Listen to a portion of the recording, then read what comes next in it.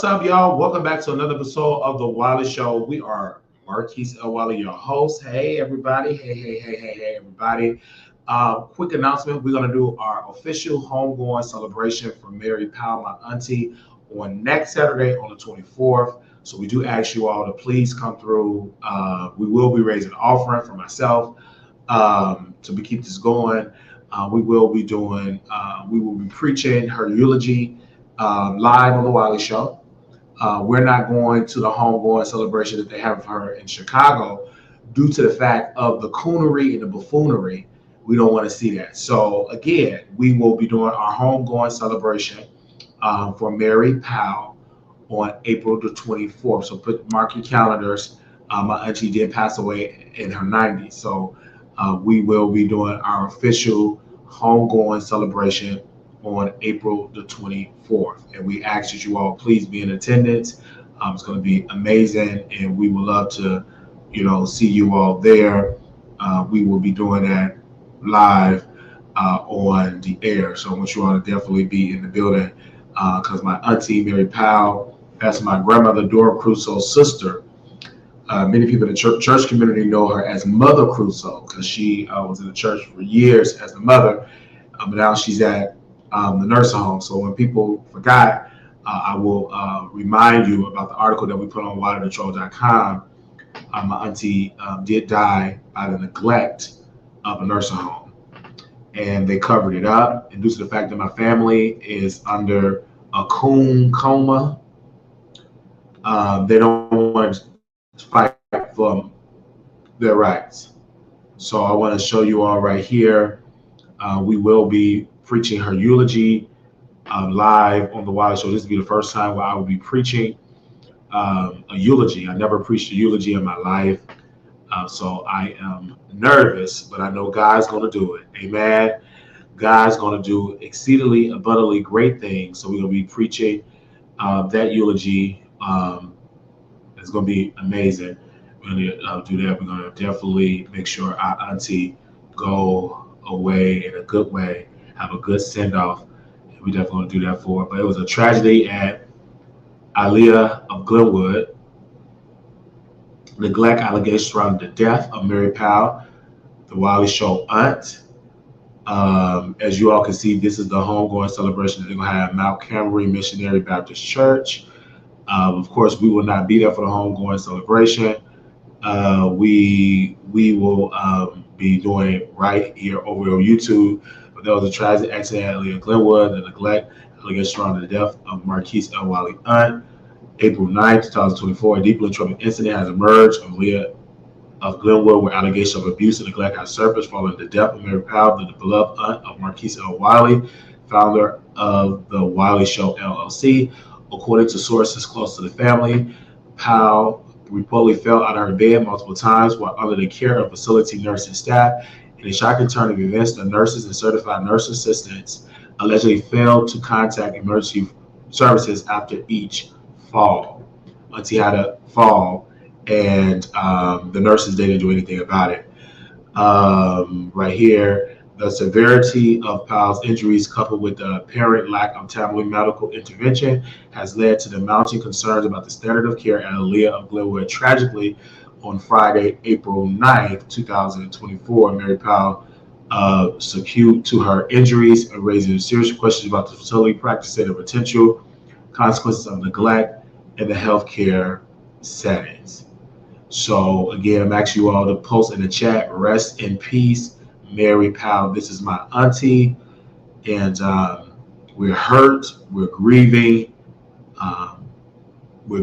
for her, but I can't take a break all because we got to make our money. Amen. So let me answer some of y'all comments. What up, Beer Taylor? Keep it going, Wiley. Yes, sir. Good morning, Chelsea with your glasses on. Good morning. We did sleep, chill out. We went to sleep, chill out. Put rest in peace, Mary Powell. We do miss our aunt. Very emotional. I miss her. I'm going to miss her voice of calling us to speak to my grandmother. I'm going to miss it. I'm going to miss her smell of going to her apartment. I'm going to miss it. She was a lone resident of this building, and it was a retired fire police, a retired cop, and he had a property, and all of his tenants are like old tenants, like they've been there for years. And Mary Powell been a resident in that apartment on the South Shore area for years. Ever since I was a child, she'd been at that apartment for decades, and she went on to glory because she had a stroke and she lived a long life. Tragically, the end of her life, it ended tragically. And I'm going to continue to call out the mismanagement of Aaliyah of Glenwood, because they killed my aunt. I am emotional about it, and I am going to continue to scream her name and say her name, as I love my family. What up, Leo? Good morning. Rest in peace, Mary Powell. And it's sad because my family hate my guts. They hate my guts because I got out of the cult. I got out of that toxic cult, and I'm calling them out. And when you are a prophet and you're breaking a generational curse, you will not be welcome. Paul in the Bible was not welcome. They didn't receive his message because it was with truth. Even the devil said to describe Paul, when somebody tried to cast out the devil and they was a hypocrite, the devil responded to that hypocrite and said, Paul I know, Jesus I know, but who are you? Paul had power, and they wanted to kill Paul because before Paul became a preacher, he was persecuting and killing the saints of God until he met Jesus. He changed his whole life, but it was people still remembering Paul as a murderer. So they didn't receive him. When the scripture, they even had to talk about how they would hide Paul like in a basket. They had to sneak him out of different temples because they wanted to kill Paul. They wanted to retaliate. So when you come in and breaking up that spirit, calling out abuse of children, calling out calling out neglect and nurse home, you're not going to be welcome, because the enemy have been killing folks in that nursing homes for the last 50 years. It's a secret that don't nobody want to talk about. And that is why I'm seeing this pure evil. And the devil is Sheila Crusoe. The devil is Tamara Barksdale. The devil is Jamie Powell. The devil is Bishop Melvin Cartwright. Those are evil devils. And they're doing what their father tells them to do, and that is lie, cheat, and steal. Anita Cartwright, another devil. What? Because Sister Anita Cartwright, she know the truth about Bishop Melvin Cartwright evil way. But because she's married to the devil and getting fucked by the devil, her mind has been manipulated to turn against her own nephew. In Acts 19:15, Jesus I know and Paul I know, but who are you? That's in the book of Acts, the 19th chapter and the 15th verse. Thank you, just with your glasses on. So when we come together on this eulogy, I want you all to bring your ears, bring your purse. Don't you come broke, because we're going to raise an offering. I have to train you guys to give. I got to train you guys to give. And learning how to manage the 90%. If you spending Ubers and Uber Eats all the time, stop ordering Uber Eats. 90% of your money should not be going to Uber Eats. Say amen or say ouch. Learn how to cook at home. Get you some chicken drumsticks for $5 a pack. Put that in the air fryer. You save most of it so you can start giving more to the Wiley Show. The reason why you financially in hell is because you spend most of your income in Uber Eats, restaurant food. Cut back on that restaurant food by 80%. You will have more money to donate to the Wiley Show. Say amen or say ouch. If you want to be blessed, you will do it. Chelsea is blessed because she give to Wiley. That's why doors is going to continue to open up for Chelsea with her glasses on, because she is a giver. Once she paid me my tithing to me, I go take a piece of that tithing and I go and tithe my pastor, Apostle Kevin Cunningham, for the Transformation Church of Chicago. So I pay it forward. Not all the money that's going to be, some of it, and I give it to the preacher. And the rest I put up for a rainy day, or for a snowy day, or for a tornado day, or for a hurricane day. You get my drift. Jesus, I know.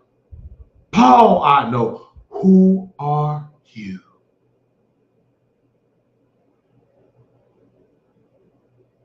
Come on. So let's move on for Auntie.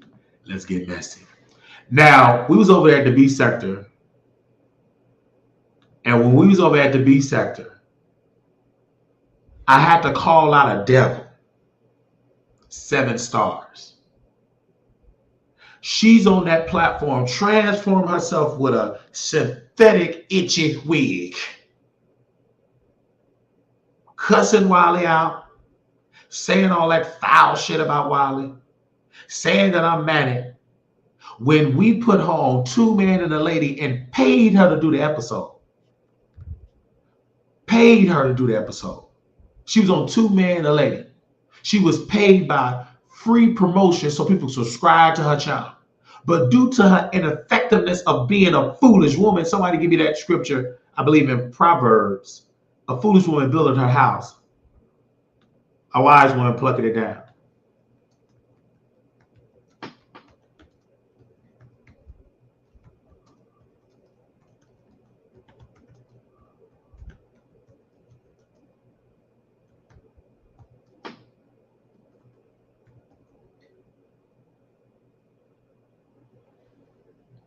If you go to Proverbs, the 14th chapter and the 1st verse, every wise woman builded her house. But the foolish woman plucked it down with her own hands.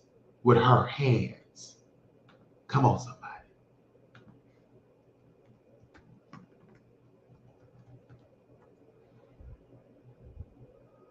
In that scripture, it is talking about a wise woman through her actions, decisions, and character that strengthens and nurtures her household. She contributes positively to the stability and unity and well-being of her family, much like a builder constructing a lasting home. But, somebody say but, the foolish woman plucking it down with her hands. In contrast to a wise woman, a foolish woman through poor decisions, somebody hashtag poor decisions, careless actions, somebody hashtag careless actions, or destructive behavior can bring harm to her household. That's Tasha K. That's 7 stars. Her actions can cause discord That's Tasha K. That's 7 stars. Instability, Tasha K. 7 stars. And ultimately, the downfall of her family, Tasha K. 7 stars. Just as if they were tearing down a house with her own hands. That's Sheila Crusoe, Marquise L. Wiley mother. Say amen or say ouch. Sheila Crusoe is a foolish woman. Sheila Barksdale, Sheila Crusoe, whatever name she want to go by, Marquise Wiley mother, Sheila Crusoe, is a foolish woman. Because she plucketh down her own house with her hands, destroying the shit when she get drunk. Say amen or say ouch.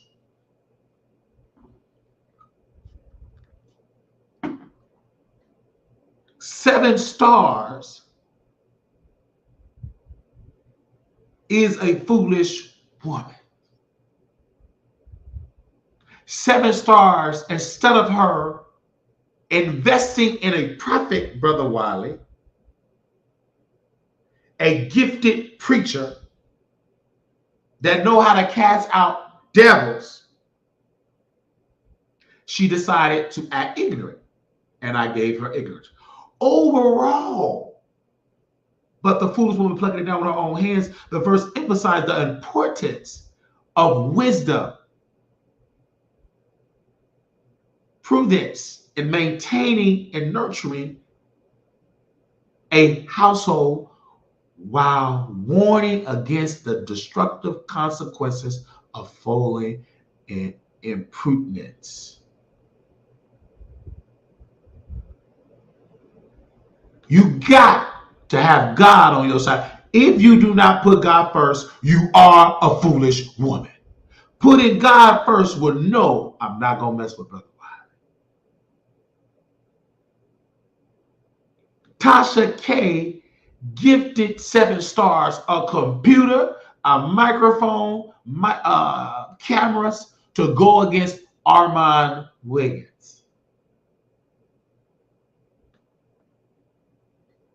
That's that 7 star. 7 stars came on 2 Men and a Lady. She was on 2 Men and a Lady. Her and Storm Monroe. And the people that I brought on is causing me the most harm on the internet. Before there was a Love Jones, there was a Wiley, Storm, and 7. Before there was a Lemon, there was Wiley. Before there was a Ness in that lip, there was a Wiley.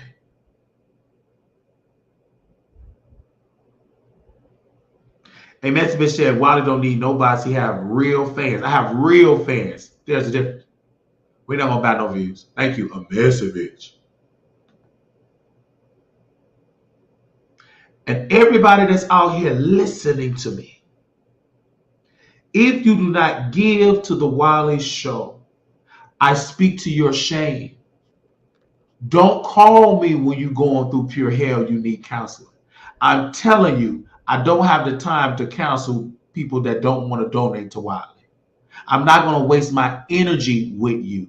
That's why you're not even a moderator. I'm letting moderators go that don't give to Wiley. Only moderator don't have to give me a check is Proud of Me because she said story. The rest of you moderators, if you're not tithing to the Wiley Show, you are removed as a moderator. If you do not send a minimum of $30 twice a month, you are removed as a moderator. I don't want you. So you got to a couple of days to send your 30, your first payment. You don't send it, you're removed as a moderator. I don't want no moderator coming in this chat, posting my Cash App, and you have not been the first partaker. The Spirit is telling me that right now. You'll be removed.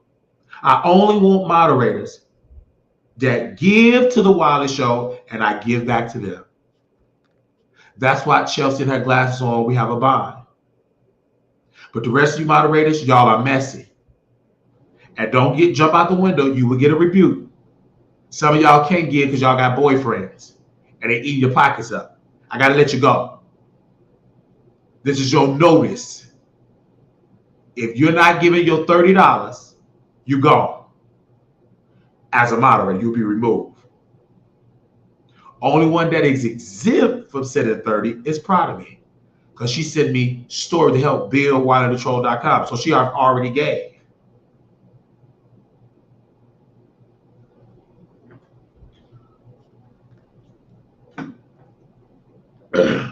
Moderators must give.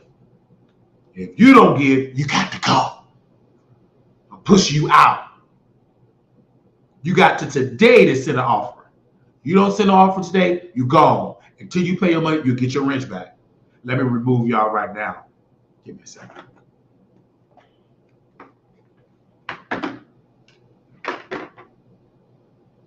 I'm removing every moderator that didn't have to send no donation in the last 30 days. I'm going to remove you right now.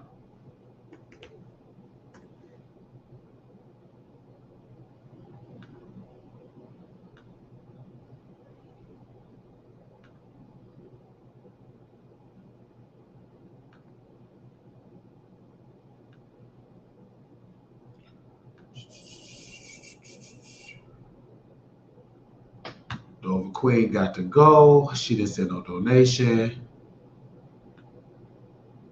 Mouth Open didn't send no donation lately. She got to go. Latavia can stay because she said she does other things. Prada can stay.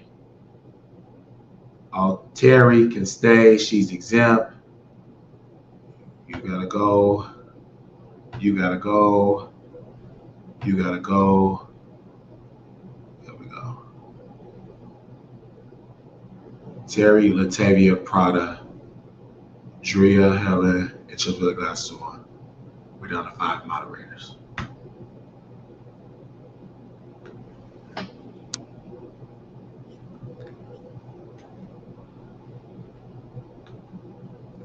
Go to somebody else's channel and be broke. Now,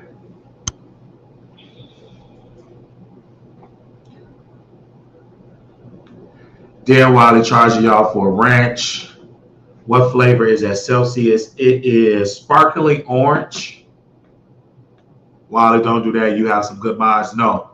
If you don't donate, you're not a good mod. Shut up, say it ain't so. Stop talking. Oh my gosh. Messy Bitch can stay. All great choices. So I'm not playing. You got to give.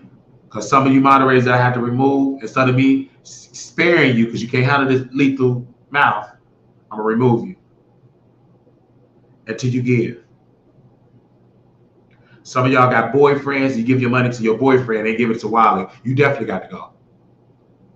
And if you jump out the window, I will drag you, make a whole sermon about how you giving your pussy to a no good man. I will have scriptures to back it up of why you foolish. Some of y'all are depressed right now because you're giving your pussy to no good trifling man. I said it. Okay, how'd you get so mad you can run into a semi-truck? You're giving your pussy, your coochie, to a no good man, and that's why you can't get a Wiley.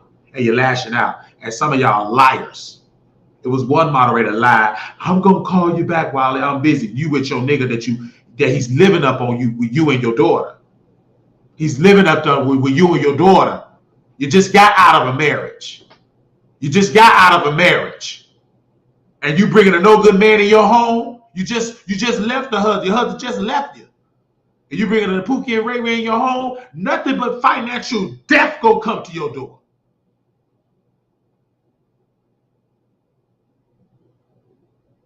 You just left a no good husband.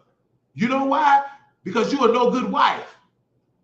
A no good woman. Soon when you get done with your husband, you bring a no good man to come leech off of you. I speak to your shame and got your daughter witnessing that. You training your daughter to be a whore. Because she's learning from mama. Shut your stupid behind up, you foolish woman.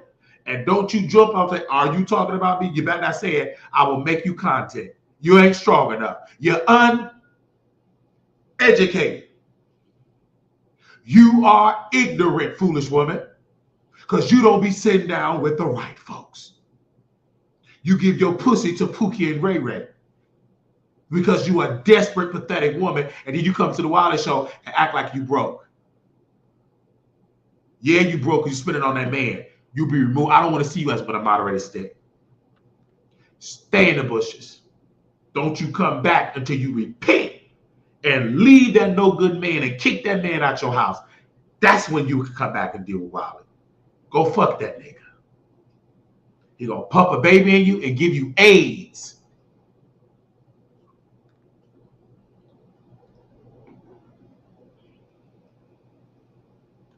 And you gonna be in your deathbed because you stupid and you ain't using no condoms, dummy. You got you a whole gay man in your house. Of course he'll fuck you. A hole is a hole because you give him room and board, dummy. We can't get to the Wiley Show.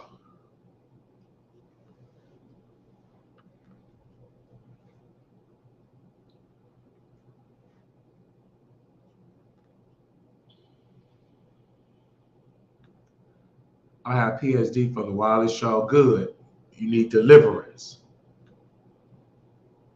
Laugh emoji. Good morning. Hey, Jesse. So we was dragging 7 stars. She up there with Lemon trying to give Lemon some pussy. Lemon don't want no woman. He want a man.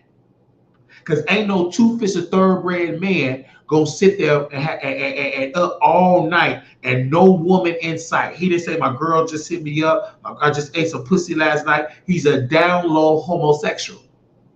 Said it. You too busy want people to argue, and then I want to know how this man look in person. I want to see him in the flesh. I met Leo in the flesh. She smelled like strawberries. Where's Leo comment so I can pin our comment up here? I met that woman in the flesh.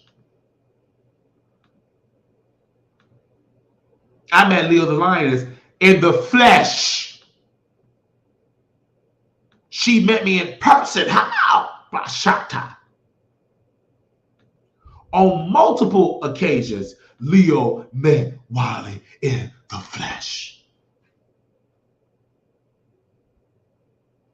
In the flesh. She know my character because she met me in the flesh. In person. We was able to embrace in a hug. She knows me. That's my colleague. That's my colleague, friend, sister, queen, my backbone. Because black women is the backbone of a black man. This is live. And we thank Leo the Lioness. And we pray that God heal her completely in her body. We just woke up from sleep. You should have came on time. God is amazing. God is amazing. God is amazing. And she said, I love you, Wiley. Leo, I love you back. Mwah! Send you a virtual holy kiss.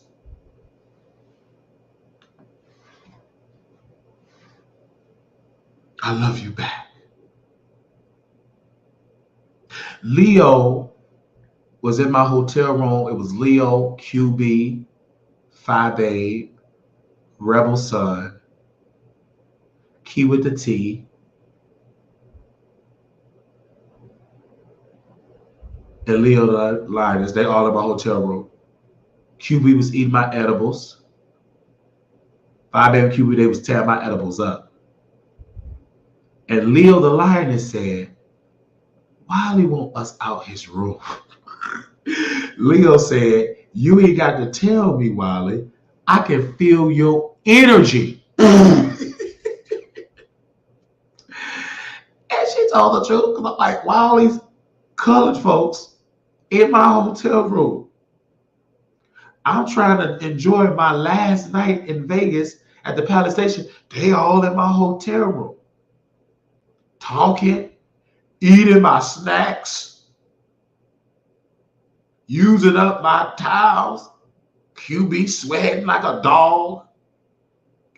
And Leo said, let's leave Wiley because he want to have his alone time. That sister said it. Because we were gifted to go to the Palace Station because the producers of the show rewarded us with a trip, an all-paid trip to Las Vegas. And we was all at, this was on YouTube, so this ain't nothing that I'm sharing a secret. We was all at the table eating. And the devil, Trajan Lane, James Caldwell, that devil was so upset at Club Chat.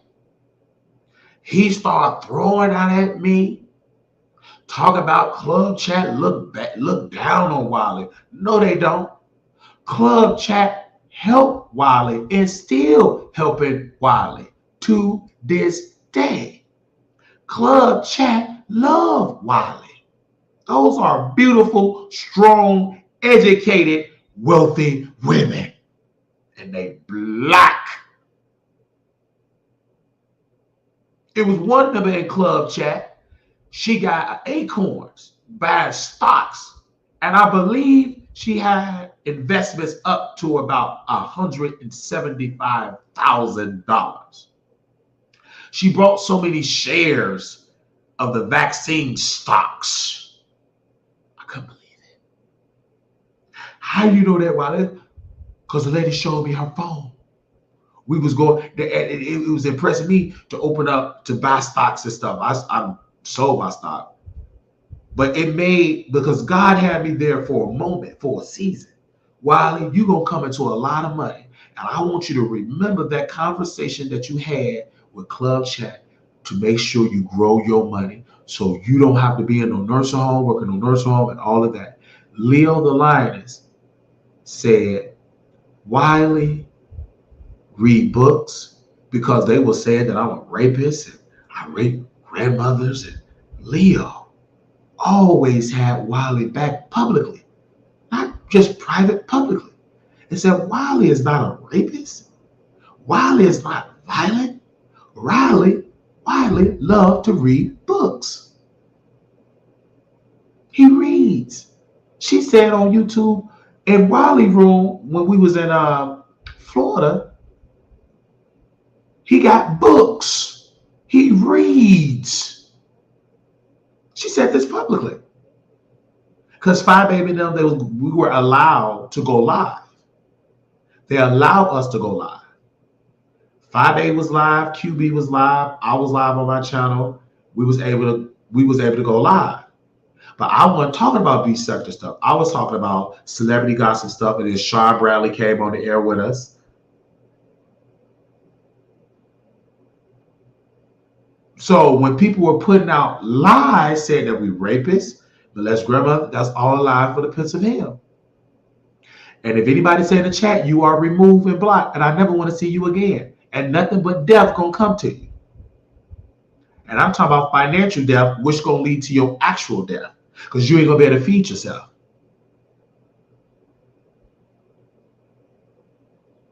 And Leo the Lioness had our back. Club Chat had our back. There was another sexual allegation. Juan Key Pro, Sean Bradley said, Wiley, come on the show and answer to these allegations. It was another dude that said it. Juan Key Pro went on the air. It was a third party, said that I raped Juan Key Pro. And I debunked that nasty rumor. I said Juan Key Pro was not raped by Wiley, nor sexually assaulted. Wonky Pro, being messy, didn't want to tell the people that he's sloppy drunk and that Wiley kicked him out and sent him on his happy way in an Uber. He made it seem like I deleted numbers out of his phone. That's what he said. He switched people numbers in my phone. That don't make sense. You know, if that is true, you did it. That's your cell phone. You were drunk. What I remember, Wonky Pro, you throwing out at your boyfriend, cussing your mom out, because when people get drunk, they get belligerent. So if you're going to tell the story, tell the truth. Before you deleted the videos, Wonky Pro, you had liquor bottles all through there. You is a drunk. You love to drink. You said due to you being a Puerto Ricans, that's all we do, construction work and drink. And I started laughing. But Sean Bradley allowed me to respond to those allegations. I didn't run from it. I responded to it. And what are people at now? They don't have successful brands. The Wiley Show still here because the truth will always prevail over a lie. It may take years for that truth to come back, but the truth is still here because I've been saying the same thing over and over and over and over again. While every child doesn't believe what's being told, I don't believe anything about you since I wasn't there. Okay, then, well, shut up. We don't care what you believe. You don't donate. You got a picture of an ugly dog. And if you jump, I will block you.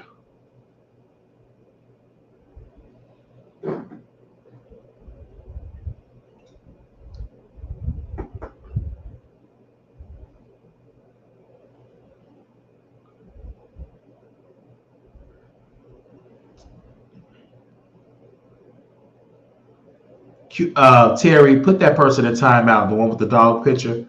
Put them in timeout, please. Thank you. Put them in timeout. And then if they do something else, put them in timeout for 24 hours. Put them in timeout, Terry. That NEP person, put them in timeout. So they can get some sense. Because that ain't number 7 stars.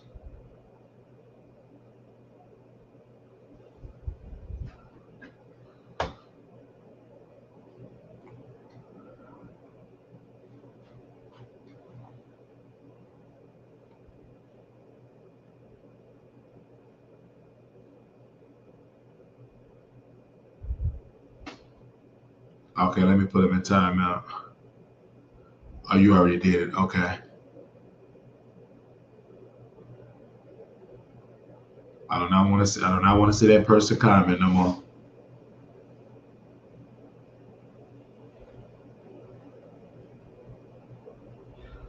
Oh, give me a second. Let me block them. Okay, I just blocked them on my end because they must have the moderators blocked. Don't worry, I blocked her.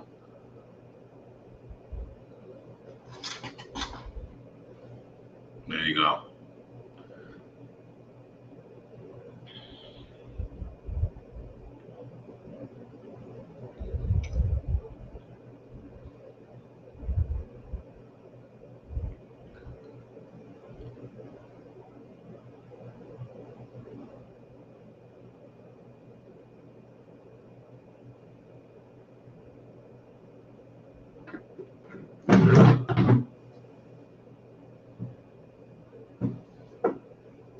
Say amen or say ouch.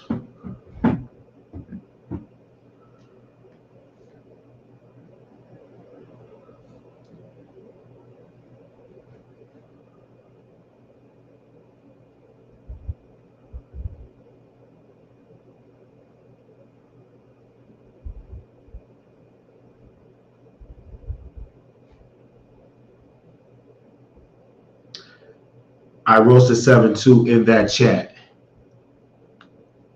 Yeah, 7 definitely needs to be roasted because she liked to lie. And you saw when we roasted her, how quiet she got towards the end. We shut her up. It was too much power. I don't want to argue with Wiley. Wiley is Manic. He Manic. And she was showing my mug shot, and we got her together. We ate her up. She couldn't do nothing but be silent. Baby, we ate her up.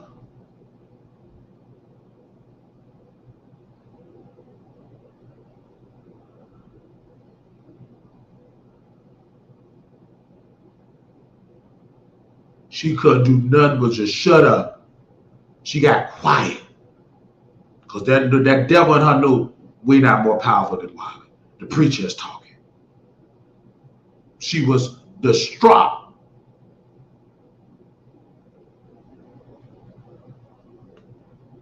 I said she was on section 7 and 8.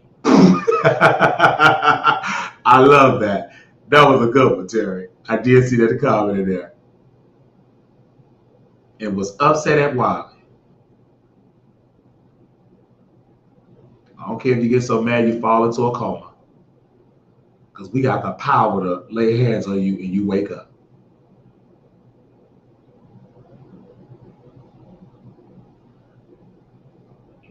Hello, you've reached Nia Newman. Please leave a message at the tone.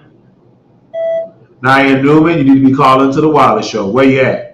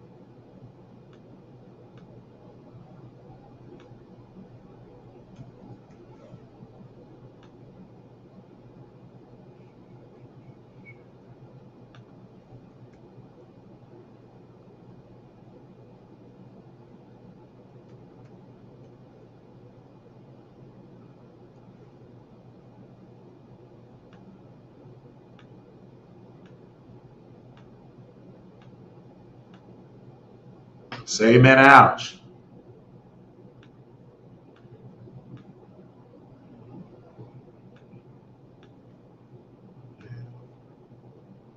Say amen or ouch.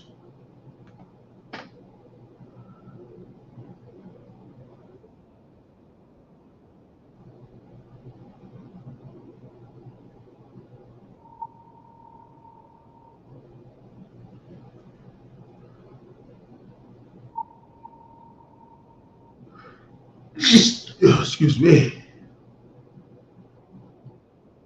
Oh, hey, Don, you got time to talk? I'm live on the show. I want to make sure you got time. If you got 5 minutes.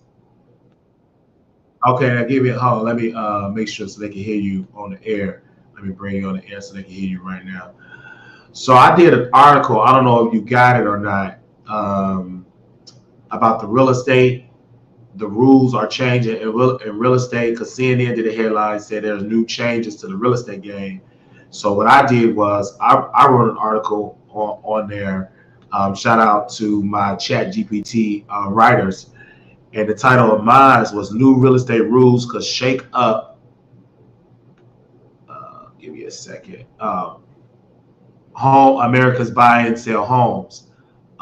So pretty much, it's some new rules that's going to try to come through because the Association of Realtors took effect on Saturday. The way of real estate professionals to do business in the United States underwent a systematic shift. A new set of rules agreed upon the National Association of Realtors took effect as part of a $418 million settlement to resolve antitrust claims. These charges are posed to dramatically alter the process of buying and selling homes across the country.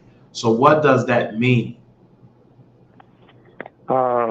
That's part of the legislation I was telling you guys that the NAR, the National Realtor Association, they were being sued because during the homeowner or the home buying process, for a long time, it was mandated in some areas that you pay the realtor anywhere between 3 to 6%. And so, it almost forced the homeowners to pay a commission that's almost 6 times more, 6 to 12 times more the world average. So just imagine you have a $100,000 house for sale, and a realtor tell you, you look for a realtor, and you do all the right things, go through the process the right way, find a realtor, and the realtor tells you, well, my fee is 3%, right? And so it was the way they said or stated it. It made it seem like the 3% was an automatic fee, when in reality it never was. It was always negotiable. And so just imagine all these years that a lot of people have been in real estate, they just assumed that it was 3 to 6%. But actually that fee was a negotiable fee. But since the brokers didn't train the agents and the listing agents on the actual due diligence in that wording, they kind of, I want to say, manipulated the meaning and almost made it seem like the homeowners were forced. Almost seemed like the homeowners were forced to pay this 3% up to 6% to a realtor, when in reality the whole time that fee was negotiable. Now they got sued, and so now basically going forward, what's going to happen is now the homeowner, like you, me, and everyone else, will be able to decide how much we want to pay a realtor to buy the house or to sell the house. I mean, so that it's predicated on us. So if you feel like you only have 1% that you could pay, you put it out there for 1%. And if a realtor take it, they take it. They get the 1%. If not, they get nothing. But just looking at it from a world standpoint, the average realtor fee around the world is a half a percentage. The United States of America is the only place in the world where there's 3% and all these other, the 6%. You go anywhere. In the article here, I put it as this: historically, home buyers were not directly responsible to pay for paying their real estate broker commission. Instead, both the buyer agent and seller agent were paid by the home seller, which commission typically ranged from 5% to 6% of the home sale price. For instance, selling a $450,000 home could result in a $27,000 in commission fees, costing often baked into the home listing price, inflating it. Do you agree with that paragraph? Yes, in a nutshell, yes. Because this just another block that they've created in this fake system that's going to hamper or put us at even a greater risk of not even getting a house and not even being able to own a property. Because now this is what you're going to see. So even though this legislation and everything passed and these guys are getting sued, the homeowners, and I'm just being real with you guys, this is a real possibility, and this is the possibility. So I'm not going to sugarcoat anything for you guys. What's going to happen is this. Homeowners are going to be like, yay, now we get to choose the commission and blah, blah, blah, blah, blah. And what's going to happen is the homeowners are going to realize real quick that they are not real estate professionals. And those houses are going to stay on the market even longer because you don't have all the things that a realtor has at their disposal to pitch and market their property to God knows who. As a person, you're probably, working a 9 to 5, or you're working on your own business. You're not going to have time to really market their property as if a realtor would. And so homeowners are going to find out real quick that I'm not a realtor. Now the realtors don't want to agree to that 1%. And it's going to be this tug of war. But while that tug of war is going on, those houses are going to stay on the market even longer and longer, decreasing in value. So there's going to have to be give and take, because this is the making of something equivalent to a Great Depression, if you guys are not following what I'm saying, because the price of everything is steady going up. And even though the economy is not what they say it is, believe it or not, the housing market is still going up when there's no data to prove that it's going up. I'm going to say that again. The housing market is going up when the majority of the data in all these neighborhoods where the housing market is going up, there's no data to prove that. So what's going on? That tug of war, that give and take. People are going to have to come together and really put egos and everything to the side and get things done, because they're depending on us not to. You get what I'm saying? It's almost a game within the game.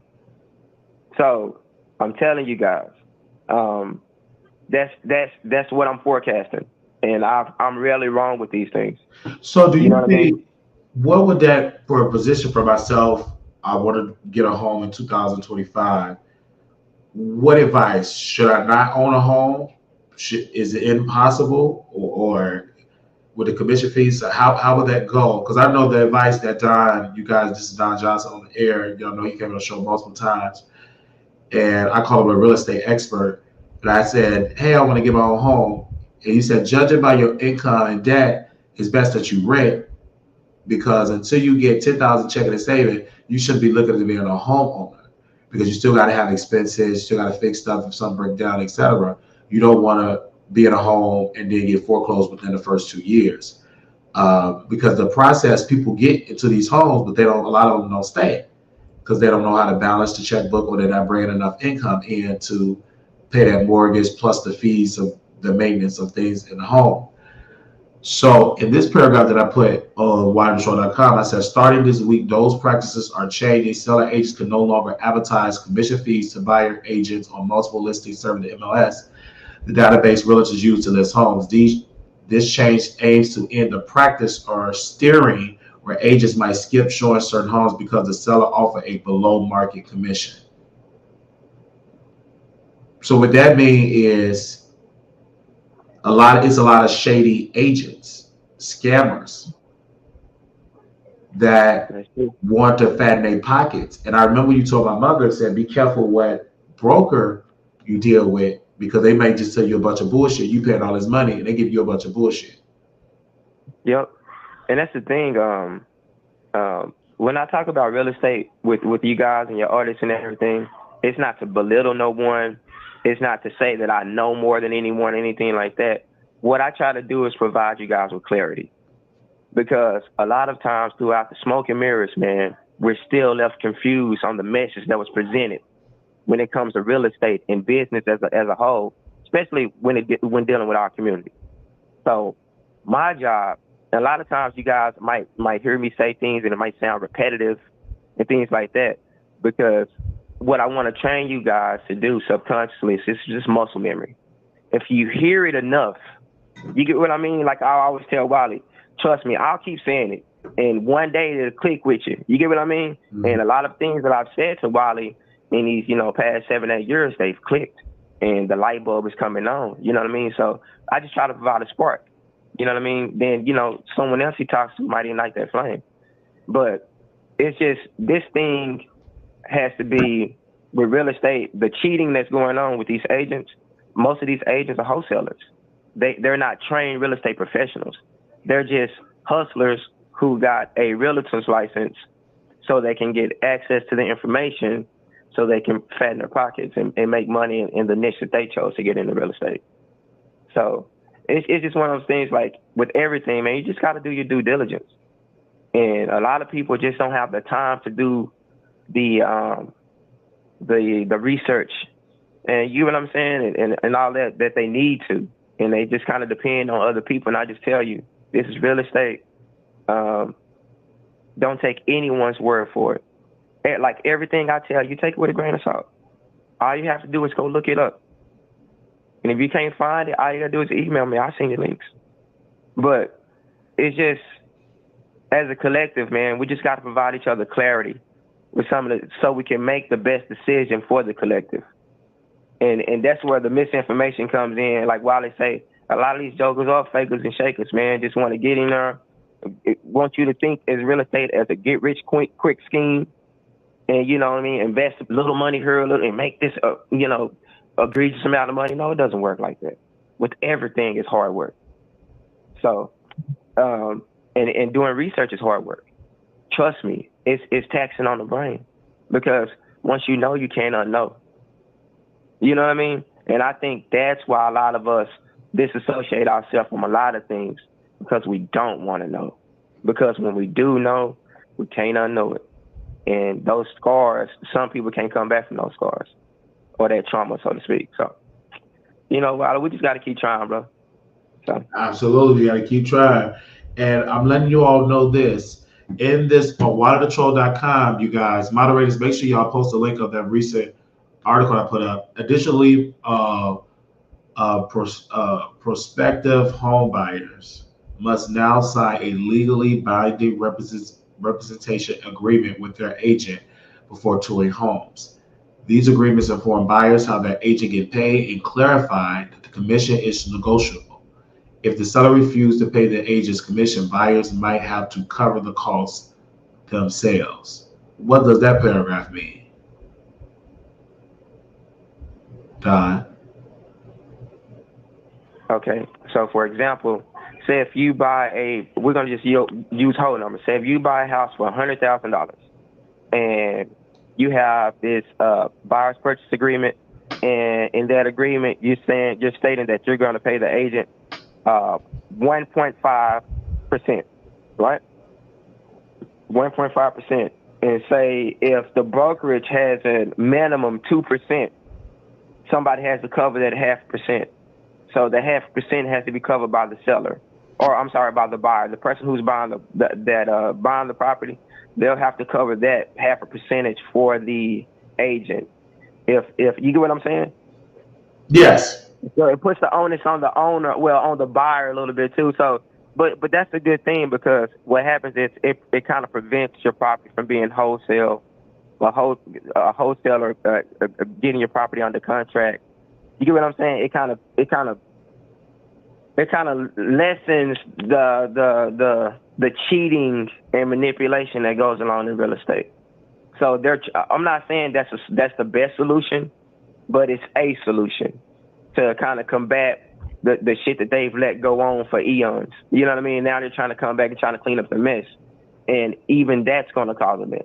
So, because think about if you're the buyer and the broker has a 3%, and you wouldn't want to pay the agent $1,500 out of your pocket, cash money, when they already getting the agent fee. So it's gonna make some buyers walk away from the table as well. So look at it that way too. So at the end of the day, like I said, it's gonna have to be give and take on both ends. And if the give and take can be negotiated, then you're gonna see a lot of houses in a lot of areas that are gonna depreciate very, very fast. And then once they depreciate, it's almost like you feed into the greed, because that's what the big institutions, that's what they want.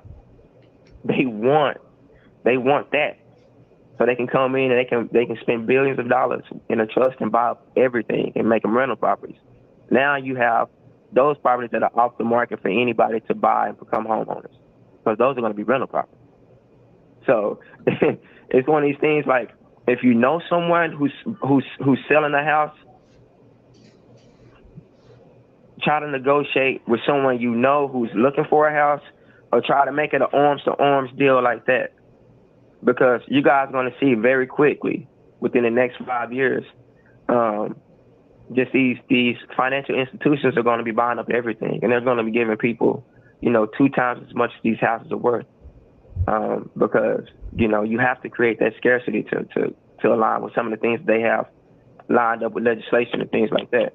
Yeah, because, we have seen articles that chase buying millions of homes, thousands of homes. They call them corporate landlords. In this paragraph, in the article that I put on waterthetroll.com, buyer beware, read the fine print. These changes introduce a new level of complexity to the home buying process.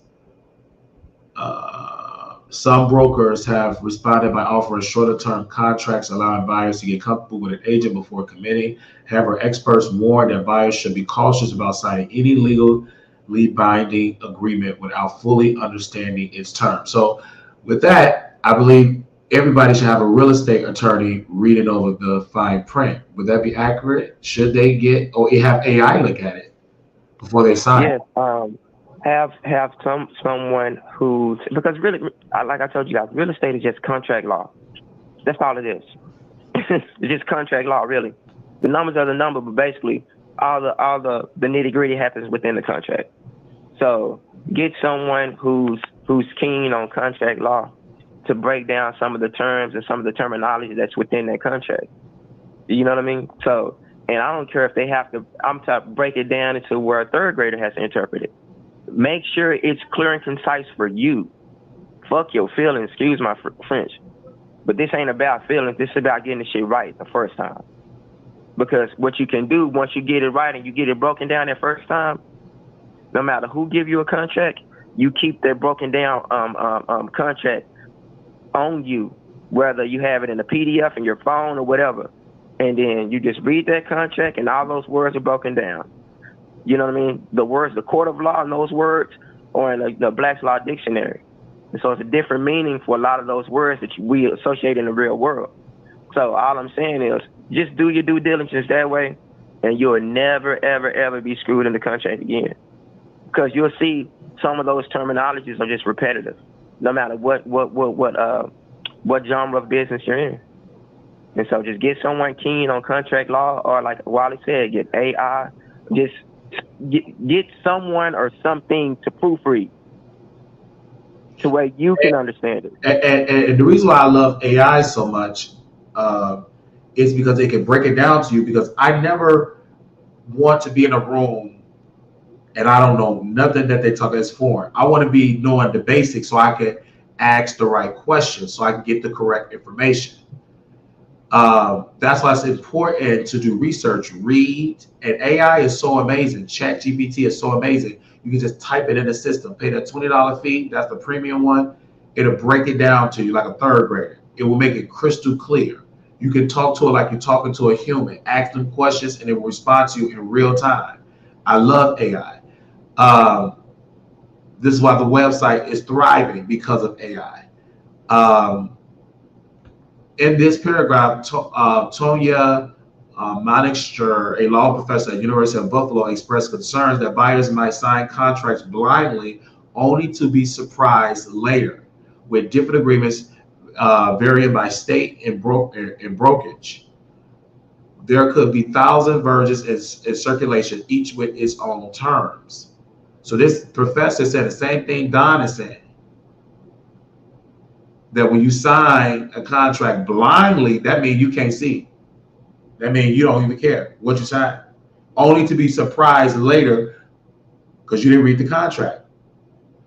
Mm-hmm. If you didn't read the contract clearly with your eyes open, you won't be surprised later because you won't sign it, because you know it's a bullshit. The terms ain't doing nothing.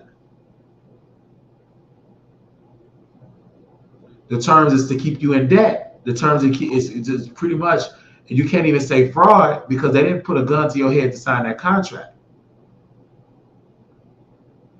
And see, this is so broader than real estate. People in the music industry don't read their contracts. And then they get screwed. Years later, they want us, the public, to stand with them, but you didn't read your contract. How? Why you don't have a lawyer? They have Legal Shield is a legal service that I have used to send cease and desist. You can pay like, I believe, I don't know, Don, you ever heard of Legal Shield, but Legal Shield, you can pay them through your job. I believe every paycheck, they take $15 out or something like that, or $30 a month, or they give you like $25 every 2 weeks you pay, and you can send cease and desist letters. They will send you other attorneys with a discount. There's so many ways for you not to get screwed, but you got to do your homework. And I love that having Don here, because when Bonita first told me to meet Don, what he was saying, it was foreign. I said, this man is a conspiracy theory. He ain't making no sense. He was making great sense. It was just, I was a sleepy black.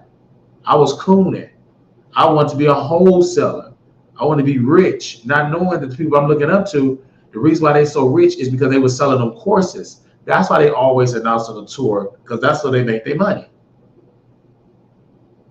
So once I woke up, I never went to sleep again.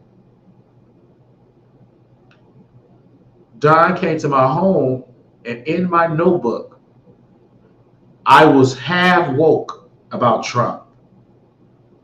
And when I finally woke up to the Republican Party, Don asked me, wow, what is the difference with your 20-something Wiley mindset to the Wiley mindset now? And clear as day, that I was right back then that Trump is the greatest leader for the Black community as the president. I was alluding to that years ago, but yet still putting I love Hillary, because I was struggling with being a Democrat and a Republican. But until when I moved to Texas and I was able to be around LLC mindset business bosses, my attitude changed. My mindset changed for the better. And Don were able to break it down about Hitler and the Jewish community. We know we can't talk about that on YouTube. That's a touchy subject. But on X, he was breaking the shit down. I said, oh, I didn't say a word because I'm not educated in that. I didn't do my homework enough. But Don was going deep, and people on X was agreeing with him. Don telling the truth. He's the real deal. We got all these people that's watching on X, because X is real engagement over there.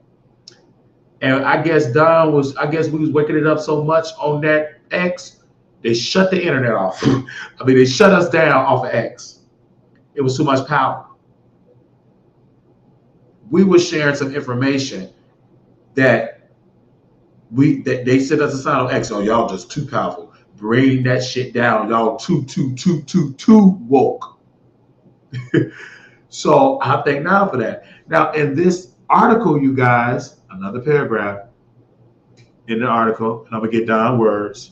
Leo Paraja, CEO of eXp Realty, emphasized the need of simplicity in these agreements. His company has made his contract easy to read, available for other firms to use, aiming to reduce friction in the home buying process. But the reason why I believe, Don, I get your opinion, they make it so complex because they want you to be confused. They don't want it to be simple. Because if it was simple, you'll be seeing it simply clear that you're going to get scammed and you're going to get fucked without Vaseline. So they make it so complex. How would you give your opinion on that? Don? I'll just so this is why the game has always been rigged, because like you just said in that article, there's no unilateral fee across the board for everyone. So if it was, we would get total transparency, because if everybody's abiding by the same rules and regulations, you get what I mean? Yes, sir. And so you're talking about a national contract where everybody play by the same rules. Yeah, a unilateral fee across the board for all brokerages and everything like that. They would never do that, only because every state operates different and they know this. So, for example, you in Chicago. Chicago operates totally different than Texas. Texas don't got a state tax. California do. You get what I'm saying? Wow, I hear you. I get what you're saying. And so, you can take those things. Those are just small things you can take into consideration. But some of the big things is it can't be unilateral because every market is different. So, like, do you feel like, I'll give you a perfect example. Do you feel like Chicago should be charged the same fee as New York? No. Okay. I think Chicago should do what Texas do and don't have a state tax, because it don't make sense triple taxing us, county and all them taxes. I believe exactly. Right. So I agree with the Republicans on that. It makes sense because that's what I'm saying. So because we have that, and because we have that, because every state operates like its own entity. As own entity, correct. And you can never have any unilateral or like a baseline. Because you got everybody trying to squeeze that lemon, brother. Everybody trying to squeeze that lemon. Exactly. And that's why the people that squeeze the lemon in New York is losing. Chicago is losing. Instead of Michigan, California is losing. And it's funny how all the people that are losing like that are the blue states. And I'm not knocking the blue states. I'm not knocking the blue states or nothing like that. But the things that's happening in those states, especially sanctuary states and these sanctuary cities, man, like if the people in those areas have not opened their eyes and just, it's like the powers to be have given you a script, and they've replayed this script over and over again until like you're bored. You've seen every episode, but yet people are watching the same TV show and acting surprised when certain parts come on. You get what I mean? You've seen this episode over and how are you surprised? And so that's what's happening. Look at the immigration stuff that's going on, man. Keep it all the way 100. That's like they're closing down elementary schools and housing some of the immigrants that are coming in because the city just in Chicago they closed down 50, come on, man. They closed down 50-some schools, and the building was rotten. Instead of them turning into business schools and whatever, they opened those schools back up and turned them to migrant shelters. And I'm gonna take it one step further, you guys. You heard it from me, and so don't be surprised when you see it. You're gonna see, because the next collapse is going to be commercial property. With the invention of Zoom and the remote, the way everybody can communicate and operate and work remotely, a lot of the commercial real estate is going to plummet. And I'm talking about plummet to the ground in value. And it already has. So what you guys are going to see is all of these buildings around your downtown and all these elementary schools that are in the hood, that the state has taken the funding out of those areas, they're going to become housing projects. I'm dead serious. You guys watch. They're going to make them livable spaces. Because the reason why Don's saying it, because I read an article that said it doesn't make sense like destroying that. They're going to turn it and get architects to turn it into they said affordable housing. Like they're going to do bidding in Chicago that if a contractor or investor, they must lay aside 20% of the apartments for below market affordable housing, and then the rest of the 80 they can do market rent in order to get those grants, the tax breaks to do that in Chicago. So they're doing that in Dallas. That's what opportunity funds. Okay. So those are opportunity funds. That's the worst thing that can happen to a neighborhood in an urban area, because what it does is it takes away from the community more than it gives back. So, do you agree with Bishop T.D. Jakes when he said a mixed income neighborhood? No, because okay. No. Just like, who cares if it's mixed income? Who's gonna know? Who's gonna know the value of every tenant in this neighborhood? And who cares? Look at it that way. Why would you want to know what you get what I'm saying? Oh, I get your point. Why do these people care to call it a mixed use or this kind of thing? Like, I'm telling you, Wiley, at the end of the day, all these new condos and all these new buildings, you guys, these apartment complexes are coming up. This is what happens. They'll build them up, and then what they'll do is the people who have Section 8 vouchers, and I'm talking about the people on the good list, that 20% is going to be for those people, the Section 8 people.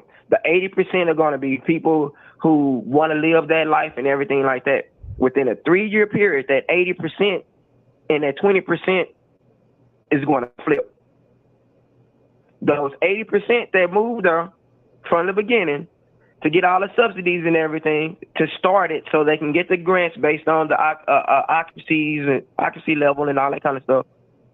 They're going to get that money. They're going to get that money. In the first 2 years, it's going to be regular people paying, but they're going to be living on your leases. And then they're going to move out. And then once the people who paid the real money, because they ain't going to want to live with no Section 8 people. Straight up, they're going to feel like they too good for them. I'm telling you, this is what happens everywhere, and this is what happens. Keeps happening everywhere. So that 80% that's paying real money, right? You know, that first year, this 80%, you got the 20% on Section 8. These are like the best Section 8 tenants they can find. And so they want to live here. And so after that lease is up for the 80%, then it's going to be 40% Section 8. Then the next year when the lease is up, it's going to be Section 8 Section 8. Then the next year when the lease is up, it's going to be 80% Section 8 and 20% the people that stayed up. But this 20% is going to be different now. This 20% is going to be the elderly that are on a fixed income. And that's where they're going to get the subsidies. They're going to get the 1031 benefits, tax exchange benefits. They're going to get all the stipends, all the dividends. They're going to get all that shit. That's how that shit works. And the federal government going to give them money to do it. So they're going to get double paid. That's how that shit works. And at the same time, they're displacing the people who originally were in that neighborhood, and they pricing out the people who were in the neighborhood. So what are you doing for the neighborhood besides putting this pretty ass building? But I get banned when I say this shit. And it's the truth. Just like I get banned from the nursing home exposing them bad nurse treatment. I remember this before I left, texted you guys, this is my last day there. And Don, his wife, we were in the living room. The apartment is cleaned out. And Don's wife said, "Are y'all afraid? Are y'all scared?" And me and Don said, "No. Because I fear no man. Only person I fear is God. Per my religious belief. But I don't fear no man. I'm a fearless brother." Because his wife was like, because I go against these nursing homes, Thaddeus, Cecilia, Hillcrest, North Dallas. I still didn't really expose them because I didn't get all the information yet. But when I get all the information, they're going to be content. And these are powerful millionaires that sold Hillcrest the property and got new. Once the person was doing the digging, my researcher, it was a lot of evil stuff. It's hard to track down the owner of the facility. So when you're talking against that type of power, you get on the blacklist. That's why I couldn't get a CNA job to save my life in Texas. I blacklisted myself because I stood up for what was right. But I worked for self with the Wiley show. So I'm still able to eat. And if I lose the Wiley show, I will go on the strip, sing songs, do a tap dance and a moonwalk, and put a bucket so people can donate. I'm going to always make a way for myself because God, the Honorable Elijah Muhammad said, do for self.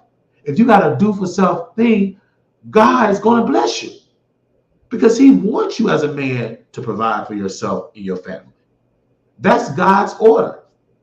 That's the Honorable Elijah, my teacher, because Miss Liz Farrakhan, because if Miss Farrakhan is your teacher, so is the Honorable Elijah Muhammad. So having that mindset, that conscious mindset, knowing that stop begging the government, they're not going to give you no reparations, do for self. When Minister Farrakhan said, how long are we going to be begging white people to do for us what we have the power to do for ourselves? And meeting Don, he introduced me to that black power, black ownership, black wealth, and being a boss, a black boss. That's why I thank Don Johnson. He did not teach me to be a black worker, getting a black job. He the one that told me to get an LLC. You remember you told me that, Don? After we did the episode, his wife, Don, we in the living room doing the show, and Don told me, Wiley, get an LLC. He told me that, and I followed my teacher, my mentor, Don. I followed his instructions. When you follow your mentor instructions, your mentor will continue to give you more advice. The reason why some of y'all mentors don't fuck with you no more because you don't listen to your mentor. If you listen, he will give more information. Because Don gave information freely, but he got burnt out because he was giving people free game and they were throwing the shit in the trash can. It was only a handful of few that listened to Don and things happened. I remember Don told a woman how to refinance her home. Don, do you remember that producer that called you, the Wiley Show viewer? Yep. And she called you, and you gave her step by step of what to do. Yep. And you also had another person from your show. I think he was trying to sell a property that he had, and he was just going to sell it because he just saw the neighborhood going up, and he just figured he just make a quick buck or so. And he was asking me, what did I think about it? And I told him, I said, I think you should do your research on that property and everything around it and see what's coming. I said it's increasing for a reason, and I think development is coming based on the area because I even looked it up for him. And I said it'll serve you better if you just do your research. I said just if you don't mind, just give me 3 days. I said just give me 3 days, and I'll give you my answer in 3 days. But I don't want you to sell it. I want you to do your research in those 3 days. He called me back in 3 days. He said it's worth 3 or 4 times more than what he thought it was, and he'll be a fool to sell it. And so now he keeping it. He gonna keep it in the family. You get what I'm saying? So just be little stuff like that, man.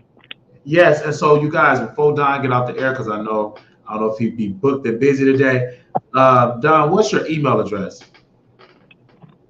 You guys can email me at OPPGIVE999@gmail.com. And make sure you text that to me so I can copy and paste it in the chat. Okay. Yeah, that means opportunity giver. So OG, I'm the opportunity giver. So once he texts it to me, for those people in the chat, I'll put it in the comments and I'll post it on the screen. Because one thing about Don, he'll text it to me. So yeah, so anyway. Wiley, I'm almost ready with my YouTube channel.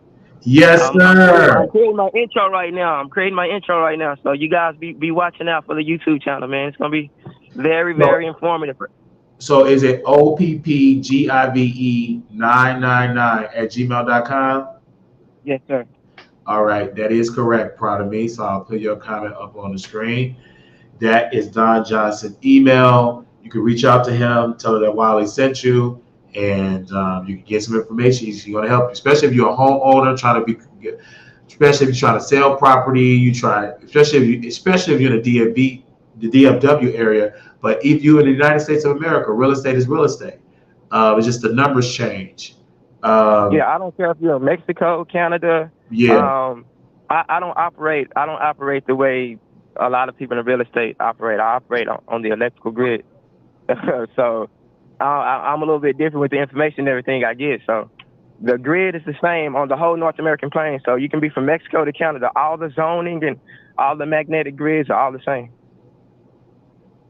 So, and that's Don. So, and I love Don because he introduced me to the MLS. He was like, just look and see. You're not buying anything. Just see what's out there. And in my mind, I can visualize myself in those homes. And I said, okay. And living with someone that owned their own condo, his AC went out. My roommate AC went out. And he had to pay out of his pocket almost about $2,000. It was looking freon. It had a big leak, so I had to fix it and all that. And there is no landlord. He's the landlord. He's the homeowner.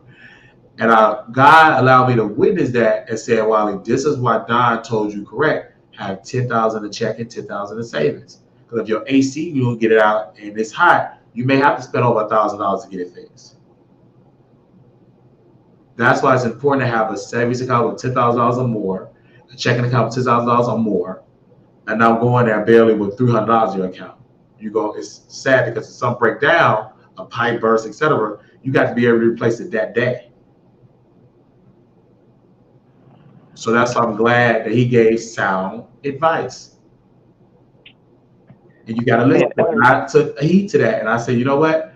In 2025, I will become a homeowner because of the growth of the Wiley Show. Because I'm thinking towards the future. Prophet Bernard Joy said, you got to think towards the future.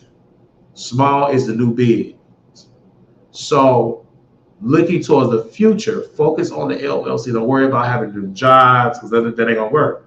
Because I have an LLC, but once I got the LLC owner, I can never go back being an employee and stay happy. I will be unhappy because you got to be under subjection to that boss.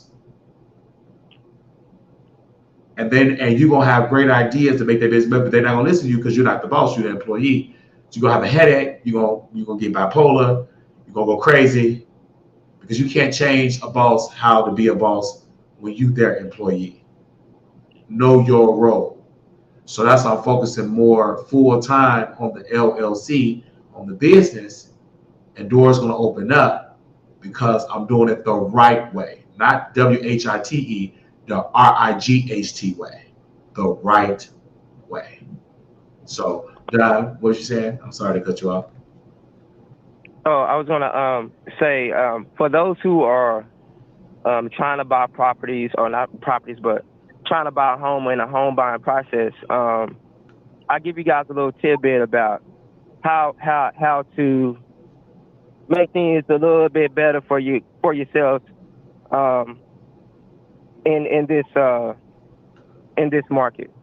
So if I were to buy a house right now, what I would do is try to put down as minimum as I can to execute the loan. I'm going to say that again. I will try to come out of pocket with as minimum as possible. It's not all the money I do have, but it's the minimum I'm coming out of my pocket with. For example, trying to get a $300,000 house, most people are going to put anywhere between $40,000 to $60,000 down, something like that. I'm telling you guys, if you can get the deal done by putting $20,000 down, put the $20,000 down. And once that deal is executed, no, you can't poop in the yard. I'm walking my wolf. But once the deal is executed, that $40,000 or what that you had set to the side that you were going to put down on the down payment, put that shit in interest, one big ass payment. Knock your shit down about 7 or 8 years in one swoop. You get what I'm saying? Like we gotta use the same tactics they use to beat them. And so, I don't have my calculator with me, but if you do the math, and then Don, I gotta bring you back on because we're gonna have to do a Zoom for the members only, and y'all become members only $5. And Don can break it down on how to obtain an LLC, and we can do that on Zoom because that information we're gonna do it on Zoom with the paying members first. So y'all can just pay $5 to get into the Zoom meeting, $5, and then we will introduce it to the public then, because we know the people on the Zoom meeting that paid the $5, they're serious about obtaining an LLC. So I have to move strategically because I'm doing this full time. I got to make a coin. I can't be doing stuff for free. So, and I bring Don on to talk about, and I'm going to be giving my opinion about the LLC and everything like that. We'll do that over there on Zoom. I'll check with Don and see his schedule because he have done multiple Zooms with us. What's going on in Gaza? We talked about that last year on Zoom. You remember that, Don? Yep. We've been talked about it. Everything we talked about came to pass. So, because we couldn't talk about that on YouTube because that's like controversial and they're so sensitive. But on Zoom, we broke it down on Zoom. We've been talking about that stuff. So, and that was on last year. So that's why I'm asking everybody to become a member. And if you don't want to commit to 30 days, you just want to pay your $5, just put in there your number. And when you put your $5, put your number so I can text you the Zoom information. So in the memo, put your number. If you send a Zelle, make sure you send me an email with your number, and so I can email you the Zoom information or email you the information. So we will let y'all know when we do the Zoom without LLC. I got to see when Don is free to do it. We could actually do it tomorrow if he's available. I don't know if I'll be free enough. I may be. I'm not gonna say no. I may be. We'll talk. Yeah, we'll definitely talk, because I can set it up real fast, and he can be like, while I'm ready now, I can set it up just like like that, because Don used to do the Clubhouse meetings. We was in Clubhouse when that was popping, and then Don just came on Zoom. Yeah, hey, I'm starting the Clubhouse back too, so I got a new Clubhouse channel. It's called Glitch in the Matrix. Okay, so I want you guys to check that out. And I was that's why I break down everything. That Clubhouse. Yeah, and I gotta send you the intro to it and everything. So the Glitch in the Matrix is basically what I do is this. I feel like I'm not gonna say I'm the foremost expert in gentrification, but I'm a bad boy. And so with that being said, like what I did was I took all the things that create gentrification and that whole system, and I aligned it with all of the so-called conspiracy theories, Senate bills, and legislation to actually control it, cause it, and manipulate it. And so what I do is I kind of break down everything, and I show you all the legislation behind it, show you the bills that were signed when you guys were asleep that led to these things happening in our neighborhoods and everything. So it's kind of a deep dive where it's interactive too, where I kind of pose a question for you guys. I let you guys do the research, figure out an answer, and it's almost like we just fill in the blank together. And so we go through the whole process, every phase, every stage of it. And so I think it's going to be like I got it broken down into 10 parts right now. And so I'm just trying to figure out how to put timestamps on everything, but pretty much everything is done, so to speak. I'm just right now working on the timestamps, but I want you guys to look out for that Clubhouse channel. It's called Glitch in the Matrix, and I'll probably air 2 to 3 times a week. So yeah, so I'm very proud of that one. I'm down to come on your Clubhouse, you know what I'm saying? Because I can stream it live on my YouTube channel, his Clubhouse meeting. So whenever Don ready, I'm all game with that. And also Don got a radio show. I got a radio station. I have a digital radio station. I just turned it off only because I want to come back. I never really did a launch party. I never really put promotion behind it. Oh yeah, I'm coming to that. But I didn't do those things in the beginning because I wanted to grow organically. So now it's grown. How radio station grow? And I've always said it. We do a show together on the radio station. We build it around us going, yes. And then you build that model and getting hosts to host different shows. But we started first, just like the WWE. We the main characters, and then we go get other talent that calls in and be like, hey, you need to become a host. That's how that's going to work, I believe, in my area of expertise. Okay, cool. When we start, because I'll be looking for a morning crew, and I'm going to always stream I'm going to stream the Wiley show in the morning, so my educational pieces in the morning for people who are driving into work and stuff like that. Some of the things that Wiley goes over with his audience, towards telling you guys about LLCs, business mindsets, and just changing the paradigm of the way we think subconsciously. So absolutely, and also Don too.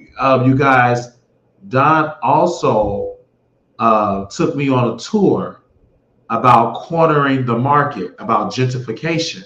You remember that, Don? Yes, sir.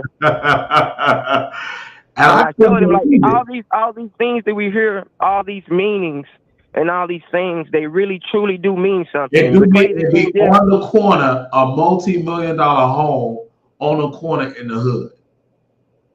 Yeah, so when it just little things, but like I said, like everything we've heard in movies and these sayings are really, really true, Yeah. and they're all based on slave codes, and they almost always happen in the urban areas. And so Absolutely. I And kind of point those things out. That's why the city of Dallas sued me twice. yeah, So, I understand the feeling because you was giving me game, and I had recorded it, and I said, wow, wow, wow, wow, wow. But yeah, you ain't popping unless you get sued. there you go. No, I just how it is, man. When when Because when when you're when you moving want to to inform Dr. King was sued. when you want to inform your people of what's really going on, Yeah. and you know what I mean, it upsets the a la carte of people who don't. You get what Mm. I'm saying? So that's what the city of Dallas and a lot of other cities, man, they hate when I come through, but they gotta respect it because at the end of the day, they know like it's one of those things like I can get away with a lot of shit because they know I know. And I can't. That's the only way I can explain it. They know that I know that it's a game that they playing. Get what I'm saying? Absolutely. Because I can play the game too. If I want to go to I'm gonna tell y'all this. If I want to go to any city, any jurisdiction, and change the zone, and I can do that shit because I know how to play the game, and the cities know I know this shit. You get what I'm saying? And so it's almost like, well, if I see them cheating, then they're not gonna say nothing to me. Like I tell Wiley and I tell the audience, one monkey don't stop the show, but one monkey can stop the circus. They don't want me to stop the circus. They want the show to keep going. Because at the end of the day, I'm just one monkey. They got lions, tigers, and birds. You get what I'm saying? And I'm being real with you. And see, when I talk to them that way, they don't like that because at the end of the day, it is what it is. Let's be real about it. We can be adults about it. They don't want you to be an adult about it. Because if being an adult about it for them and for the city and some of these jurisdictions means having power over you. When they don't have power over you, that's when you the threat. When you can make the same change they can make without doing illegal shit, that's what they hate. When you know what you know and they know you know what you know, that's what they hate. Like I said, once you see shit, you can't unsee it. Once you learn it, you can't unlearn it. And so I learned their ways. I figured it out. And I'm one of the few people that did. And so that's why I don't come out and say a lot of things and do a lot of things because truly, you guys, I can't. I can't. Like, I'm being dead serious with you guys, man. If I were to go in public and say some of the things I say, man, I already know what's coming. I'm just being real with y'all. Because you gotta understand, man, this shit is not like a one city thing. This is a nationwide thing. Like, I'm opening up Pandora's box for the public. And they can't have that shit. Because then everybody sees what they should have been paying attention to that they weren't. And like I said, once you see it, you can't unsee it. And I want to get to this paragraph. Impact of home affordability. This on waterthetroll.com. While these changes may initially cause some confusion, anxiety among buyers, they could ultimately lead to more competitive market with lower commission rates. However, it's unclear whether the cost of buying and selling homes will immediately decrease. Then they said Norm Miller, a professor of the interest of real estate at the University of San Diego, believed that in the long term, these changes could benefit consumers. He noted that mortgage rates, which recently hit 6.49% for an average of 30-year fixed mortgage, will likely have a more significant impact on home affordability to these new rules. As the real estate industry adapts to this new landscape, both buyer and seller will need to stay informed and cautious. The changes are just the beginning, and how they play out in the broader market remains to be seen. But too bad we got somebody that's seen it, that got the wisdom and the prophet here. We got Brother Don Johnson on the air. So he's telling us how it's going to go down per his experience. Yeah, because I've done everything, you guys, and I've been through everything in real estate. We have a question for you in the chat, Don. JSE Network said, bro, what you get sued for because it's not telling information about real estate. They wants to know what was the lawsuit about if you can talk. Oh, it was real estate. It was real estate. What I did was I changed the zoning in the area. I changed the zoning in the area called Bishop Arts. So I changed it from conservative to planned development, making a way for everybody to get exactly what their house is worth in a booming market in like 2013 to 2016 time frame.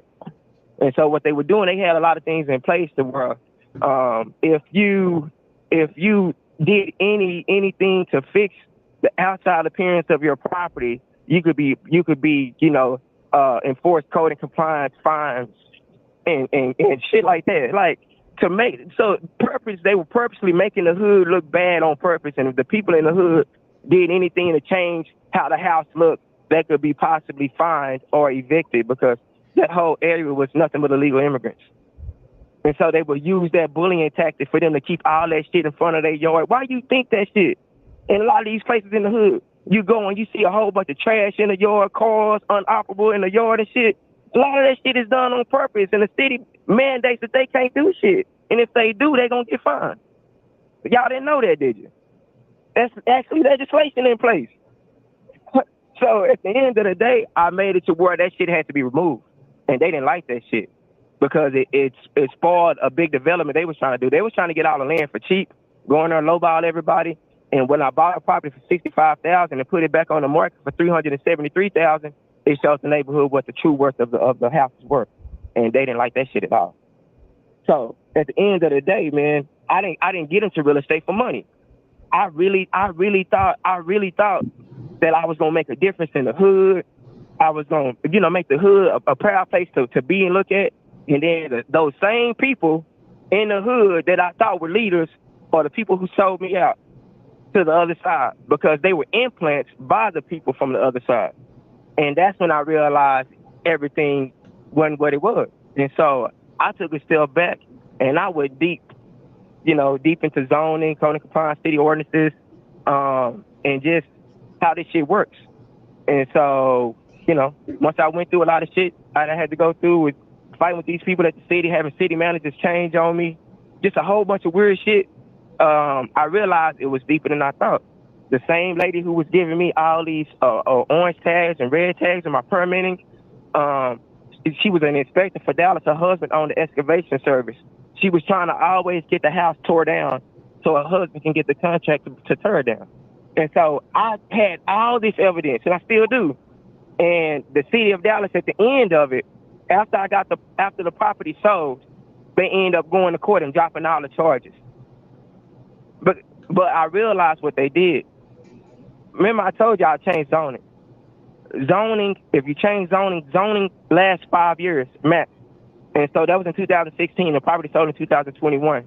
What they did was they waited me out until they can change the zoning back again. But they fucked up because they couldn't because the property had already sold. And so they waited me out just to not get what they wanted in the end anyway. But that's the kind of bullying and intimidation the city put a lot of real estate investors through. And a lot of dudes don't come out of that shit and make it. They don't put the puzzles together. They don't put the pieces together. You know what I'm saying? They end up going crazy saying, man, fuck real estate. And it had nothing to do with them. It had everything to do with the greed of the city. So I didn't get in my feelings with it because at the end of the day, everybody who talked to me when I got into real estate and I told them the reason why I was getting into it, they said, that's what I have to look out for. You're going to go through it. Trust me. We all do. It's how you come out of it. And so another follow-up question from JFE Network that asks, did you go in front of the zoning committee or you just did whatever? So you violated the city ordinance is what you were sued for? Question. Say that again. He asked. It was a question. Did you go in front of the zoning committee? Oh yeah. I went through the zoning committee, the landmark commission. I went through the city manager for all the conservative neighborhoods in DFW. So the city manager was Bill Hirsch, and he was over all the conservation of the conservative neighborhoods in that particular area. And he's the one who approved the blueprints and approved for me to build a 2-story. And so remember, it's a conservative neighborhood. So in a conservative neighborhood, the only thing you can have is a single family and or a duplex. Where he approved for me to turn a 1-story duplex into a 2-story, which violates the terms of the conservativeship of that moniker of that neighborhood. And so when they put that in place and they gave me the blueprints to do it, as soon as I put one piece of wood up, it was etched in stone. So I took advantage of the city's greed. They didn't give a fuck about the conservative or nothing. They looked at the ARV, the after repair value of the property. They looked at the taxes that was going to be associated with that $370,000 price on that property.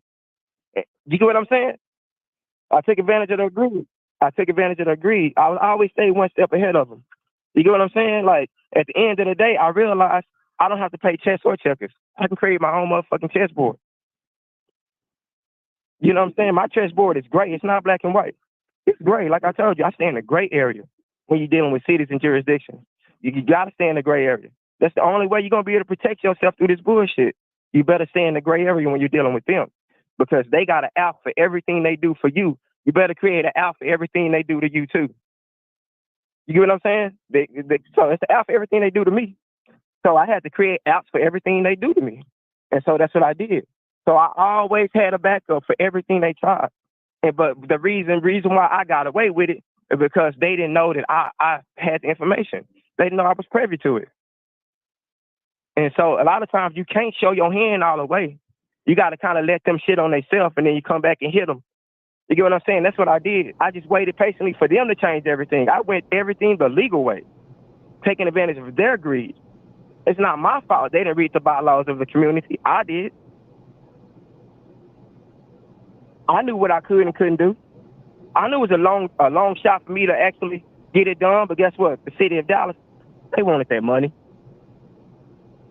They wanted a house that's worth $373,000 around a whole bunch of houses that's worth $120,000, so they can pimp them for the property taxes.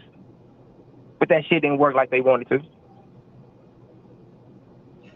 JFE Network asked another question. We're both lawsuit for the same thing, and did you win? Oh. They asked you, did you win? Oh no. They were dismissed. I didn't win. They put a lien on the properties, but the liens went away as soon as the city put like $20,000 liens on the property. But there was no money when the property sold. They took the liens off, because by the time it sold, the city manager Bill Hurst, that was over conservative, he became the city manager in the historical district. And then we had another one named Bill McKee.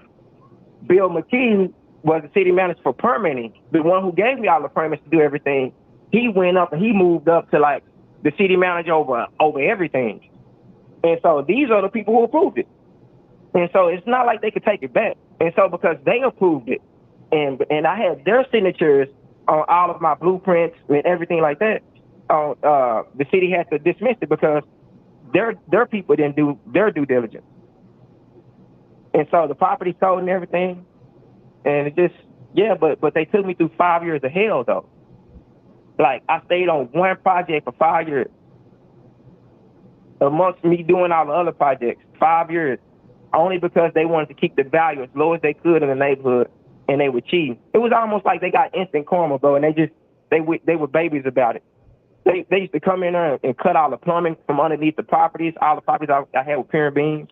It was a lot of intimidation and stuff, man. I got spray paint on the walls inside the property. As soon as it's complete, spray paint inside on the walls, we're watching you.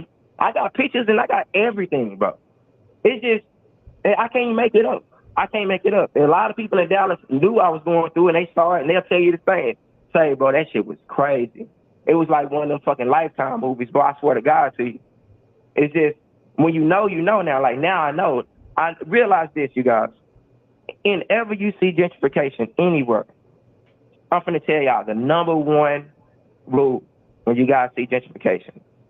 This is the number one thing for you guys to know. When you see gentrification, realize this, that city is broke. When any city goes through gentrification, that city is bankrupt. Don't believe what y'all see and hear on the news. I'm saying that again. Whenever any city goes through gentrification, they bankrupt. And they selling themselves out to outside investors. And those are the people who can come in and lobby and be the special interest groups that your city managers shit sell out to for the money. because they done misappropriated the fucking funds. That's what gentrification is. Because these motherfuckers misappropriated all the fucking city funds. And now the city bankrupt, needing other people money to get this bitch back aboard. In a nutshell, that's what it is. Why can't they just tell us that? Because they're not in the business. Some people listen to this shit with like stock and eye. At the end of the day, why can't the city just tell us that? Why they gotta name it gentrification? No, man, come on, bro. Hey, y'all need to look up the definition of gentrification and the origin of the word. It's a British term for a home renter, and that's exactly what happened in gentrification. They come through, redo the neighborhoods, push up the rent. The original people can't afford that shit. This shit is a game, y'all. This shit is a game. This shit is a game. All right. You know what I'm saying? Like, shit is a game. So at the end of the day, like I told you guys, I know the rules and regulations of the game I'm playing. And I'm not playing real estate, I'm playing Monopoly. That's a whole nother game. They teach us to play real estate. They don't want us to play Monopoly. They playing Monopoly, we playing real estate. Real estate is follow the leader. So And I don't want to get too playing Monopoly is about having that generational wealth. Yeah. So, like I say, I can go. It doesn't matter what city I go to. There's 5 phases of gentrification. Every city going through a phase. And all I do is recognize the phase, and then I adjust my plan to that phase. You can't stop that shit. You can never stop it. The only thing you can do is prepare for it and jump in front of it. Gentrification is a chance for us to make millions of generational wealth.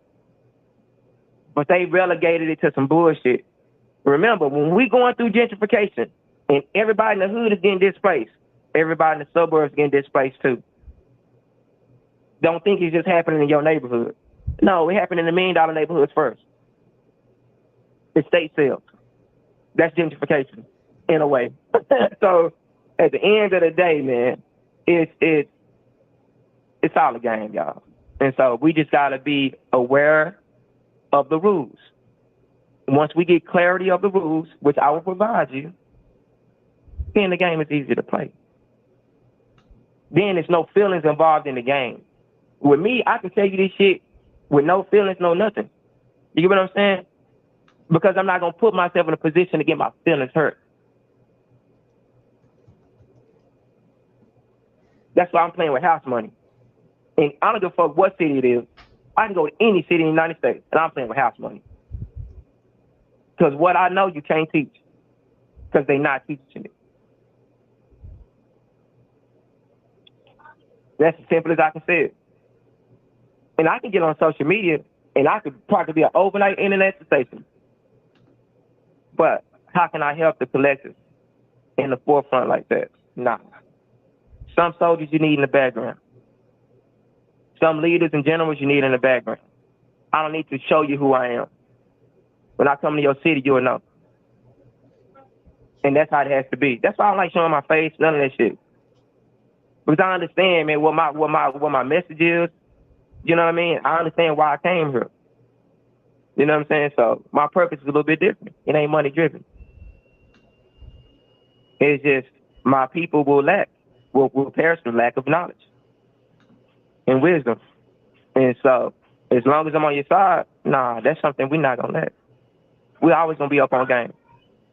You get what I'm saying? Because that's the whole goal. It's not a divide and conquer thing, man. It's a mindset thing. They want to relegate us to smart and dumb. That play on those inferiorities that we have, within. Like, I really can't talk to him because you sound too smart or this, and he's probably not going to. Nah, fuck that. Let's break it down to 3rd grade level so we all can understand it. We all can get clarity. No matter how much education you got, no matter if you went to school or you didn't. You deserve to know. That's what I'm about. So that's why I'm always blessed and honored for Wiley to bring me on. Because a lot of platforms, they brought me on one time and it and then align with how they want to do things, and they found out real quick, nah, we can't bring that nigga back on. Never. We have to muzzle that message that he's presenting. And Wiley allows me to be free, and open up to you guys about the shit that's really going on. Fuck that smoke and mirror shit that you see. Excuse my French. But that's why I thank Wiley, man. That's why Wiley's a great friend, man. You know what I'm saying? So, and he called me his mentor and stuff, but I mean, nah, man. We locked in, man. We more than that. It's more than that. You know what I'm saying? So, Nolly's a good person, man. Wiley's a very good person, man. Kind-hearted, just like me. I'm a human. You know what I'm saying? So, Wiley's a good person, man. And so, if anything I can do to help him, man, I'm gonna help him. He deserves it. Thank you for that. We all got traumas and dramas, Thank you for that. Let me see. Did you have an attorney? No. Because okay. No attorney. What I do have too, I have the whole docket of the suit the city gave me. I wanna present that to you guys. I want to show you. So another thing I'll be showing you, like on my Zooms and the blog podcast, me and Wiley probably do, StreamYards or whatever. I'll show you guys the docket, and I'll show y'all the meaning when they say the letter of the law and throwing the whole book at someone. The city threw the whole book at me, and I'm going to show you the book. All these things that you hear these people say is real. I'm going to show you the book. And you guys are going to be like, holy shit, I'm going to show you the book. So it's just those things, man. I'm glad I came out of it, though. I just tell you that. I'm glad I came out of it with my sanity, because it was 5 years of hell, you guys. I'm telling you. I had properties foreclosed on. Man, I ended up spending about $80,000 to $100,000 more than I needed to, because all the shit I was going through. They screwed up my roof. Man, they kept breaking into the property, man, cutting all the plumbing lines as soon as we get them fixed, try to steal the AC. And these are all people that were paid for by the city. Because we caught a couple of them and they said that shit. City gave us $200 to come over and do this shit. Like I said, dope fiends in the hood. So a lot of times, a lot of things y'all see in real estate and y'all see in the hood. Like, for example, if you guys have ever done a real estate property or a fix and flip in the hood, and people kept breaking in y'all house and shit, and y'all think it was just a neighborhood, man, think again. There's no such thing as coincidences, y'all. I'm just letting y'all know, like, you guys have no idea the links that the city would go to maintain certain values in certain areas. And that's a real thing. And a lot of people want to ignore that and say, oh, that's not a possibility. Trust me, before it can go to Washington, D.C., it has to start on a local level. The corruption just gets bigger, but it starts at the local level. That's why I'm all about the surface. Some of these guys are so high in the sky, they don't pay attention to what's on the surface. I'm on the surface, and I can also fly in the sky. But I'm on the surface. My foundation is on the surface. So a lot of things that I say about zoning, code, and compliance, and some of the shit you can and can't do, it's going to be foreign to somebody who's head in the sky. I'm on the surface. They in the Mile High Club. What the fuck they care about what's going on the surface? You should. Because at the end of the day, you still got to come down and land on a solid foundation when you land that plane, brother. That shit is over there too. You know what I'm saying? So at the end of the day, bro, you got to do what's right for the people. This shit is for humanity, bro. We at the age of innovation and information and knowledge. I'm here because the knowledge, you guys had to hear this shit. Like, this is not a coincidence. Everybody who's listening right now, we're on the same frequency. We might not be on the same path, but we might be on the same path. But we all got different yellow brick roads we got to follow. But at the end of the day, we all going to the same homeroom or trying to go to the same place. That's why I don't care about the differences we have. At the end of the day, the goal is the same. We might not get there. It might not use the same ways to get there, and our pattern might be different. It might be the same. I ain't gonna judge you on the way you get there because that's your life experience. But as long as we get there. So I rest with that, Wiley. I want to thank you guys because I gotta go. All I want right. to thank you guys, and I want to thank Wiley for bringing me on, man. I really do appreciate it, bro. Sharing some of this information with the public, man. And yeah. Thank you, sir, for coming on. No problem, Wiley. You know, All anytime, right. brother. One and only, Don Johnson. Okay. Wow. Don, thank you. All right.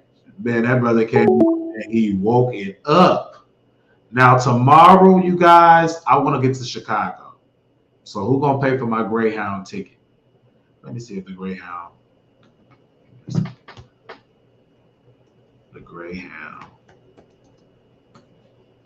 Let me see if I can get to Chicago tomorrow with the Greyhound. Let's see.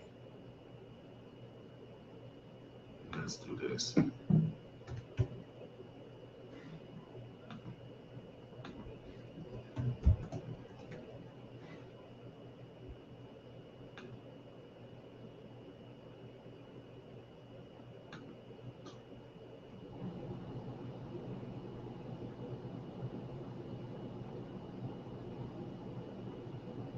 Damn!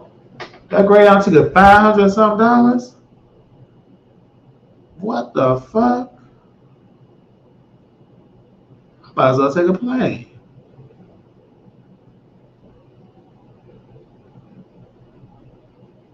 Get that 3 days later. Hell no.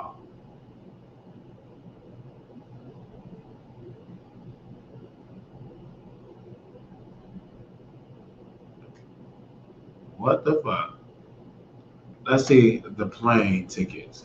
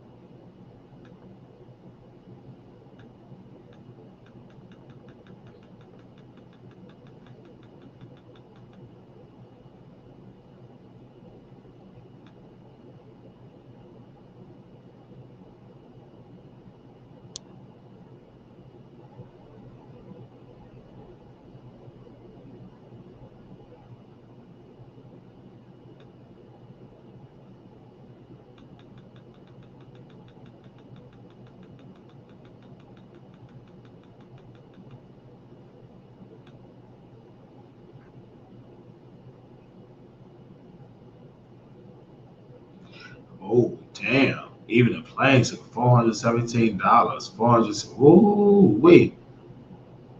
If y'all can donate, I would love to get to Chicago tomorrow.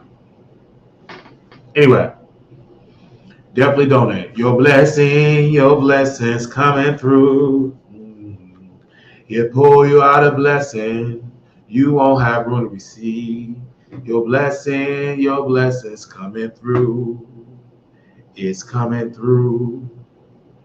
It's coming through. Your healing coming through, coming through.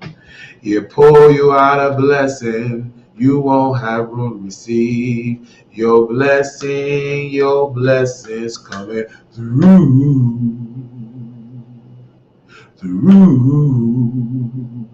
through. All right. It's coming through. I believe it. So if you want to contribute to the show, you can definitely contribute to the show.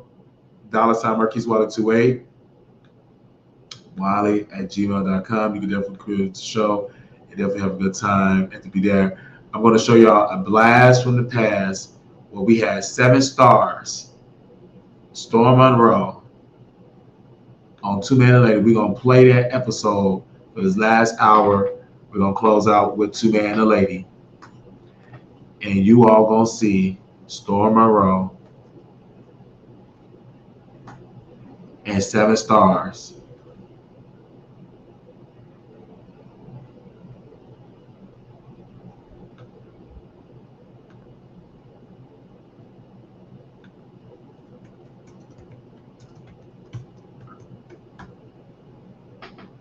It's coming through.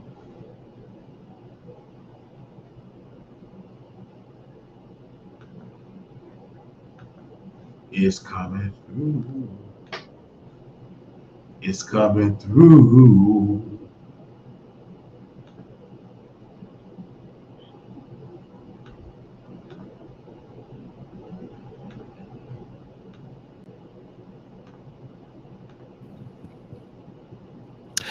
What's up, ladies and gentlemen? This is another episode of one of the greatest shows, one of the greatest collaborations in YouTube, two men and a lady. Welcome. Let me bring the lady on, the one and only 7 stars. How you doing, 7? Hi. Looking good. Oh, man. Yeah. Oh, you look kind of hot. Let me put my voice down for a second. You play too much. Let me put my voice down. You know that? I know I'm playing too much. So what you come from? You had a date? No, I'm here for your show. So I want to first say I am married, I am joyful, I am blessed. Yeah, right. Okay? At the end of the day. I also want to say shout out to each and every one of the people that are watching this video. We had a lot of folks that had a lot of stuff to say about us. Just while we wait on Storm. Clear as day. She was much beautiful back in the day when we had her. Ever since we gave her the boot, she looked bad. This one's started looking beautiful. Baby, you look at her now with that old 1967 crunchy wig now. I want to ask a question, 7, since you're a woman. Mm-hmm. How do you deal with people when they talk about your looks? How do you deal with that? Shit, look better than me if you're gonna talk about me. Otherwise, it is null and void. Okay. And I ain't met one chick on here who's talked about me that looked better than me. So I'll wait. And I'm cross-eyed. And you want to sit up there with your little faceless avatars? Go, girl. Do you? Okay. I am happy. And I am paid and I am blessed. Okay. And I am loved. Yes. And you know what? I'm going to tell somebody. I don't care what you say about me. Yes, I'm cross-eyed. Yes, I'm this. But when I take off these clothes, you better get ready. But you know what, Wiley? I feel like ever since you started owning that about yourself, it's like you took the power away from people. You know what I mean?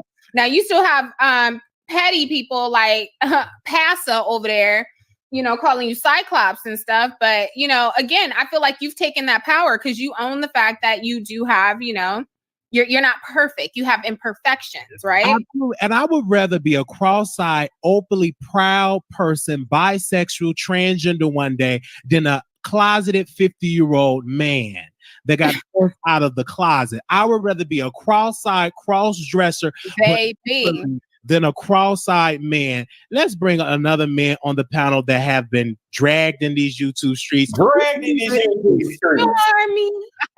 What's going on, 7? What's going on, Wiley? Doing good, man. I'm married, joyful, and blessed. So I want to get into this, one of the hot topics in the YouTube. Let's talk about doxing. Now look at this. Storm, 7, they are thorn in my flesh. But they diss the preacher. I want you to understand. Some of y'all opened the door for your enemies to drag you. You in that season, you're crying, but just hold on a little while longer. Your soul gonna change. Your enemy gonna be your footstool. Just hold on. Keep doing right. Keep sitting with the right folks. He gonna switch it. The Wileys that's in last place gonna be in first place. Speak that in your life. Encourage yourself. And say, I will be first. I will no longer be last. I am first. Believe it. Walk in it. Faith without works is dead. Have that faith like a mustard seed and watch God change it. This is when Storm was making good money.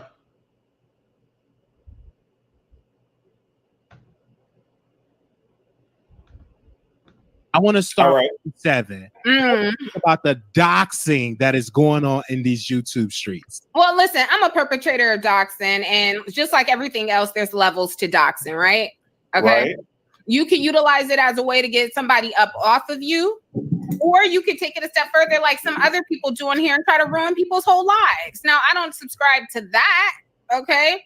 But I think the question is it right? No, it's not right on any level. Okay, it wasn't right when I did it. It wasn't right when someone else did it and took it to the extreme. However, that has kind of become the culture of that roast and gag sector. Okay, I agree. It's to be expected at this point. And I think also what people have to keep in mind is, are you doxing the person you're going back and forth with, or am I including your family members who are not in YouTube? Right. People you work with and they got nothing to do with this. Like, I think if you keep it with the roast and the gag, and I'm not actually putting out your real address or your social security number, then it's kind of like fair game. But then people on YouTube just take it too far. And let me just say this, because there's a lot, I'm seeing some hypocrisy go on here. And one person that was brought up was Tracy in regards to the doxing. No, it's not cool. None of the doxing. Let me tell you something. I know for a fact Tracy is not a person who goes around just doxing. Okay. She has been attacked more than anybody else in the sector, in my opinion. So I don't think it's fair for anybody to sit up there and try to use that against her when it wasn't a damn problem when she was doing it at one point to even defend you. That's not fair. Okay. And that's all I'm going to say. We heard that. They dox my family. They just contact my cousins, so I get it constantly. Family members get called, and I'm like, this, call me. I'm here for the smoke, but calling my family members ain't gonna do nothing, because I'm not in stand-up comedy. If you get my bald-headed cousin on camera, I'm gonna talk about it. If you get my crazy cousin on camera that wear dirt, I'm still gonna talk about it. I'm going to talk about, it's going to be content that's not going to hurt me if you bring them on camera and try to interview. That ain't going to shake me. If you post my credit score of 485 is actually in the 500 and that's 600, that's not going to hurt me. All it's going to do is I'm going to go get a GoFundMe. Y'all see I'm in debt. Donate. Well, thank you. Thanks for money. But how are people getting like families' information? Because I put some stuff on YouTube, but I don't tell people like where I'm from, who I'm related to, or something like that.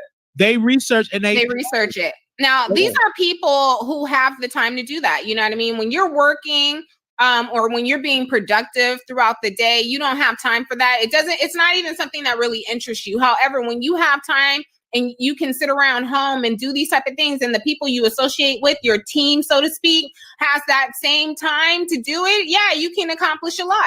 Okay. Absolutely. And when you're saying this funny, this is the problem that I have. You're going to dox. If you on SSI on a disability check, you get $500 a month. You spending your coin to find out about me. That is insanity. And I say this, if you are on low income, you in a Section 8 apartment and you're spending your money to dox, I'm going to call Trump and I'll say, I know, Trump, you about to get impeached, but can you please come with a law? If you dox, you can lose your Social Security and your food stamp. You can lose all your government system. Because if you got money to pay $49.95 to find out about my family, you don't need to have. You got too much goddamn time on your hands. Too much. And you know what they need to do is start making you work for your paycheck and start cleaning up your own community. You need to be in the parks picking up trash 3 hours out of the day. You need to be doing something productive since you got all this time and you on government assistance and you essentially getting a paycheck to terrorize people. And to sit at home and do it. And not only that, I'm gonna call your case manager. I'm just gonna call your case manager. Because I know I'm going to call. Because the first thing I'm going to say, this person got a problem because she ain't in her kitchen cooking, frying no bacon for her kids. All she worried about doxing me. Can y'all please do a well-being check on the dogs? Can y'all somebody call ASAP, PCA, whatever they call the animal control, because this woman have a problem. I don't like waking up in the morning and I'm saying a black woman with kids and with pets and dogs. Doxing somebody, showing people, family members, you need to get off government assistance right now. You got too much time on your hands. I have to say, and I'm keeping it real tonight. If you don't like it, you just don't like it. Okay. Now, it was something else controversial going on in the world. Flame Monroe, he, she, we.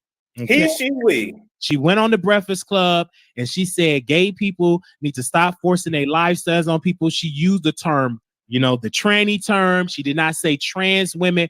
What's your thoughts about that? Because the gay community is all up Flame Monroe, but when are they not up somebody's ass? Let me tell you something. Okay, I'm sorry. Go ahead, Storm. No, go ahead. I'm gonna go ahead because a lot of y'all mistakes her, he, she, we for me. That is not me. I don't know why. My name is not Flame. My name is Storm. First of all, but second of all, I like Flame in the fact that he, she, we just basically owned what she was. She owned it and just said, look, this is how I feel. I don't represent the whole community, but I'm letting you know I don't give a damn what you say about me as long as them checks clear. And I think more people need to have that attitude. Go ahead, Seven. I absolutely agree with everything Flame said. And the reason is because she didn't come from a place where it seemed like she was pandering for one group. You know what I mean? Right. I personally believe there is an agenda being pushed, and it's almost like they're force feeding the kids this information, and now they're teaching it in school, hoping that they'll gain more knowledge about it. But it's just confusing the hell out of everybody. It really is, because there's so many new terminologies that are being used. Now, my thing is, because I don't want this out, in like on TV broadcasted everywhere, or I don't want kids playing with little transgender dolls or something, doesn't mean that I have a problem with your lifestyle. Okay. I just think everything is moving really fast. And I love the fact that she even brought out the point that, the gay LGBTQ community only utilizes the transsexuals when they want to push their agenda. They don't really care about the transsexuals. That's something else she said that kind of had me thinking like, okay. So as far as what he said, I fully agree with him. Absolutely. That's not something that needs to be fed to children. Okay. Let them have the opportunity to grow up and make their own decision on how they want to live their life. Absolutely. And I want to give a special shout out to our sponsor, Regina Show. She's the owner of Regina Hair Salon. So make sure y'all go and subscribe to her. She is in the chat. Click on her page, the Regina Show, the owner and founder of Regina Hair Salon. And I want to say this, I'm a man during the day, but I will put on this wig and put on this makeup and to get a coin, and I'll be a trans. Okay. At the end of the day, people going to live their life the way they want to live it. First of all, Flame Monroe is old as dirt. She come from a different generation, and they call trans women trannies. That's the generation that she come from. RuPaul is the same person. They come from the 60s, the 70s. They come from that. You know what I'm saying? Colors drink the color fountain, whites drink the white fountain. They come from that type of era. So for us to come down on her back, she is a comedian. She been doing this from day one. It's nothing have changed. I will put on this wig and put on this makeup and get it in. I have done it. I put on this wig and hopped on many people back for a coin. When this wig come on, I'm part of the trans community, and you can't tell me I'm not part of the trans community. For a coin, I'll be a part of the circus community. You got the right coin. Give Wiley the money. He go to the bank, and he gonna spend it. But Wiley, I gotta correct you. Because your people gonna jump on your back about this. Well, they can when jump you put the wig on. But when you put the wig on, you're technically a cross-dresser, not trans. I just want to make I was thinking the same thing. Like, why is he repping trans? You can't tell me how I feel. I identify. Oh my God. Okay, Rachel Dolezal. You see how that gets? Oh my God. I identify as a trans woman. That's why I identify. I put on that wake up. I change my voice. I identify and I get it in. Most of my dudes that I deal with that's married, they don't like to say cross-dresser. They say you are a woman or a lady. Mm-hmm. You have to bring that Marquita out. Woo. I cannot. Y'all tell us down below, is Wiley a cross-dresser or a trans? Good idea. This nigga is confused. He's way too much. Why you need to bring out Ray Washington. I already told you. I already know. That's who I want to see. If I bring out Ray Washington, we tell him what I said. Tell him what I said at DM. What you saying it in, Wiley. I said, so baby, you gonna let Ray Rosser hit that? You gonna let Ray Rosser smash that? You didn't say no. Oh, she said no. She liked Ray Rosser. No, I damn said, nigga, please. People like Ray Rosser because it gets them wet when you cuss. You Oh know, my God. that thuggish look, you know, that bruh up in there, you know, lick them lips. They really be on it. They get kind of wet. One lady was real wet. She sent me her drawers. I didn't know if she dumped that in the jacuzzi water. I was like, wow, I didn't know you could run like that. I said, woo. Well, I'm gonna keep that voice going. Okay, so also I really want to say this, and I'm gonna get off this subject with Flame Monroe. She also is. A lot of people say she's fake. She's a fake transgender woman. At the end of the day, we have to respect her how she want to be respected. But just because she okay if you call her dude or Mr. Flame or Miss, we can't say that about T.S. Madison. It's different strokes for different folks. Okay, and most I got that, and I mean, understand that. Right, but I wouldn't look at T.S. Madison and want to call her him. Like and I don't want T.S. with me. Well, I'm not gonna go there. Let me stop. But do you feel like Flame Monroe comments will make people feel comfortable in a heterosexual world to call trans women dudes? Do you feel no. I think we. I think they broke it down very simply. Like they just made it simple. I think so. All right. I have a newfound respect for Flame Monroe, and I honestly didn't know a lot about that person, but I was definitely feeling what that person was saying. Me too. I feel you. Do you? And this is our next one. Do you think trans women is too sensitive? Do you think they're too sensitive? I would say yes. Yeah, I think everybody's too sensitive. Who cares what these people call you? You better make sure they respect you. You better make sure they're not mistreating you. You better make sure your check is clearing. Who cares what somebody says to you? Fight for equality. I don't give a damn what you call me, but that's just me. Facts. That's just me. I just don't understand how anybody who can take dick in the ass can be sensitive. Absolutely. And if don't get mad if your voice sound like Barry White. Beast out here. If your voice is like Barry White, don't get upset. Don't be sensitive. And I agree with Flame World. It's about policies. I don't give a damn what you call me. What is the policies in place? The higher standard. Stop worried about the labels. If you're good, I'm good. But we're so focused on labels at the end of the day. Labels. Yeah. If I'm not sleeping with you, if you're not bothering me, I don't give a damn what you call me. Somebody called me a dookie stick. Did I cry? on my shirt, okay?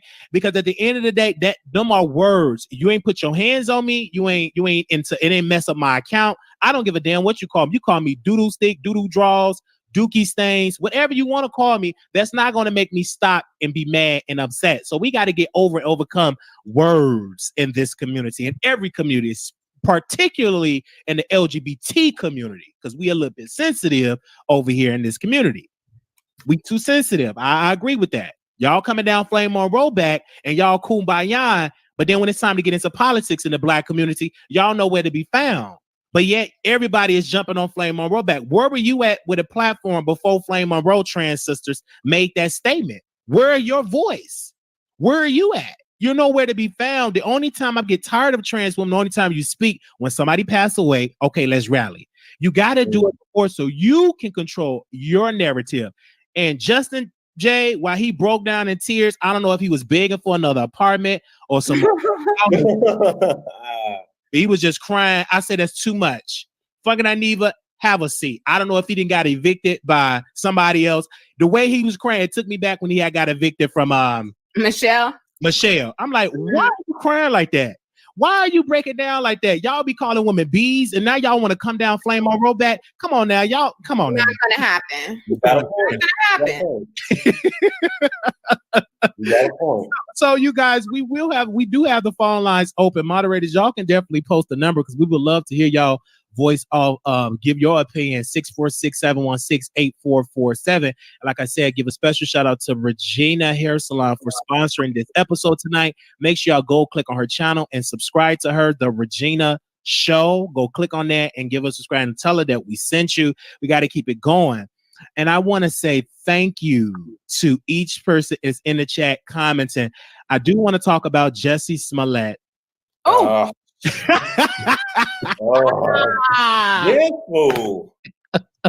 Oh my God. He is suing the city of Chicago for malicious intent. Pretty much what he's suing them for, that they were wrong. What is your thoughts about Jussie Smollett? Go ahead, Storm. I'm gonna say, Jussie, I'm gonna need you to sit your tail down somewhere, Jussie. Where is your mammy at, Jussie, to come and beat your tail? Because you 40 years old, still telling stories. You made it up. You got these two big buff Nigerians to play white men. I don't know why you couldn't find anybody else to play some white men, of course, to bleach on you. But nigga, you don't have no lawsuit. You lied. You made up a story. It sounded like a bad Empire script. You got caught. Take the L and move along. But you steady trying to sue the city. I think they need to put him in jail. Put him next to R. Kelly. Not R. Kelly. God. Put him next to R. Kelly. I like that too.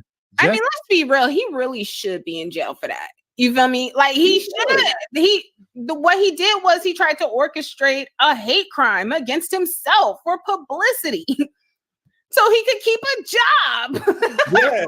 The more I keep talking, the worse it sounds. Yeah. Like, he's lost his. He's crazy, and I'm starting to think Jussie. I for the life of me, is he really that arrogant to where he's going to sit up here and just talk to us like we all stupid and tell us these fourth grade level lies and expect us to believe them? Now you know what it's like dating, half of you dudes out here. It's like, wait, did you just lie to me? Go ahead. No, I just want everybody to know what he was giving up. When he was on Empire, he was reportedly making $65,000 an episode.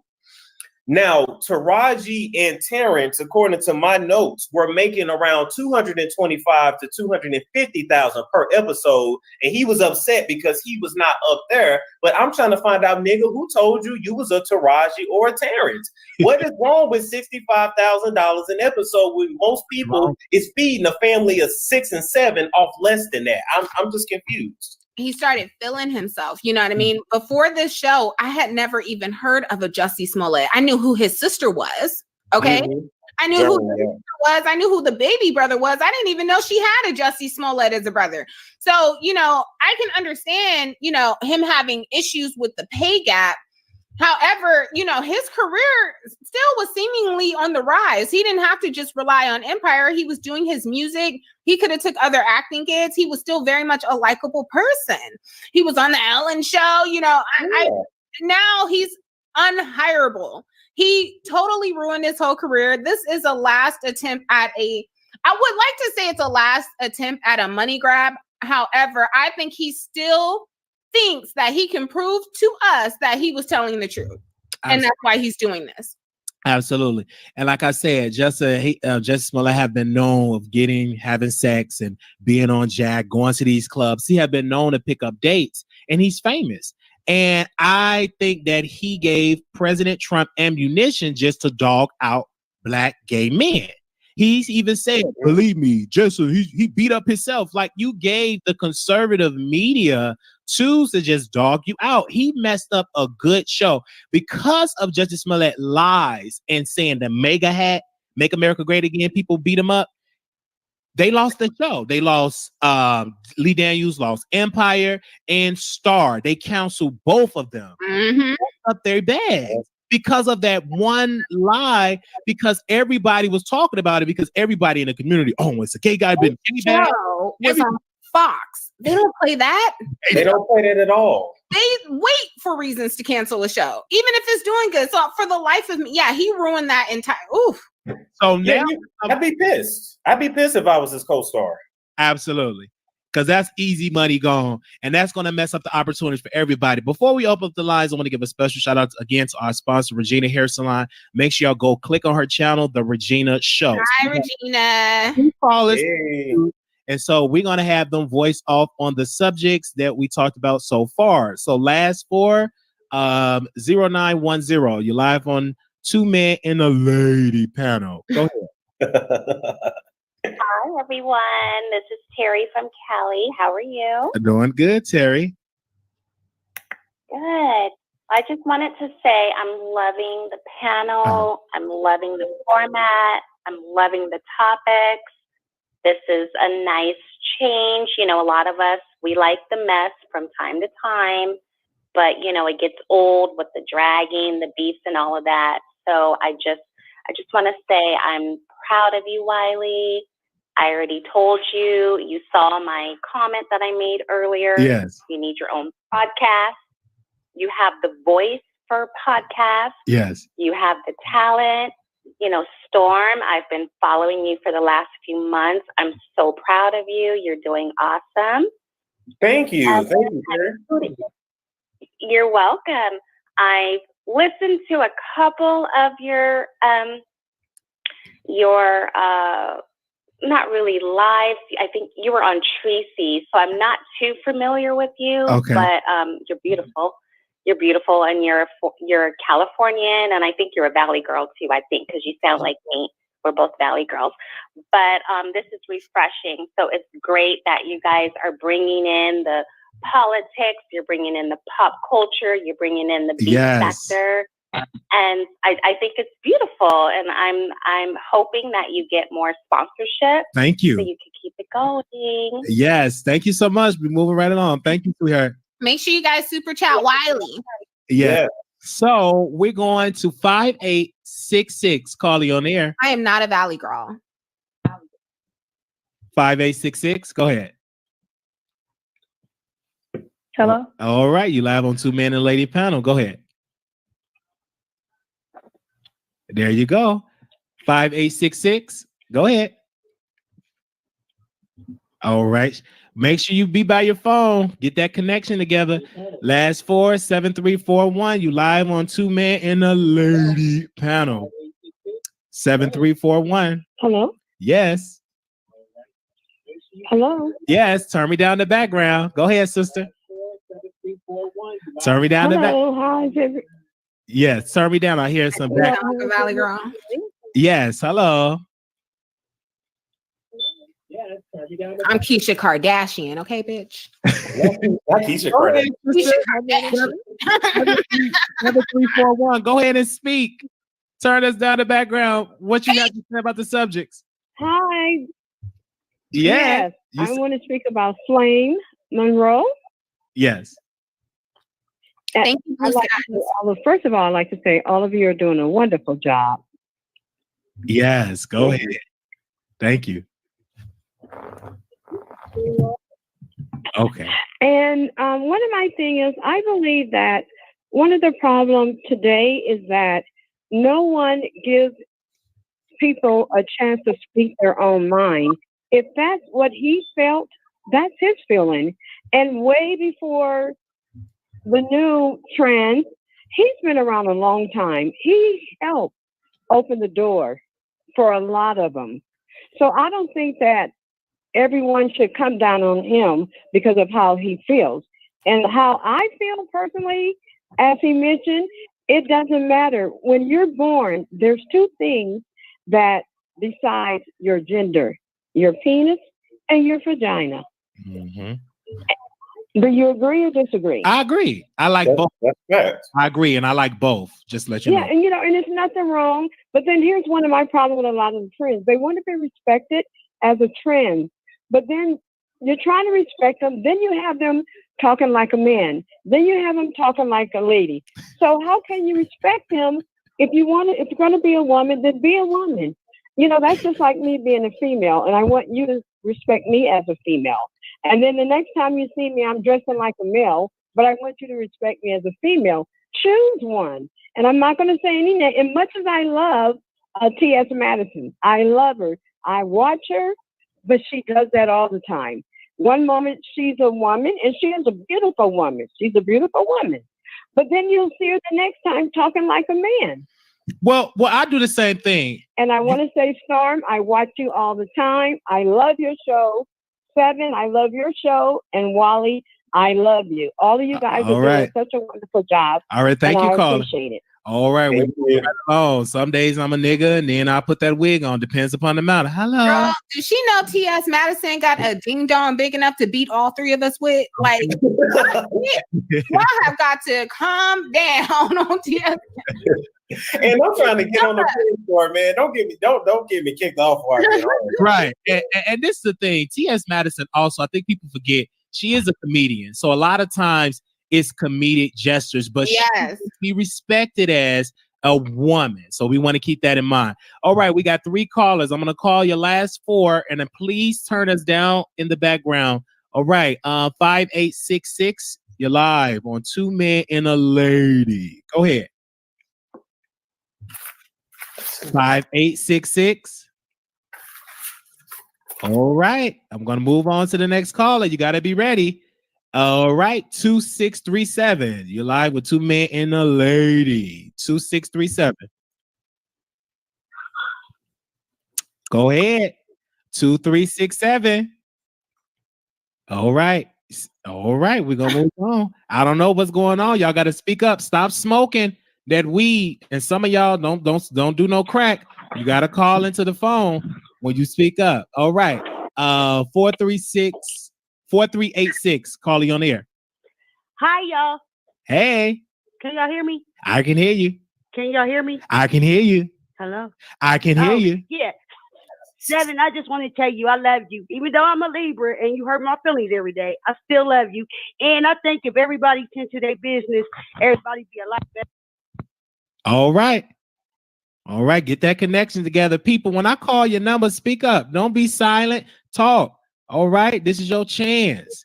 All right. 2619. You're live on the air. All right. 26. Yes. Hi. Hi. Go ahead. What's on your mind? I just want to say I'm so proud of you. You have become what this sector needs, a fresh of breath, a fresh of just the air is nice. You're doing your thing, is positive, and I love you for it. I'm here for it. Thank 7 stars, you're beautiful tonight. Storm, you're handsome. This panel is really gelling. We are here for it. Congratulations, Wiley. Love you much. Thank you. Love you. Thank you. All right. Anonymous. Thank you. Anonymous, you live on the air, Anonymous. Yeah, is it me? Go ahead, sir. Oh, okay. Oh, yeah, I do want to piggyback off what the last caller said. Wiley, you're doing your thing. I'm proud of you. You know, I'm always watching from the bushes. You know, 7, you looking good. Is that Chipper? And so are some other people. And so, yeah, so to jump right to it, I'm going to just get to it real quick. So what I think about the situation is, I think on the Breakfast Club interview, I think Storm, I don't know Storm, but I think they did that to make the guys on the Breakfast Club feel comfortable. I think sometimes what trans people or gay people will do, particularly like the feminine ones, will be like overly funny and be a spectacle, but they'll try to make you understand. But see, when you're a different type of person, everybody doesn't have to understand you. Right. And people are so thirsty to compartmentalize you, marginalize you, and put you in a box. And where it was problematic was if trans women want to be looked at and viewed as women, that you don't get on a national platform like the Breakfast Club and then say that you're a man, because people looking at that will then say that they all are men. I don't care about the anatomy. I don't care about what you're born. In the trans community, they want to be viewed as women. They have a right to be viewed as women. So when you go on there and do that, you might have made the men comfortable for your own bag, to secure your own bag. But in essence, what you really did was you kind of set that community back. I don't care if they talk about utilizing their penis. At the end of the day, if they want to be looked at as women, just respect them and call it a woman. I think that for any female or any male, it ain't going to take no skin off of your back to just say, this is a trans woman. She wants to be called a woman. And then just keep it moving, man.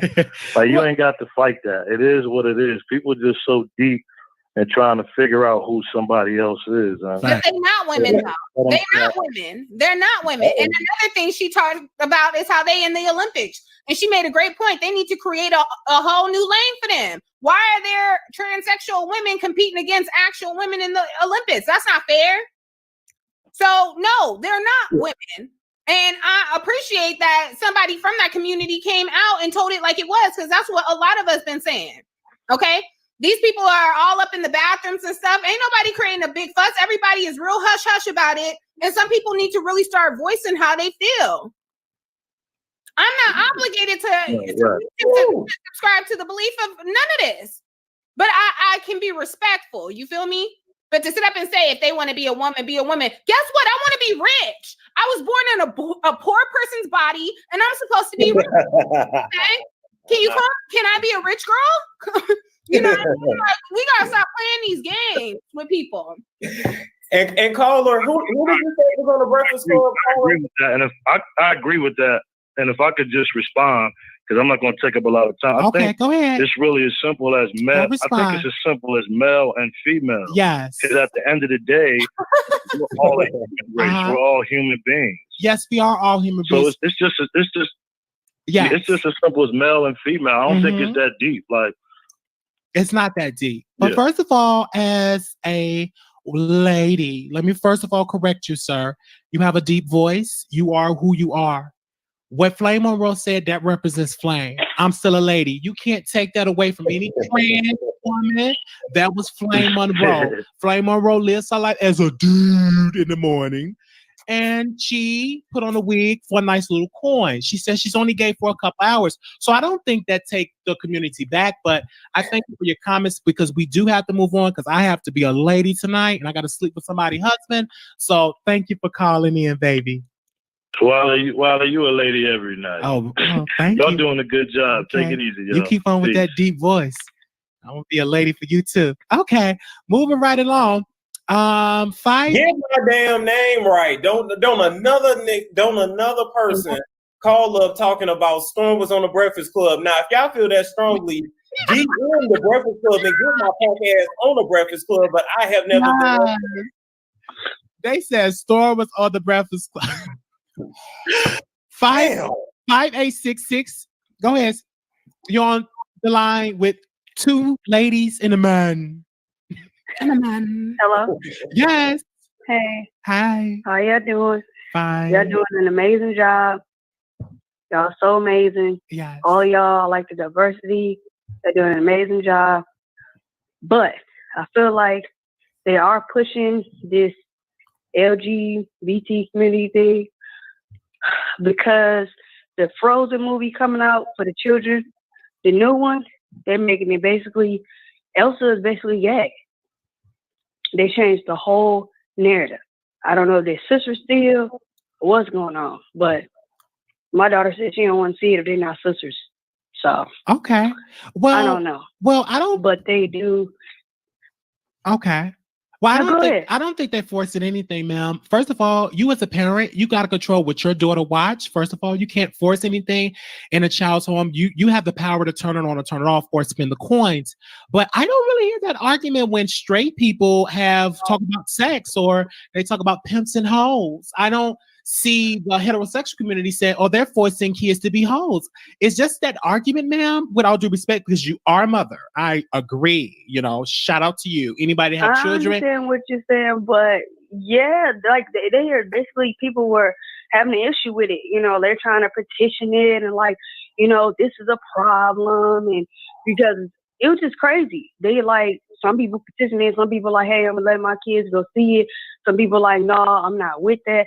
I just feel like if you are the way that you are, you choose to live your life the way you want to. Just, you should not try to force that, you know, upon children, or maybe they just don't understand that. Okay. You know, children are going to ask questions.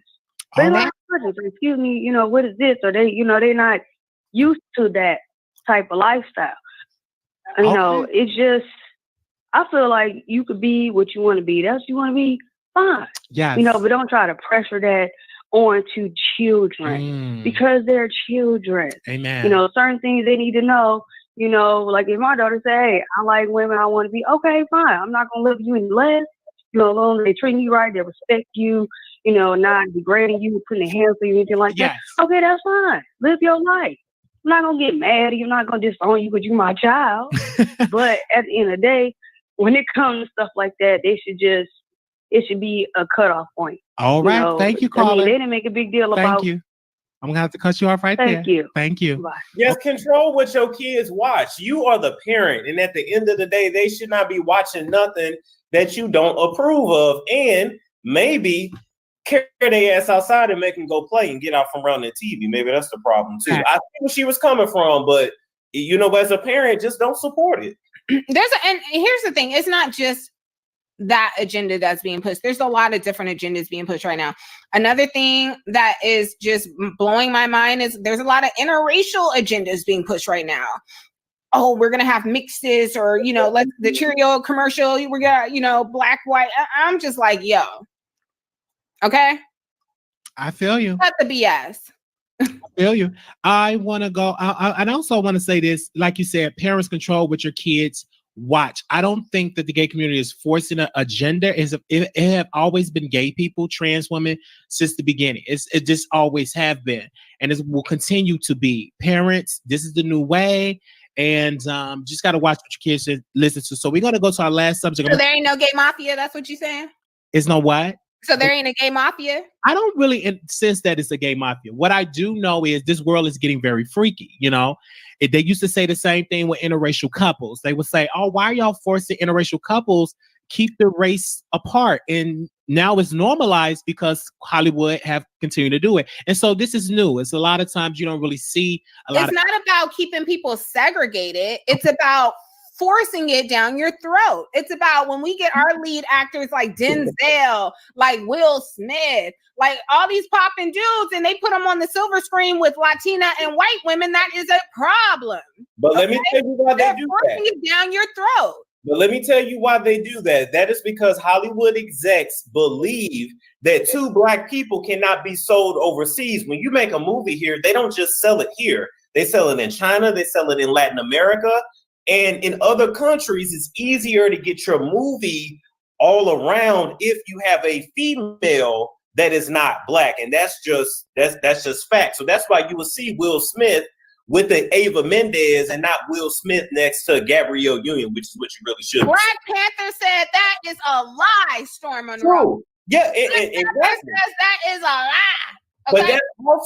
But that's also a cartoon versus showing a romantic comedy, showing people in love. I get what you're saying. All right. We are the most influential people in the entire world. That is true. If they have a problem with seeing a black man, if we're not sellable together, that right there is the agenda. I agree. Shout out. We're gonna get this caller and we're gonna continue the conversation. 4804. You on with two ladies right now and a man. What do you have to say? Hi. I respect Swain Monroe, and I like the way we broke it down.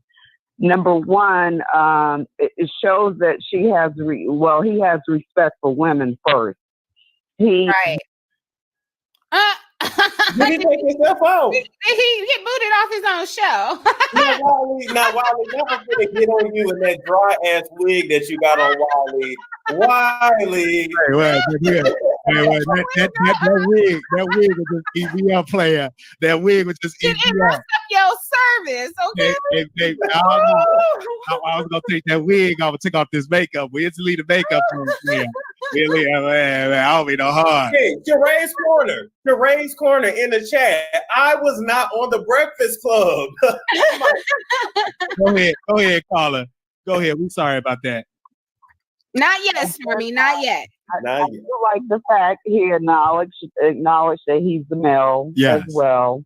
And then he talked about, the two coming together and being we. And I think it's a mix up, because if you're saying you could put a wig and lipstick on, that is a cross-dresser. I thought transgender people said that they feel like they're born in the wrong body. So they live a life of feeling like they're tortured because they feel like, for example, like they're a male, but they really feel like they are living in the wrong body. But So that comes from I think different. we That's need to different understand, approach, like, man. what the true definition is, and people that really are transgender, they really suffer, and they start suffering as young children because they feel awkward in their body. Right, but that's not every case though. It's different case. You know how I put on the wig and makeup? You do have some that will live. Flame Monroe is one, but only difference with me, I don't have the breasts. But she gets on comedy stage, she puts that on, and when she gets done, she takes it off. So it's different strokes for different folks. It's different ways for trans women. There's different approach. You have some trans women say you got to cut it off to be a fully trans woman. You have some say keep it on. So it's whoever you talk to. And I also think it's a generational thing too. If you speak to those gays in the 80s and 90s or 70s, they have a different approach than the new girls that's a millennial trans woman. So it all depends upon who you talk to. It's not a one voice fit all type of scenario. It's an individual thing, what I'm trying to say.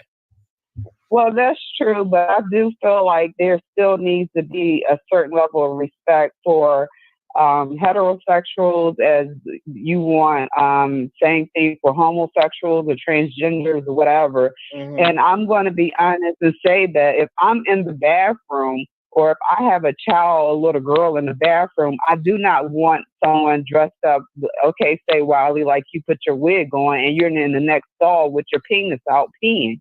Well, first of all, I'm just not comfortable with that. Hold up. If you're not, unless you're watching that I have a penis, why are you watching me? Why are you looking? Because in New York, they have co-ed where men and women use the same one. This world is changing. Let me say this, sister. You are a mother. You have a right to go to a public restroom. I know that's Shireen, but if you don't like to see the kids in there, then you just have to tell little baby, little Shaquan, the whole little urine till y'all get at home. But this world is changing. It have always been women going to men restroom, men going to women restroom. We just didn't know it because it haven't been publicized. But this is nothing new. Trans women have been using different since forever. It's just that policy came into place. So we on it. But I'm like this. I'm a dude, and I went to the women's restroom. Shout out to Dart, but they called the police on me, and I told them, I said, "Listen, you can't use that." I said, "You know what? To you, sister, I'm calling the NAACP." She said, "Well, I'm not a racist because I deal with a black man." I said, "Skip you and that weak black man that you with." I had to go, and I'm handicapped. I am a disabled veteran. My eye limp. I have a limp leg, a twisted foot, and I had to go. So they called the police, and gladly the police escort me out of there. And I don't want to get shot, but I did say we shall overcome. And I said I will be calling Jesse Jackson. Now, mind you, I was just talking to myself. I said I'm talking to Jesse Jackson right now, and they escorted me out there, but I had to go to the restroom, and I feel like if you got to go, you got to go. All right. Now, can I address something after this caller, Wiley? I need to address that real quick. Go ahead, address it. Okay, so I just want to address the lady that was in the chat that I guess was trying to roast us and say we so pro-black, but how many countries can we name in Africa? So while I got your attention, ma'am, Algeria, Libya, Morocco, Egypt, Cote d'Ivoire, Ghana, Nigeria, Uganda, Somalia, Sudan, Zimbabwe, Republic of Congo, Mali, just to name a few. So don't do us. Okay. And what does being pro-black got to do with Africa? We're the bastard children of America. So you already messed up. But thank you. Absolutely. And we are the ancestors. We are the beginning. So we are the beginning. It starts with us. So I also want to say this. Someone said that the NAACP was founded with Caucasian and African Americans due to the race riots in Illinois. So again, it wasn't just Caucasians. Please understand. Please do your research when it comes to that. I also want to say this. Regardless of what y'all say, we have to be able to have these uncomfortable conversations. I am so tired of the cancel culture. If we keep on with that rhetoric, we're not going to be able to say nothing. If we keep on with this, cancel this, we ain't going to be able to be Americans to have free speech. I like it when I'm able to be able to say what I have to say. Now, mind you, it is a limit.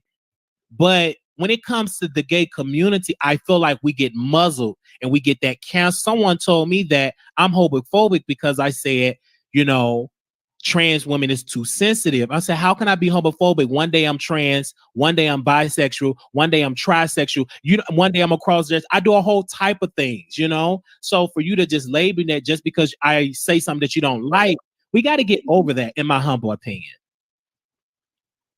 Also, this is the last subject that I do want to talk about. How do you all keep going when you get criticism on social media, especially on YouTube? How do you keep going, Storm? You get all this stuff. 7, how do you keep going when you get a lot of criticism? What keep you going? 7, you want to go first? Not really. Okay, I got you. I'm able to keep going because I don't give a damn what nobody has to say about me. I don't care. If you seen the people that I come from, if you see the people that I come from, I am the light one. I am the normal one out of all of us. So I come from crazy niggas. So I don't give it. Ain't none y'all can say to me that I'm really gonna be like, oh my God, I just gotta change. I don't care. The checks are clearing. People are watching, and no matter what I say, you gonna come see me. So as long as you coming to see me, I don't give a damn. Leave constructive criticism. But when you get in your feelings, get out your feelings. Take the panties out your ass. A lot of y'all is butthurt and you don't need to be. Get some Preparation 8, some Icy Hot, some. I don't care. Absolutely. Come on, 7. Woo. Let me grab this microphone. Now, I understand your best read for me is that I'm a hoe. Now, the reason you think I'm a hoe is because, again, you believe that the majority of the men that cross my path want me. That's why you call me a hoe. So that is not a read. Anything else is null and void. I already told half of you. You don't look like me. You don't look better than me. And the day a chick who get on here who look better than me call me ugly, I might listen. Okay. Other than that, I'm going to sit up here and I'm going to continue on with my girl cave. And shout out to my girl cave. They have a lot to do with why I'm not bothered by anything anybody has to say about me on here. So shout out to y'all. I see y'all in the chat. And the rest of it just comes from me not giving a damn, just like Storm. I don't give a damn what you say. Half of y'all broke, half of y'all getting cheated on, half of y'all got a bacterial vaginosis right now. Half of y'all got a million other things you should be worried about other than me or my dusty blinds or my pussy or my Tinder dates. Don't do it. Okay? All right. And I'm going to tell you, I don't give a damn what you say. I get it all day. The more you talk, the more the bigger the checks is. Okay. The bigger the opportunity is. So you can talk about me all day. You can talk about my mama. You can talk about my daddy. I talk about my mama being a drunk and sleeping with her husband, best friend. I talk about all of my family members. So that don't get to me. What gets to me is, how can I get out of debt? Because I'm tired of poverty. And all the insults, no, I don't care. I said, how can I monetize off you calling me a cross-eyed idiot? How can I monetize? So that's why I came up with the character, Marquita the cross-eyed diva. I need a ghetto character. I need a hood nigga. So I said, Ray Washington Wiley, a new character. So what I'm doing is, them insults is just activating my creative juices. So keep on insulting me because you're going to take me to the next level. And then when I'm up there, only thing you're going to be like, damn. That's all the thing you can say. He the shit, because many of you have shot your load. Many of you have shot your load already, and we still here. So all I can do is root for you. Go, girl, go, go, girl. Talk about me some more, girl. Go, girl. I'm rooting for you. Absolutely. Okay. So the last subject, Harriet Tubman was allegedly by a studio executive. They wanted a white woman. What was the actress name? Was it Julia Roberts? Julia damn Roberts. What up, horse teeth ass? Really? Why we got to drag Julia? She gonna get it too, because she should have been told us. So she gonna get it by omission. Derogation by omission. What in the hell? Paul Mooney said something about it like 7 years ago, but everybody wrote it off as a joke because they thought he was kidding. Oh wow. Okay. See, I didn't even know that. Mm-hmm. Oh my gosh. And a studio executive, he mentioned, said, why don't you, he said, it's been so long ago, they won't remember. I don't know why. This is the main reason why I'm so glad that Tyler Perry owned his own studio. This is why it's so important for African-American people to have a seat, to create their own table, so they don't have to keep dealing with this crazy white supremacist rhetoric. With all this blackface, this is why it's so important for ownership. And I really didn't even like the Harriet. I did at one point, but then I watched it again. They had a fictional character with a black man that was abusive, that didn't exist. They had so many just characters that didn't even exist in the true story of Harriet Tubman. But that's because you allow white writers that are giving their perspective of slavery. You understand what I'm saying? And it is time that black writers, black producers, black directors tell our story concerning the slave trade and also the rebellion, those slaves that rebel against their owners. So we need to see those. And not only that, we also need to take it a step further. Let's talk about the kings and queens in Africa, because we was not always slaves. So let's get to the beginning of when it was really good to be in Africa, because we are the creators of this world. It starts with the black man and the black woman. I agree with you, but can we also talk about the Arab slave trade that happened before the white slave trade, which is why all those Africans got Arab names? Can we talk about that too? Absolutely. Okay. Can we talk about how Christian Bale played a whole Egyptian in that movie with the Can we talk about all the other people who they did replace with white people? You know what I mean? Cleopatra, the whole nothing new. It's too much. Absolutely. Also, I want to get this last caller. Anonymous, you live on the air. You on with two men and a lady. Go ahead. Okay. Good evening. I just wanted to give you guys a compliment. You guys look very good on the camera. And the vibe is well. I don't care what anyone says in this sector. You guys have the best panel. Your conversation is broad. And Wiley, I think they underestimated you because people have a tendency to judge books by their cover, which is one of the number one mistakes of a human. I think that you have a very good perspective on what is going on in the world. And what I found out that even though we can all be a little messy, yes, you even have a good perspective when it comes to the mess. Thank you.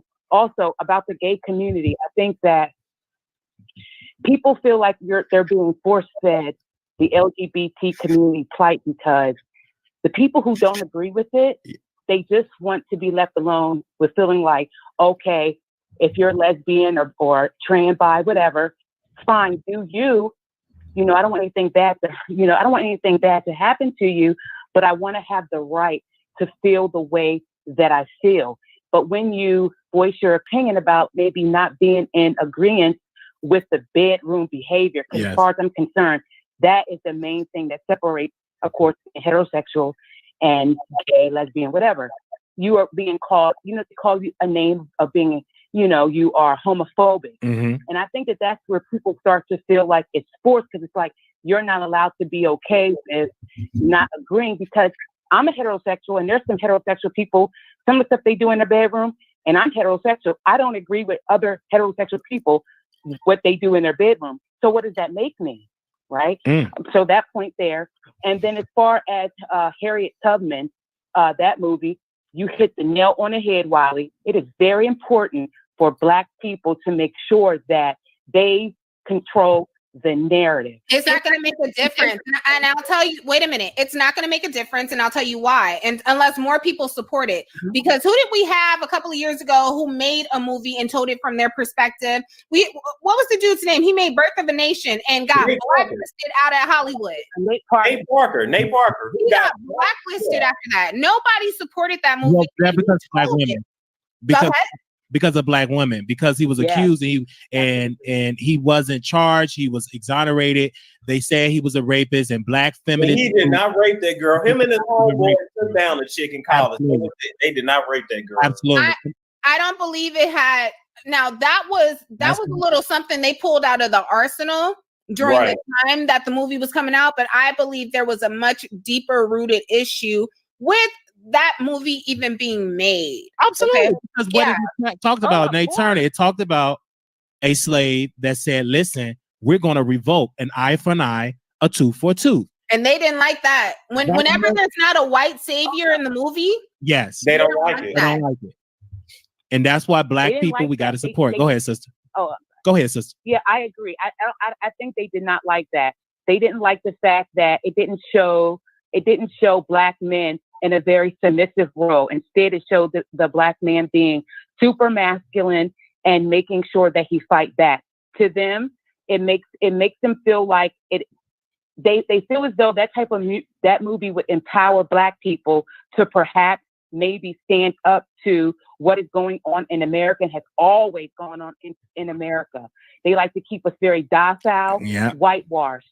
And when you have a movie like that, when people are walking out of the movie theater feeling empowered, that is a very scary situation for white America as a whole. And Nate Parker, another thing that really confused Black people, because I noticed like these movements that are happening with Black people, there is a huge awakening that's happening. We are very much so awake, more so than I've seen in many years. But what I see is that Nate Parker is a Black man who felt it in his heart to tell that story. But see, the thing is that he was sleeping white. And that right there, for a lot of Black people in these movements nowadays, if you're fighting Black and sleeping white, it is confusing and it makes not want to. Okay, well, white. Well, thank you for that opinion.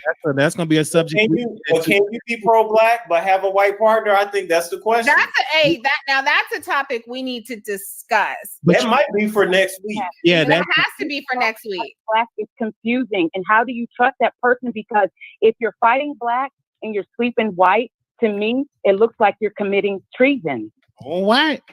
Thank you very much. That's the topic. You are Russian spy.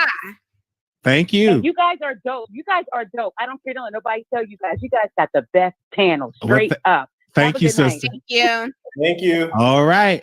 Woo, Lord, ladies and gentlemen, we are at the end of the show. We want to thank Regina Hair Salon for sponsoring the episode. So make sure y'all go and check out Regina Hair Show.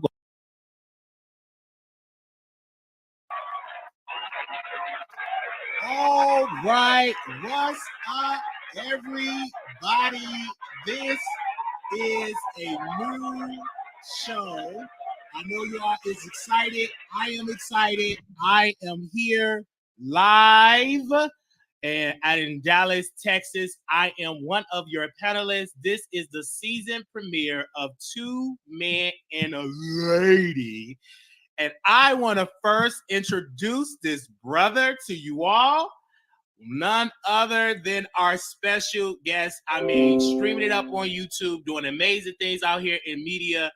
None other than Storm Monroe. What's going on, Wiley? I'm doing good. I'm blessed. You see, I got my hat blessed. Yeah, you got your blessed hat on. What's up to everybody who is watching? I'm excited for tonight, man. Yeah, it looked like you just came and robbed the bank. It looked like you ready to rob a bank. It looked like you ready to rob a bank.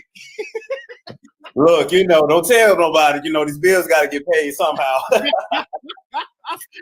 So I want to say this. I want to first, and we do have a special guest that's going to be joining us, and we're waiting on our lady to join us. But let's just get into the first subject. I want to get into Kanye West. He's going to perform it at Joel Osteen Church. This is your Bible. I say it as you are. I do as I can do. We'll never be the same. Okay, he's going to perform it at that church. That same Joel Osteen that said no to the flood victims because we got flooded and it was dry in the church. That same Joel Osteen, Kanye West will be performing at his church. He got a lot of criticism for that.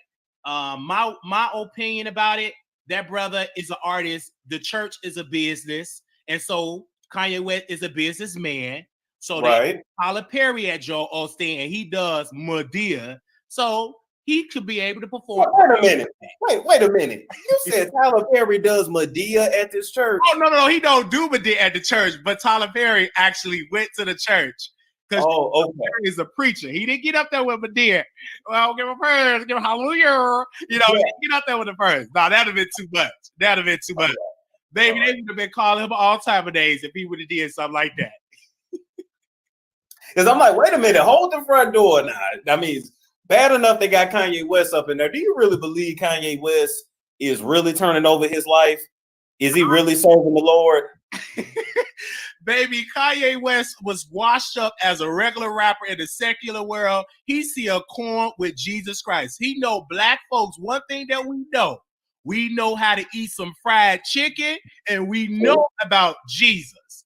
I think it's just a universal thing. And so he's doing that for money. And I remember when Tasha K did the report that Kanye West and Kim Kardashian are transitioning to this church first lady because they know they are getting outdated in celebrity and that other celebrity. So they want to get to the church where you can get coins on top of coins. I mean, that's true. And that's true because we ain't really looking at Kim no more like that. I just feel like this, man, who's going to be his first lady? Because I don't want a first lady and I didn't send your cookie box and your dookie shoe.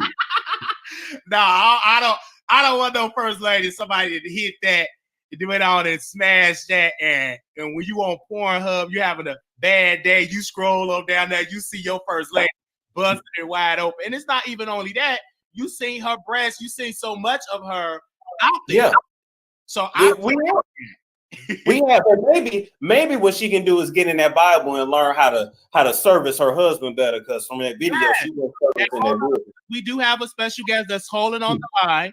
But before we bring our special guest, a comedian on, I mean, really good, we're going to bring our lady on the panel, none other, the wonderful, the beautiful, the intelligent one, none other than 7 stars.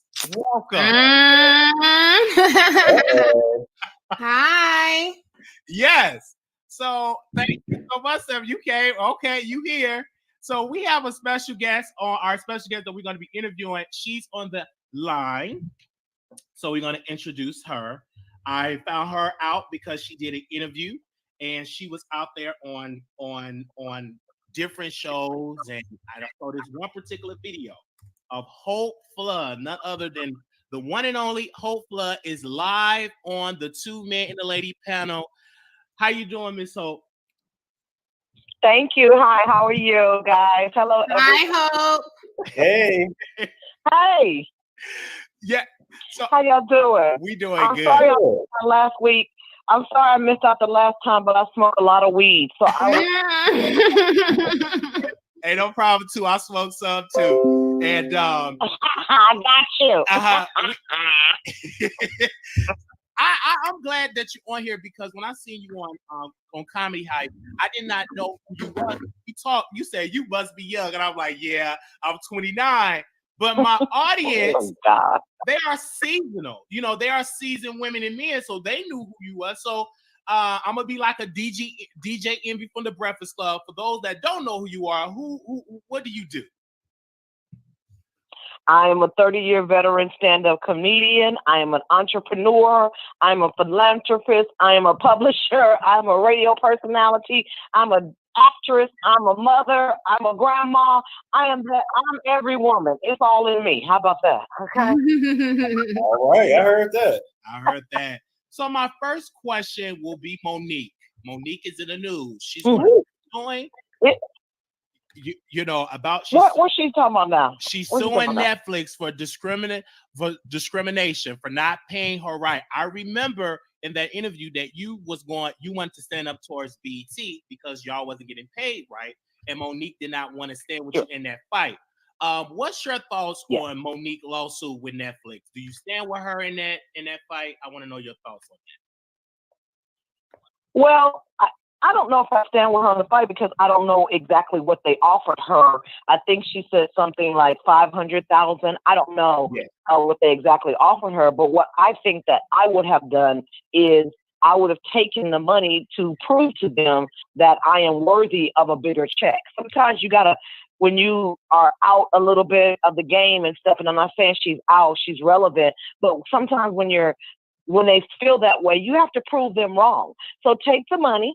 Do the special, and then they're going to offer you another special. That's what Dave Chappelle did. That's what but they gave Dave $60 million, but he did six specials. 3 he had already taped on his own. So when they went to him, he says, well, I already have 3 in the can. So they were like, great. And then they did the other 3. So I think that her strategy should be a little bit more like, take it, because I know with Tiffany Haddish, when she did the series, She Ready or They Ready, those girls got paid a lot of money, and they had never been on anything. So the money is there for them to do it. I think that she should take the money and prove them wrong, right, or indifferent, or whatever their reason for not paying her. All right. You want to ask us something? on the panel? Y'all got any questions? Well, let me say this. I know someone who was directly working with Monique back on the Fat Girls movie. Okay. She does have a reputation for being very hard to work with. Okay. And this is something that has rang true through a lot of different people she's worked with on different sets, different movies. So they're not all lying about her. Cause like I said, I know someone who directly worked on that movie. Okay. And she would talk about how she would come in and she would just fire her whole staff one day. Okay. Or, you know, she would be in a scene still mic'd up talking crap about everybody on the crew. So this is real tea about Monique. I don't know that she's worth that kind of money if we're going to talk about it, because again, they broke it down to a science of like the ticket sales, like what can you generate for us? So I absolutely agree with Hope. I would have taken the money, but she's on this whole plight of, well, I'm trying to do it for everybody else, which is just garnering sympathy for herself so everyone can come and join her fight. And I'm not buying it. I understand. I've heard those things too, but I know the Monique before the fame. So I don't know this level of Monique or how she acts. But like you said, I've heard that a lot. And like my mama said, when one or two people say something, whatever, but 3 or 4, somebody ain't lying, you know, whatever. So I understand that. And that's probably ring true or whatever. So I don't know. But also the other question is, what makes, when you're a woman, especially Black women, when we're assertive and we know what we want, sometimes it gets, when we express it, especially with me, and I can only use me as an example. Sometimes when we express what we want and how we feel about how we're being treated, when we become vocal about it, now we're a bitch. We're being a diva. Yeah, the angry Black woman. Yeah. When the guys say stuff, when the guys do is something, oh, he's just being a man, or he's being, you know, he's taking care of his business. So when we say it, it's different, especially for Black women. We stand up for ourselves because a lot of times we're passionate about it. Like right now, we're talking back and forth. Somebody could think, oh, look at them too. They're going back and forth against each other, or look how she's talking, or whatever. We're just passionate as well, and we have been treated so long in this business for so long. When we do get the opportunity, we just like, we ain't taking that no more from people and stuff. So I think sometimes that gets lost a lot of times. You know, it's like when like with raising my son, he's 32 now, but I'm still raising him basically. But he'll say, you know, when he says stuff to me, I say, look, if I tell you that you ain't about nothing, I can say it nice, I can say it sarcastically, I can say it indifferently, I can say it sympathetically, but at the end result, it's still the same thing. So I think maybe the delivery is what's bad, because what's implied and what she feels like she's not getting might be what she's not getting and stuff. So, but again, I would just take the money and prove them wrong. Well, it's been alleged that her husband's got her in the sunken place. What do you think that's true? That what now? It's been alleged that her husband has her in the sunken place. In a sunken place? Right. Yeah, what do you mean by that? Like some sort of mind control, you know what I mean? Like she's gonna do whatever he wants. Well, she does call him daddy now. We know that. Oh, she unloads a clip of daddies on him every interview, and you're like, I don't know. I never met Whitney. I don't know him and everything. You know, there are some women that are like that. They get with a man and he, you know, controls them or whatever. She's been with him and knows him since has known him since she was a kid, you know, or whatever. So for her to understand, she's always loved him and wanted to be with him. And he was a writer on the Parkers and things. And, you know, she, you know, she wants to keep her marriage. Yeah. I got a question. She wants to keep it. All right. Hey, Hope, I got a question. Do you think that this whole fight against Netflix and trying to get more money and trying to just this whole fight that's been going on, I think for what, 2 or 3 years now, is this really Monique fighting for this, or is this Sydney saying, nah, baby, you need to be getting more? Nah, baby, they should be paying you more. Like, who's really the driving force behind this? Right. I don't know. I'm not in their household. I don't talk to them like that. When Monique started the rebuttal or backlash or whatever you want to call it with Lee Daniels and Oprah Winfrey and Tyler Perry. You know, me and Luenell and I reached out to her and we were like, we ride with you. You have a right to your feelings. You have a right to say how you feel about them and what they've done to you. You have a right to that. People back down from people just because they're in power. And I get that. I think the strategy could be different. Let me just say that. The strategy could be different. Absolutely. But Hope, you're in the business. I did see your interview with Comedy Hype, and you explained that a lot of comedians did not help you get to the next level. Those comedians that you helped push, when they made it, they did not bring you on along the way. What do you think? What was the reason? Do you have a valid reason or a reason from the heart of why those celebrities, of those comedians that now turn into household names, got put on that? Do you know why they did not bring you to the next level? I don't know why. I think that a lot of times I don't present myself like I need any help, but it's like, it's obvious because you eating and you're on these things and you're doing stuff and you don't see me there and you don't see me having it. So it's obvious that I need something. You see that I'm still out here pushing, that I'm not stopping, that I'm still working, I'm still relevant, I'm still funny. But also, too, a part of that interview, a lot of that stuff, you know, of course, it was an hour and a half interview and they cut it down into 5 minutes over 4 days. So, of course, that's 20, 25, 30 minutes and stuff. So it's not the whole interview. The whole thing is that a lot of times, you know, the Bible says you have not because you ask not, or whatever. The closed mouth don't get fed, or whatever. But so it's some of it is me not asking and not reaching out and wanting to do it on my own, because I want to be able to, when I get there, say, I just want to thank God.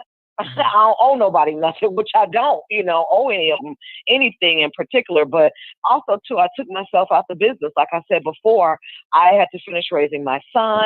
I had gotten a job on the radio, making a lot of money in Dallas, Texas. So I needed to focus on the radio thing. So I'm one of those people that when I do something, I like to totally focus on that, especially when they have believed in me. And this was my first ever radio job, and they paid me a lot of money to be on the radio. I relocated to Dallas from LA, you know, all that stuff. So I needed to focus on that. So I thought, okay, this is going to be it, radio, because I was just tired of being on the road for the last 10 or 15 years and out here and dealing with promoters, and sometimes they pay you, sometimes they don't. Sometimes they want to come to your room and get some from you, and they ain't got your money. Sometimes they leave you at the airport, leave you at the club, leave you at the hotel room. And I just got tired of all of that. And I figured, oh, here go a good job. I can learn how to do radio. When I got into it, I was like, I was born to do radio. I just fit right in. And the show I was on, I was basically, it was another guy's show, BJ in the Morning. He was from Charlotte. He had been on the radio there for 13 years. And so he had been interviewing because I would come there every year to do the Comedy House, and I would have to go do the radio and didn't even know he was interviewing me. That's what I tell people all the time. Whenever you get on, you have to shine and be your best, because you never know who's watching you. And he offered me that job, and I felt that it was an opportunity for me to take care of my kid without struggling, for me to have a good light. I felt like that this was a reward for the fruit of my labor, of sacrificing my career and a lot of things that I could have been doing. I could have been doing a lot more, but I had to raise my kid, and I didn't want to leave him with people. I didn't want to drag him around the world. I didn't want to leave him with different people and stuff. So I did what I could do, and I had to come home. And that's my commitment as a mother. And I want to ask you because, and I want to be a little messy in this because you already confirmed this, that you and Jamie Foxx. I was just about to ask that. Like, speaking of hooking up. Yeah, got it on. And I felt a type of way when I heard it, because I'm like, if she's good enough to get it on, why didn't Jamie Foxx, bring you on? Did he even try to get you an audition to be in Bray or any of these other projects that he was a part of? No, but I'm. If you look at any of his projects, and I know his circle of friends, he didn't really bring any of them along per se, you know, whatever. But we are back reconnected. I had gotten disconnected from him for so long, and you know, you mind you, when Jamie and I dealt with each other, this was before he was famous. This was when Jamie didn't have any money. Jamie was broke. He was living in a one-room hotel. Oh, wow. He didn't even have a car. Or, you know, he was pillar to post, sleeping on people's couches and things. So when me and Jamie were connected, he wasn't famous then. If anything, I was helping him, you know, by putting him on the shows that I was doing to help put money in his pocket. And I don't think all the time it's, well, let me just go back and say this, because I did get some backlash about a lot of things and stuff, and I want to make some corrections on it by saying that, you know, does anybody really owe you anything? And that's the question we could put out there for the panel.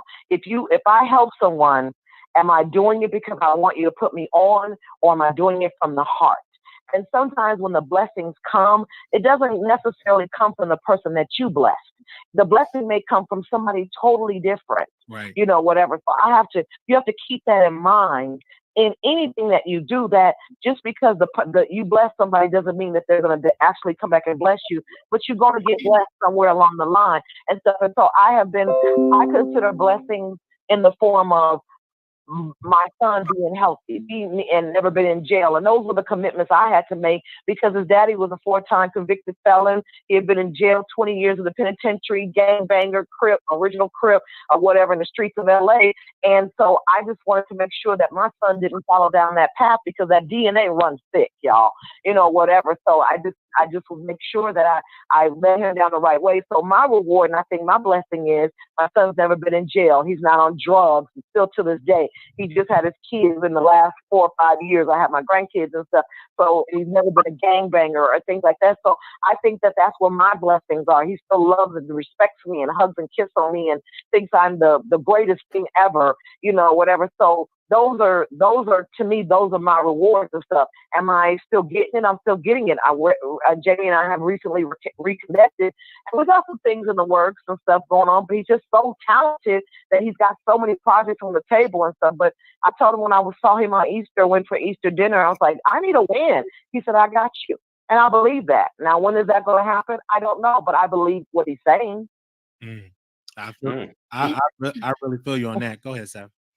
Well, I was going to ask, do you have any upcoming projects that you can tell us about?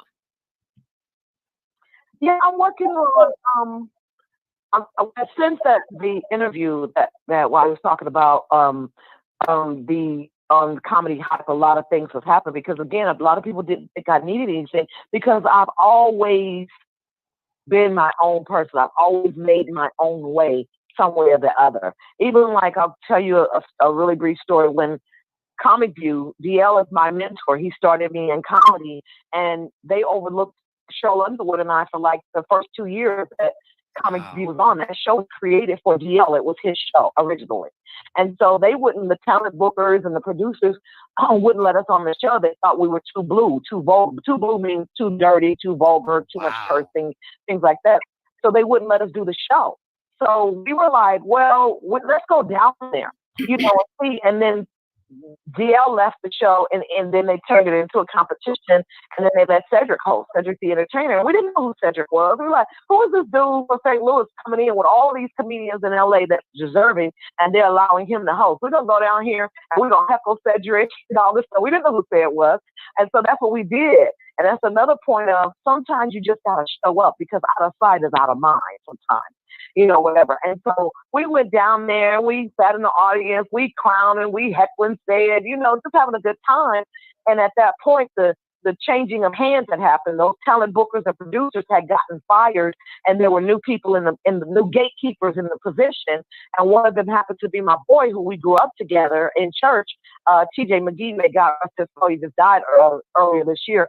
Anyway, and so he came to us and said, hey, they want you guys to do the show. And we were like, well, they didn't want us to do it before. It's like, oh, those people are gone. They want you guys to do the show. We're like, we would love to do the show. They're like, but, and then they told us the stipulations, and we like, just tell us what we need to do. These jokes that we write are not written with profanity as the punchline. We just like to cuss or whatever, but we're intelligent enough, and these jokes can stand. We could do them in the church if we want to. We could do them in front of kids or whatever. And so we did the show, and then we ended up doing Comic View for 10 years straight after that. And we even had 1-hour specials on Comic View. So, you know, so with saying that, you know, with this Comedy Hype interview, a lot of things have happened Yes. for me. Because like I said, 1 year out of the business is like 7 years. So imagine I took myself out for 7 years or whatever. I was doing gigs here and there, but I was married. I was trying to be normal. I was trying to be married. I had a jealous husband. So I was just trying to save my marriage. So I understand where Monique is coming from in a sense, if that's what's happening with her, but I don't know that story or whatever. I've heard that, but I don't know that story. But anyway, and stuff. And so I'm working on a lot of things right now. So I got a lot of people that's trying to help me just really get myself together, get my representation. I need an agent. You know, I need a talent agent. I need a agent. I need a lot of things that I hadn't had in this business for all of these years because I've been doing my own thing. So I'm working on, I have a cannabis business that I have. It's called highhopes.biz. And our slogan is that we are healers, not dealers, because I am trying to educate and our people on the benefits of cannabis and CBD as a healer and getting people off of opiates and prescription drugs that will never heal you. It is putting a Band-Aid on a bullet wound. So I'm trying to educate our people on that and stuff. So I go around the country after my show. I talk about the difference with cannabis and what they do and what CBD does and things like that, and send people to the website and they order products and things like that, CBD and all these things that heal. And so I'm working on that. I'm working on a tour called Don't Call It a Comeback with all the veteran famous comedians that are in my same position, you know, whatever. Now we all should go on tour and do some dates and so people can see we out here, we relevant, we still funny. We have an audience like this audience knows us, you know, whatever. So I'm working on those things and, you know, I'm working on some other projects that I just can't really mention because I'm waiting for them to come to fruition. So yeah, I'm back out. I'm doing my thing. I'm 53 now. I'm a little older now, but you look good. I'm gonna tell you this right now, Whole Flood. You look good. I mean beautiful. You look good for your age, sister. Storm. Thank you so much. That black. Can I Storm? Go ahead, Storm, because I wanted to ask one question, but you're not really talking. Go ahead. Okay, yeah, I just wanted to say, Hope, like, don't even put that age stuff on you. Like, that age has nothing to do with it. And with social media, like, you don't even have to worry about gatekeepers. Like, I know you said you were out the game for like 7 years, but now you are literally in control of your own career. So don't even put that obstacle on yourself. You can go ahead, 7.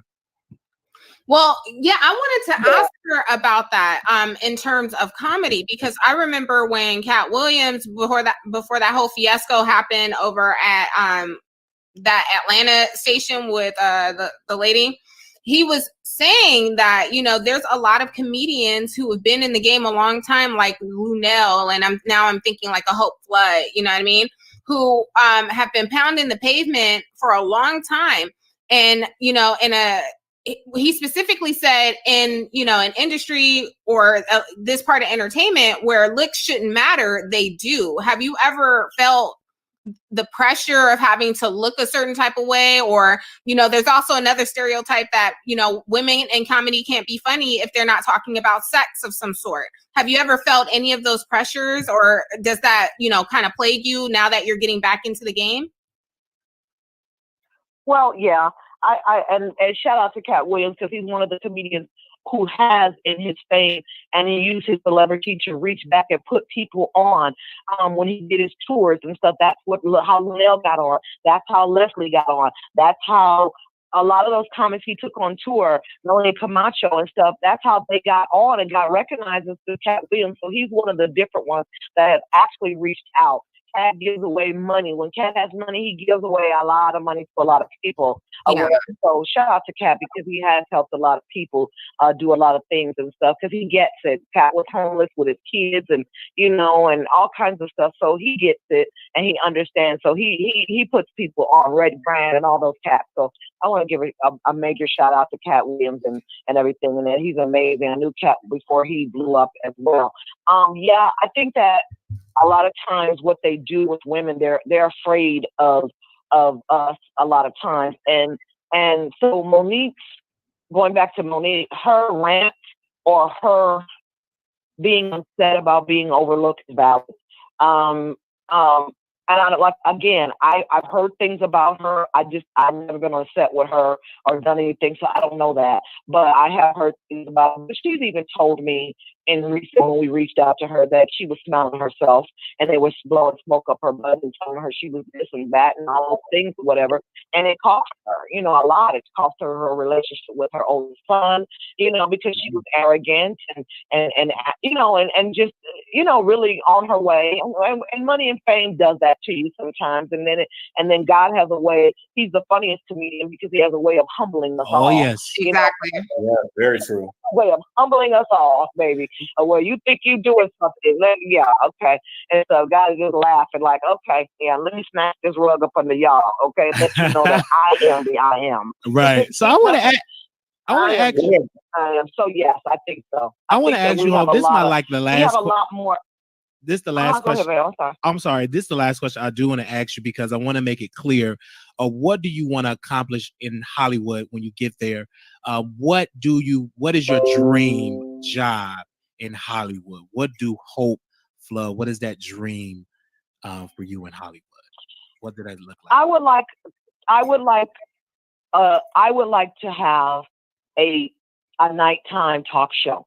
Okay. That's what I really would like to do. I don't know if, being on a sitcom and all that stuff as I've gotten older or whatever, I don't know if that me going in and running lines and doing a sitcom every day is something I really would want to do. As I missed a lot of my son's life too as well. Being on the road, I did miss some of his life because I did have to go get the money and work on the road, but I couldn't go as much as I wanted to, but I did go a lot. And he was going to the prom and I sat on the couch and I started crying. He said, "Mommy, why are you crying?" I said, "Cause hell, I thought you were in the 9th grade. I done lost 3 years of your life, okay? Or whatever, trying to do this."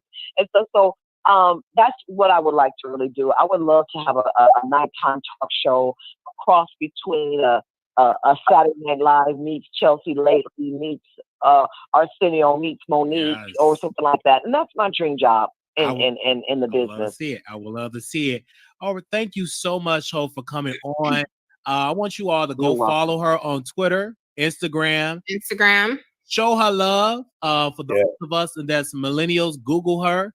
Go to her shows. When are you going to come to Dallas? So are you going to come back to Dallas? Because I would like to see you because everybody say I should start doing stand-up. So I would love to come. You need to come to my comedy convention. Okay. I do a comedy convention every single year for comedians. I didn't do it this year. I sat out because I was trying to work on my thing, but the comics was like begging me and threatening me to come back. Okay. So next year I'm doing the 8th annual Comics Rock Convention for aspiring comedians, new comedians, veteran comedians, intermediate comedians. I took what I've learned in 30 years of being in this game and I put it into workshops and seminars taught by other veteran comedians to help comedians win at this game, to not spin their wheels for the next 20 or 30 years just focusing on stand-up comedy. They have other gifts inside of them and other talents that they need to stir up. That they need. I didn't know I could do radio until I was doing radio. So I have somebody coming to teach radio. Go. I have somebody coming. Yeah, I have somebody coming to teach voiceovers. I have somebody to come to teach acting. All of these people are comedians. Shane and Rodney Parry teaching improv.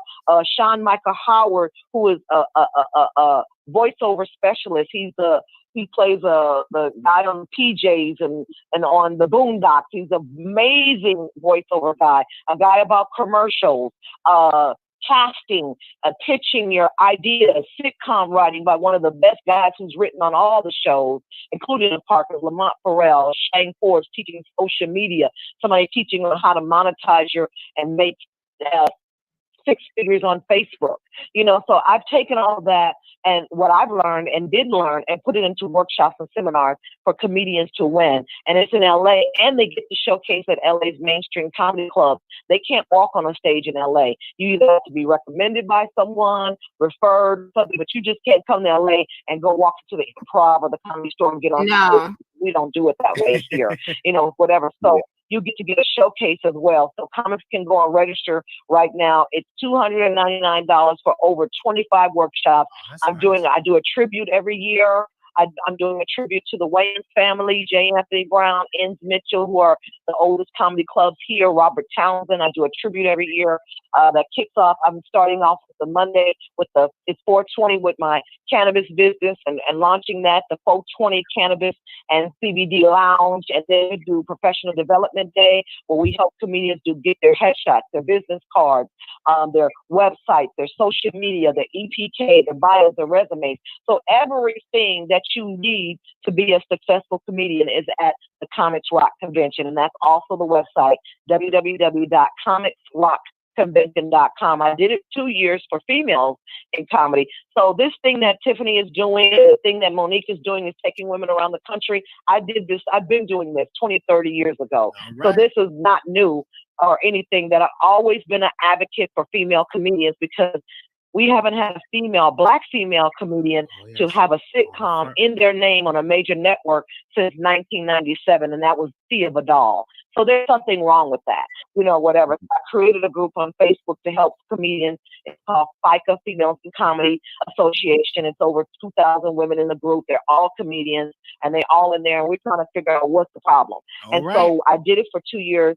I did it for 2 years for women, and then I opened it up and rebranded the name and called it the Comics Rock Convention, and I opened it up to male comedians as well. It's an amazing convention. It's April 20th to the 24th, and 2020 is the year of vision. 2020 is the year of vision and the year of you getting yourself together as a comedian in business. I have acting classes. I have writing classes. Everything you need to be a successful comedian. I've thought of every single thing. Yes. So comedians don't miss this opportunity to learn it. People I can't come to LA.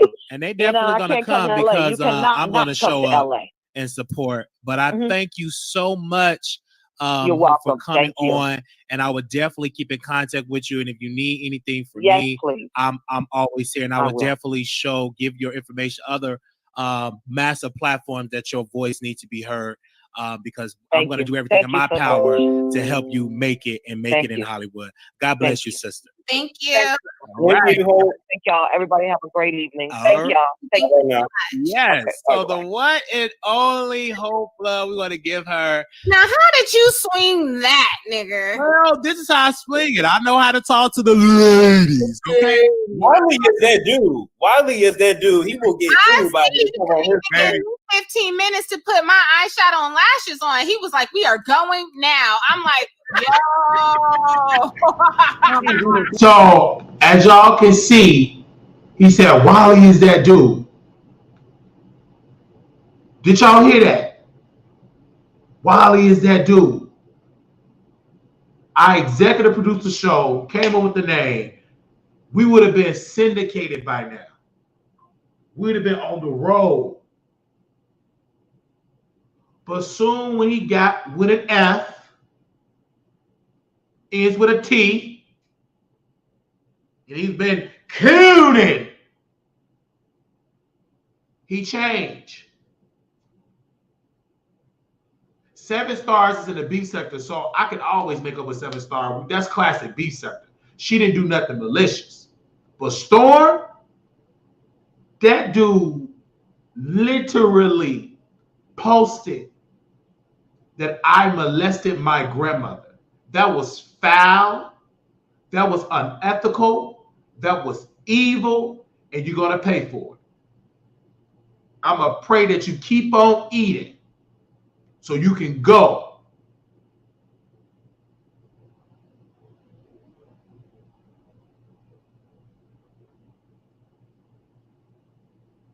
You doing all this stuff. For what reason? You didn't give a reason. I never said you touched a child. I never said you humped your mother. I never said you humped your grandmother. Why would I say something like that? Do you know how sick you have to be to create that type of lie, Storm? And you was on my show, on my channel, and you were paid for your services. But yet, you would remind you, this is why people, you got to be careful talking to devils. When you're talking to devils, you're going to be a devil. You are who you talk to, who you are around. Your associates and friends are a reflection of your spirit.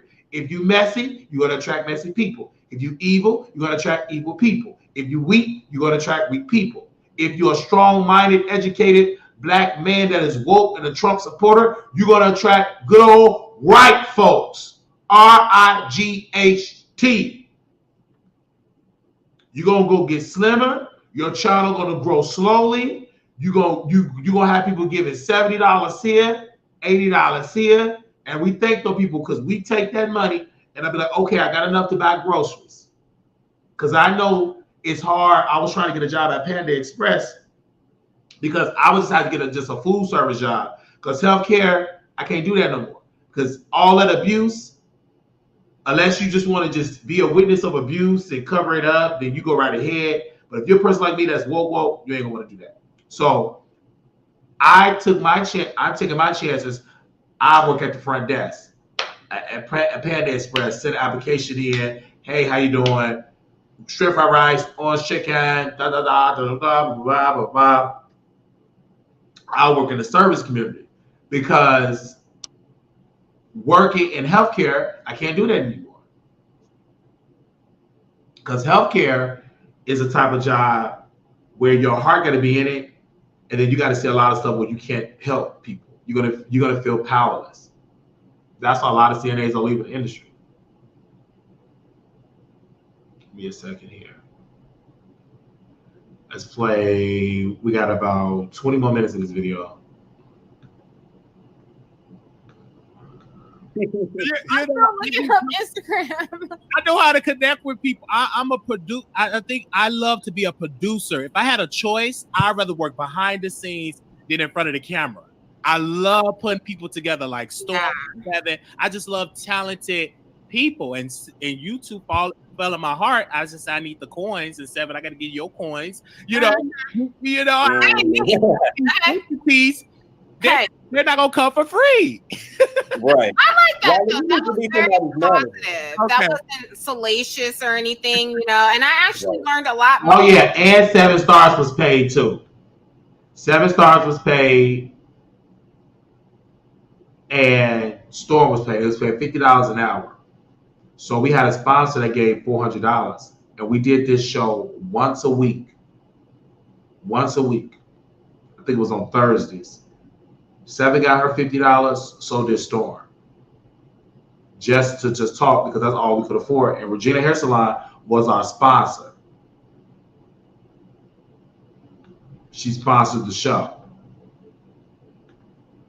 More from her, because the only thing that I got from her thus far was that she slept with Jamie Foxx and that it was news to everybody. And now we know she has her own cannabis business. She has more projects coming. She raised her son for 32 years. We learned so much about her in this interview. Like, we know about her now. But the only thing is, my fear for her, though, is every interview she does, they're just going to want to focus on Jamie Foxx or Monique. So absolutely, she has to learn how to kind of like finesse that, because she's going to have to get on social media, get a YouTube channel, and I can manage her, and she'll be Jamie who? It's okay. That you funny, Wiley. Do on social media, because it is a new market. Don't get me wrong. You can stand up on comedy all day, but you have to reach the other market, meaning that YouTube audience, Instagram, you got to be known over there, because it's a lot of comedians. Comedy is tough right now. Media could get more love than a veteran like a whole flood. Why? You don't have to go the just hilarious route. But that's what I was asking her. I said they want a hoe, look for it. Now she is older. She's not a bad looking woman, in my opinion. However, that climate we're in, it's such a superficial one. So yeah, don't even let that hold you back. Like, just keep pushing your shit. I'm sorry, Wild. Keep pushing your stuff. And as long as the talent is there, you will come through. Like, don't even acknowledge that. And she got to receive the help. I'm interested in the cannabis business. Absolutely. And she's going to have to tell people, hey, I do need your help. She needs to get on the phone. Because if I was her, if I gave Jamie Foxx my cookies, guess the first person I'm going to call? Jamie Foxx. Hey, big head. Okay. Hey, big head. Well, to eat me literally. Out, whatever, and ride me all night. I'm just the type of person I'm going to make it do what it do, baby. This is So before we forget, Wiley, go ahead and start your GoFundMe for your workshop money. So and what? You're going to need to be here. Somebody already said they got him. He missed a comment, but somebody said, I got you on the money, Wiley. Oh, yeah. They on me. And make sure he doesn't, and he needs airfare because I'm not paying for him to get to LA. He gonna have Purse told us they gonna make sure I'm in LA and we can take 7. Oh, we should have a live LA show. That would be bomb. That would be dope. Oh, I love LA. Let me know when. And Stormer, where I we love all go. And we will not sit in the back row. Okay, we'll sit in the front row. Okay. All right. So, you might see a foot.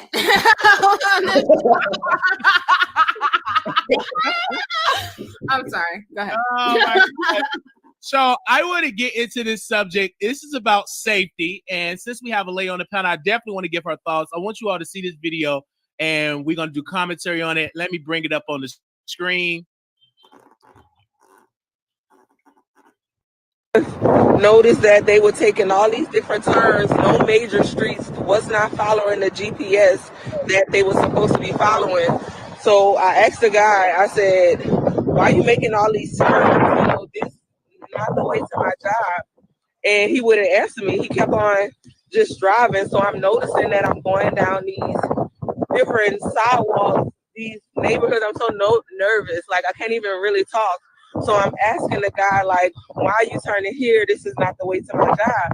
So he kept telling me to be quiet, like, hold on, I know what I'm doing. So he pulls up behind this other car, like a big truck. I don't even know what it was. So I'm like, just nervous because I'm on the phone the whole time and I wasn't paying attention the whole while that he was making all these turns. So I asked him, why don't you go around this truck? Why you just sitting behind the truck like this? I had to got in the car with the lieutenant, noticed that they were taking all these different turns.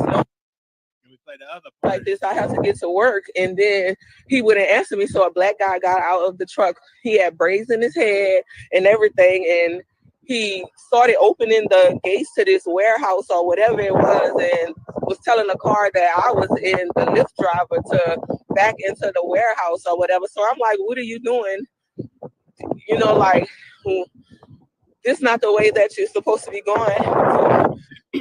So I'm telling y'all to be safe. I had to get out the car and run. I was in a Lyft. I have all his information and everything. I was riding in a Lyft car trying to get to work because my car was acting funny. I called the police and everything. I'm still waiting on the police. I'm safe. I'm waiting at a gas station.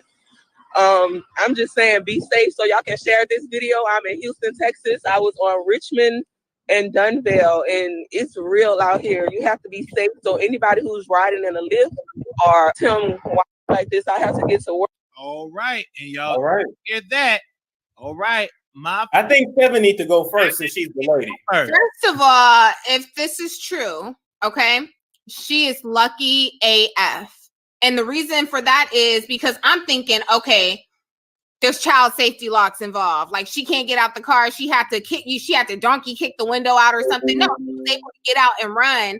And that just shows, first of all, can we talk about how there's a ton of Black girls and Black women coming up dead and missing?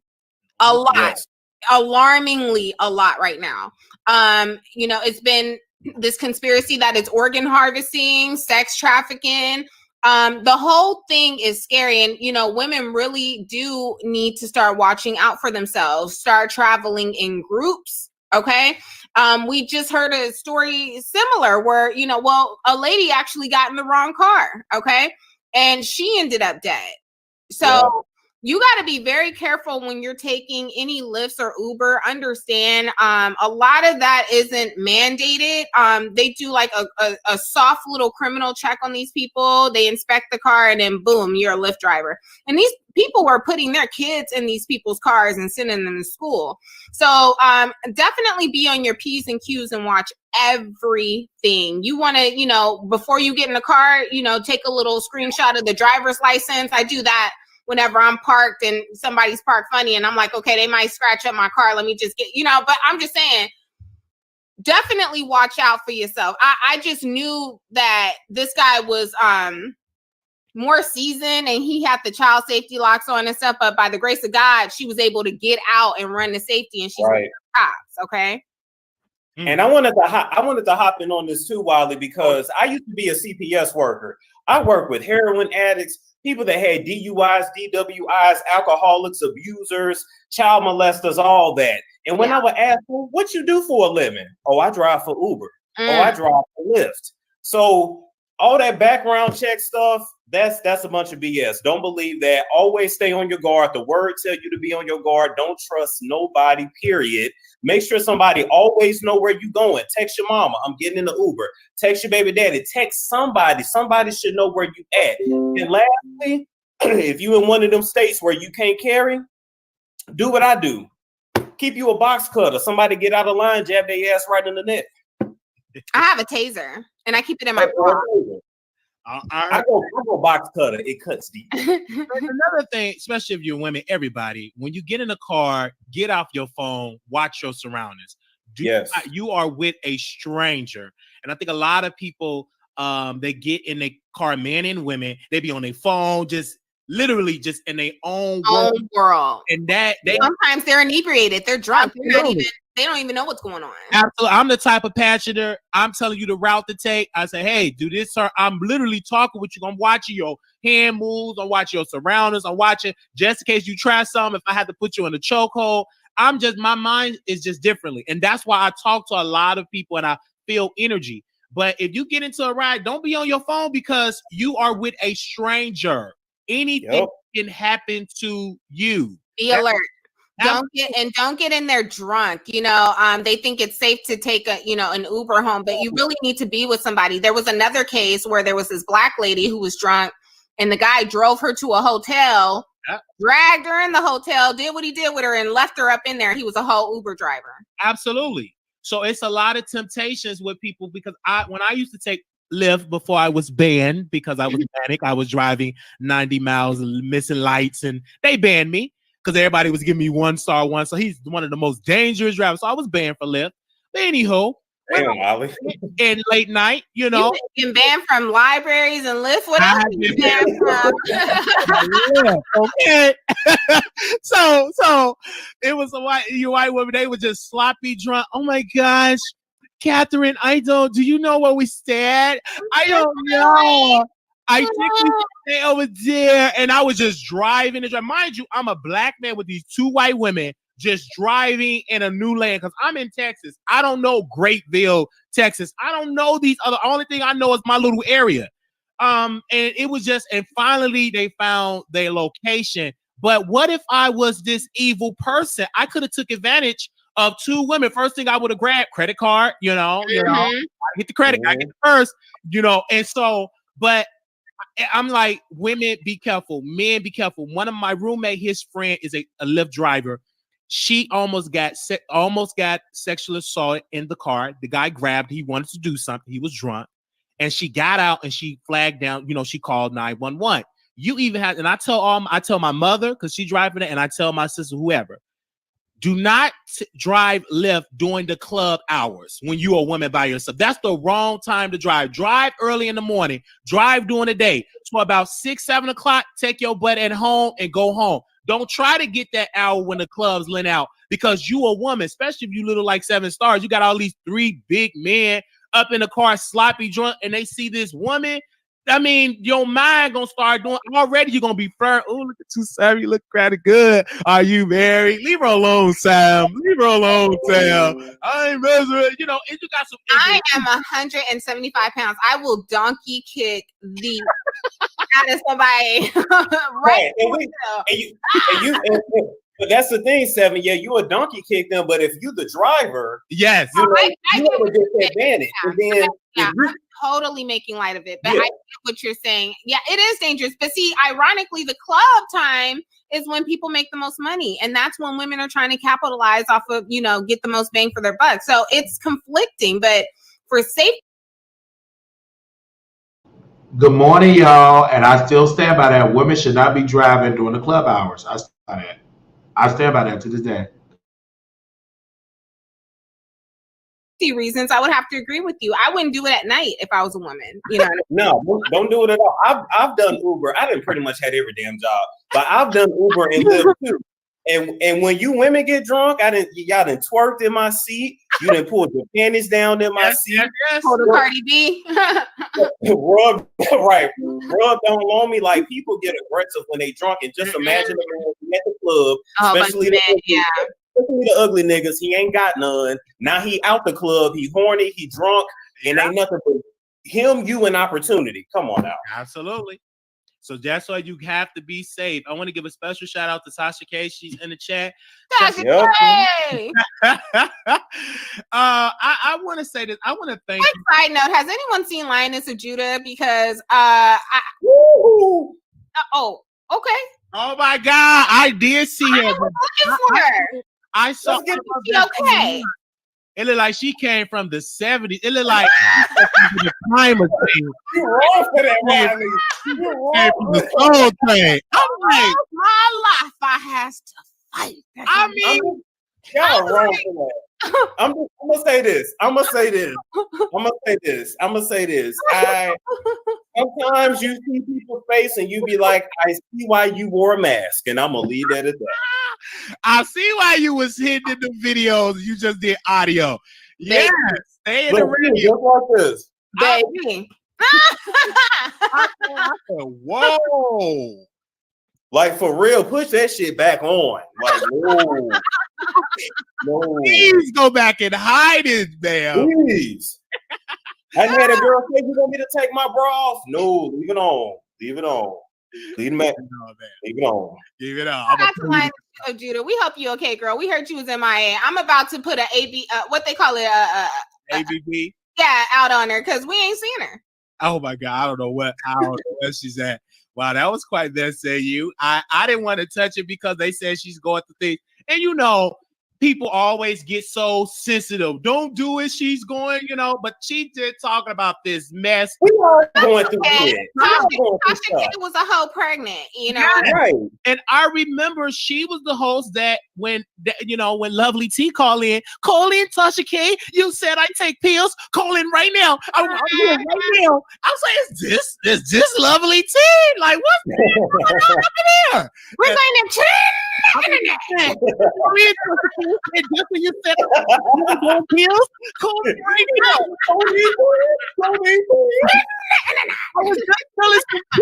I was just selling some tea. I'm like, oh my God. Lord, y'all better leave the eco styler queen alone. Leave her alone. Leave her alone. I would never forget that episode because I was shocked because she said she's unbothered and she went on her child. I will never forget it. Forget it. That's too much. So I do want to ask you, I have posed the question 2020. I want to ask which candidate are you supporting in 2020, or do you have a candidate that you are rocking with for the 2020 election? 7? No.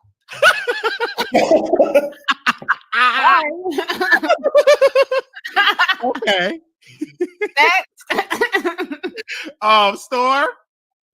Okay, well, with me, here's my thing. I'm gonna just look at the camera and say this. So all you Caucasoids there on the panel that's running, if you ain't talking about reparations, you ain't really talking about nothing. I really want to hear about the closest thing to it. Maybe is Andrew Yang, because he, was talking about the $1,200 a month, which we all need here. We got student loans, we got bills to pay, rent steady going up, and wages are not. So if you ain't talking about making my life better, I don't support you. And you definitely owe me reparations. I did not save. You did not pay my people, and my people live in me. So I want my check for my people. Okay. Let me tell you something. And I would rather get $1,200 a month than settle any student debt. Okay, so Bernie Sanders can have several seats with that. Give me $1,200 a month. Give me my money. It don't matter how much I make. I need that. Cut me my check. I need that. You got that. Thank you. $1,200. You straight. $1,200 a month. Coming in. You straight. That would help the homeless problem right now. Like, you know what I mean? Thank you. I'm with that because Andrew Yang is talking about financially $1,200 a month. But I also would like him to take it a step further. What are you going to tell the banks to make sure we get capital? If me and Storm and 7 want to go into business and we want to compete, how are you going to make sure that we get the capital that we need to be successful, because a lot of African Americans don't get enough capital to fund their business or don't get a piece of the pie.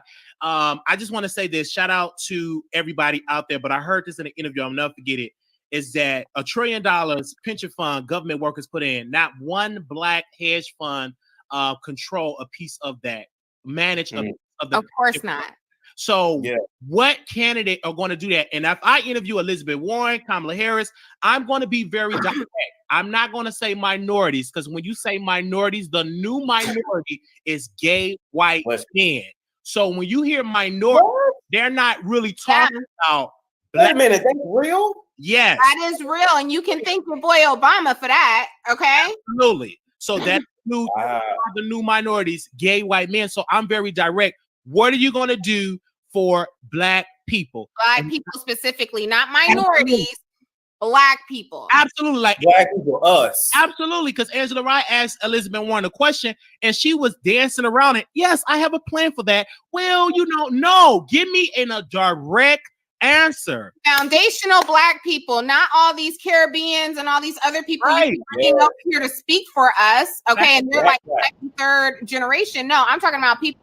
Baby, I haven't seen that video, that live, in so long, because I'm sitting here watching, because I watched the replay, because I sit as a fan and be like, how can I have done better?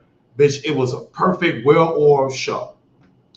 What I said in 2020, what is your direct plan for black community? The Democrats still suffer for that. President Donald Trump said, no tax on tips. So for black people that are servers, that are waitresses, that's going to benefit them. Especially when you're working just for tips. Because I didn't even know there was no such thing that you have to pay taxes on tips. I thought if I send you a $20 tip, that's your $20, but you got to pay taxes on that. So I agreed with President Donald Trump playing on tax on tips, because that's going to benefit black people the most, because there's more black people in service jobs than any other type of industry. There's more, it's a lot of black servers, a lot of black waitresses, a lot of black Uber drivers, a lot of black Lyft drivers that depend on tips. So they shouldn't have to pay taxes on that. So that's why I'm saying Trump is better for the plan, because he have a great agenda. I'm not getting into his rants where he's throwing shade, throwing people on the butt. That's his comedic timing. When it's time to get down to business, when he's talking about what he's going to do for America, I've listened to that. No tax on tips, bringing down taxes for wealthy owners so they can create more jobs. It works, because if a wealthy owner getting tax cuts, he will hire more people. Helping black folks get into more capital to fund their business. He's doing that, allowing the government to open up the purse to black qualified owners, not just to black owners. Black qualified owners, they got the credit, they got the consistency of making payroll, they got their books in order, that the government will help give them grants. They'll be able to compete for grants. So, and loans, government loans. Trump is really fighting for that. So the reason why a lot of people is fucked up with Trump is because y'all are watching him with Fox News. I suggest anybody, if any of my moderators in here, to post my station head. On my station head show, we are campaigning for Trump. We don't do it on YouTube because people get frightened when they see a camera, but audio, so you can hear me talking to drivers, interviewing drivers. I've interviewed so many Republican drivers, Democratic drivers, independent drivers, libertarian drivers. I don't care what political party they were all in. They all told me the gas is too damn high. The food is too damn high. And Uber and Lyft is not giving us a fair share. Now, I do believe that Uber and Lyft should make most of the money, but I think they should increase the share of the driver 5% extra, boost it up to 5%. They should be getting 40% of the money. It should be a 60-40 split. Meaning, so if the ride was $100, that driver should get 40% of that. And then they take the rest, the 60%. That's what I believe. And that's what you negotiate. Then you negotiate at the table. Congress negotiate with Netflix and Uber. They negotiate with drivers, and y'all had this. It would be better under Trump. Yes, I will be running for Congress one day. Yes, I'll be running for a senator one day. But I'm not gonna wait until I run for office to talk like I got sense. I'm gonna do it now. That's how you campaign. When you want to run for office, you want to be out. I would love to be a Congress Wiley, but I'm going to show you how to campaign, talking to drivers, using my platform to interview drivers. And when I'm interviewing these drivers, they're telling me the real tea. This ain't sugarcoat. Then when I go and talk with the African Americans or with the niggers, I know how to talk that language. I talked to a gang member yesterday. He was talking about when he comes to Chicago, the gangs in Chicago told him, you can't put your gun on your side. You got to put it in your lap because you got to be able to grab it quickly. I said, you're not lying about that. Due to the culture, the gang culture is so prevalent, you got to have your weapon on your lap. I've known people have a weapon in their baby thing, their baby stroller, have number weapons down there. And that's why a lot of kids be dying because their parents be crying all that crying and then they be retaliated and the baby get killed. So I come from that experience. I know how to talk their language. So I talk to gang members because they still need to be talked to because there's a reason why people join gangs. They don't just join gangs because they want to be violent. Most young male join gangs because they want family, they want love, they want community. My brothers joined a gang because their father left the household. So they was looking for validation and love in all the wrong places. So I talk to gang members. I'm not affiliated with a gang. But I will talk to anybody and tell them to vote for President Trump. I told that brother to vote for Trump. He said, oh, okay, man, I gotta register. I said, are you in Clark County? If you live in Clark County, go to the Clark County Election Department. Make sure you register. And Republicans have to finance Wiley. They have to send Wiley a check so I can continue to campaign for the Republican Party. The Republican Party, I'm going to send them an email. It is time for them to finance the Wiley Show. The Republican Party need to send me a check because I'm on the buses. I'm on the trains. I'm in Ubers and Lyft. I'm talking to voters. The Republican National Party need to finance me so I can crisscross this entire country just talking to black folks. I don't want to talk. I can talk to I want to talk to ordinary Americans. Black, white, Latino, the working class. I can talk with the white folks. I can talk with the black folks. I can talk with the Latino folks. I can talk with anybody that got a W-2 job because I know the language. We ain't bringing enough home, and we paying too much. We got to choose between groceries and pharmaceutical pills. So I do that. I do it on my station here. Terry is a witness. Maria is a witness. Prodigy is a witness. I don't think Bless Walker is on my station head. Did you post my station head link? So we are on station head. That is an app. And you download that app, Station Head. Terry, post Station Head in the chat. Post the link to Station Head. I need to see that link quickly. Station Head is a radio app where I can interview people. I have been campaigning for Trump for years. Thank you.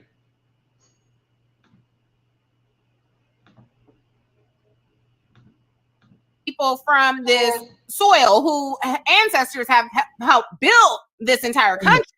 Okay. Everybody else is getting reparations. And every time it's up to us, it's like, oh no, it's shush. And now we can talk about it, but we have foreigners speaking on our behalf. Absolutely not. Okay. Absolutely. And let me say this, Wiley. I know this is unprofessional. I gotta go run and use the bathroom real quick. But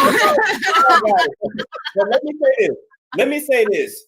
I'm one of them people that white people feel, I'm sorry, Wonder Bread, call them Wonder Bread. Wonder Bread feel comfortable with telling me a lot of things they won't say out loud. The reason why they don't want to give us reparations, and it came out their mouth.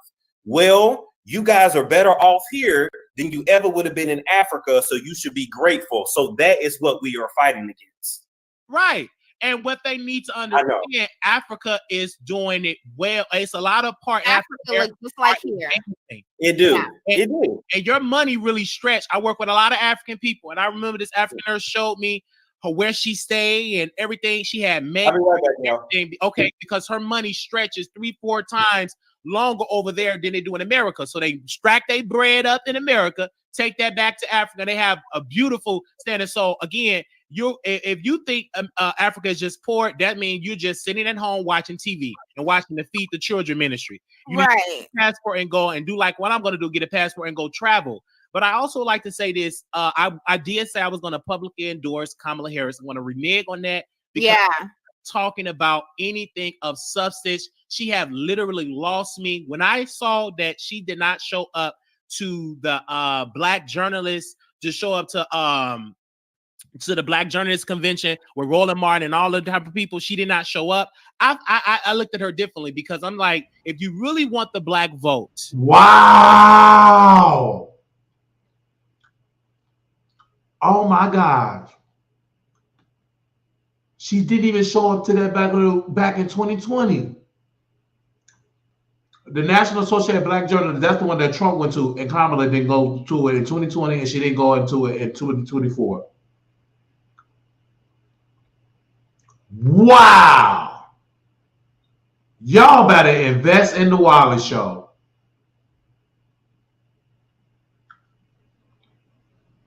Wow, wow, wow. We talk about Kamala Harris. Type Kamala Harris in the chat. Terry, type Kamala Harris in the chat so they'll know what we talk about.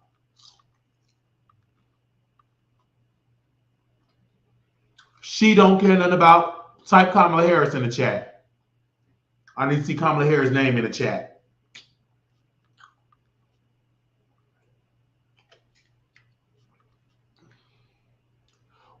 She do not care about black people. Kamala Harris do not care about black people. I said this before I reneged on my endorsement of her. Wow. Baby, if you don't give it to the Wiley Show, ain't nowhere in the world. Bless Watkins, come on, give to Bless. Ain't nowhere in the world. I didn't even know I said that. I said, what?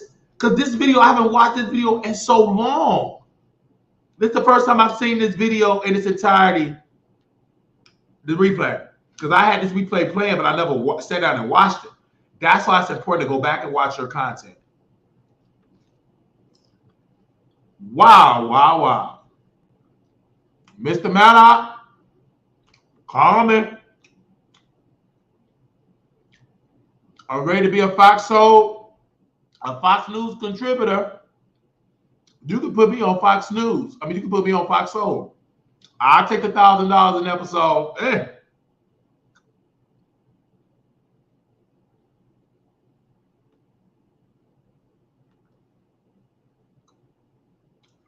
And I promise I'll be on time, and I won't sleep with the producers.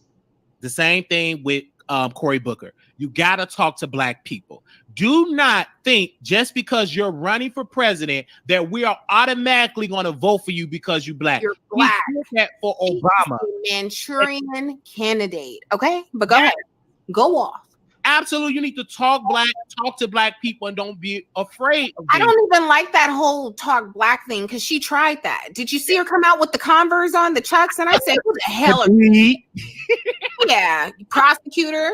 And what are you doing with Chucks on? I'm talking about policies that will directly affect black people and how it will help us. And that's what they're not really doing. That Cory Booker dropped the ball with that, and I believe Kamala Harris have dropped the ball with that. And I don't see any candidate that I will vote for other than Andrew Yang. The only reason Andrew Yang. Yes, because of that. He just needs to work. If I had to, it would be Andrew Yang. It would be Andrew Yang. He just gonna have to work with, like many other candidates that's not black or white people, period, or Asian people. They don't know how to answer the question when the police pull over a black man or woman. A question was posed to him. He said, just do the right thing and do this before they want it. Don't try to slide that. He really didn't understand to give a right answer. So again, we do need a candidate that's conscious enough to know the problem that African-American people are facing and also listening to African-American people with the solution and implement that solution. Because that is career suicide. to talk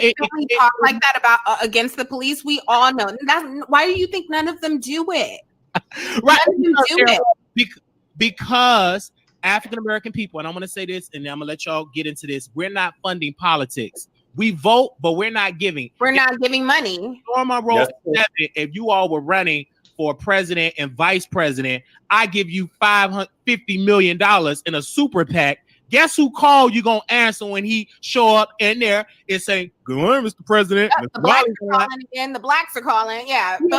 We need to do something for the black people because Mr. Wiley is saying y'all ain't doing enough, and I helped you get up in there, so you answer. So that's what they work with: money and power. The White House share the same line with the Department of Treasury. That's the only agency. Money and power goes hands in hand in American politics. Let's get our closing remarks. We are at our time. Go ahead, Seven. You want to give? Wait, that's it. I thought we had other topics. No, what happened to Kanye? And I'm up here breaking this down years ago. This is why you have to fund the Wiley Show. Ain't nowhere in the world. This is why we blessed. This is why God he gave me just enough to give some chicken. But I'm on God, type of God, so I need to be wealthy. I've been stating facts for years. I didn't even know I said that about Kamala Harris.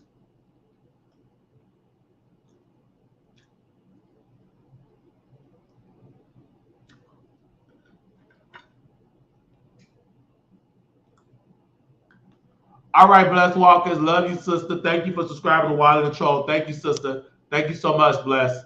Y'all give Bless a hand. That's an old Wiley Show supporter, old producer. She's one of the seasoned saints.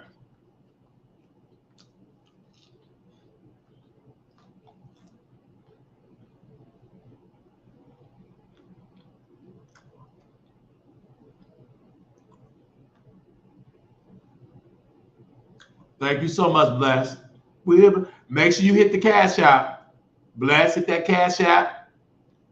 Hit that Zelle. Hit that PayPal. You know what you got to do, Bless. You better donate. Come on back home. Come on back home.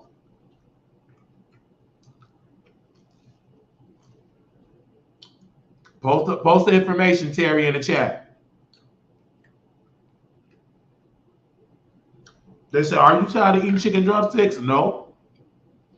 I would love to eat chicken wings and put it in air fryer, but I can't afford it.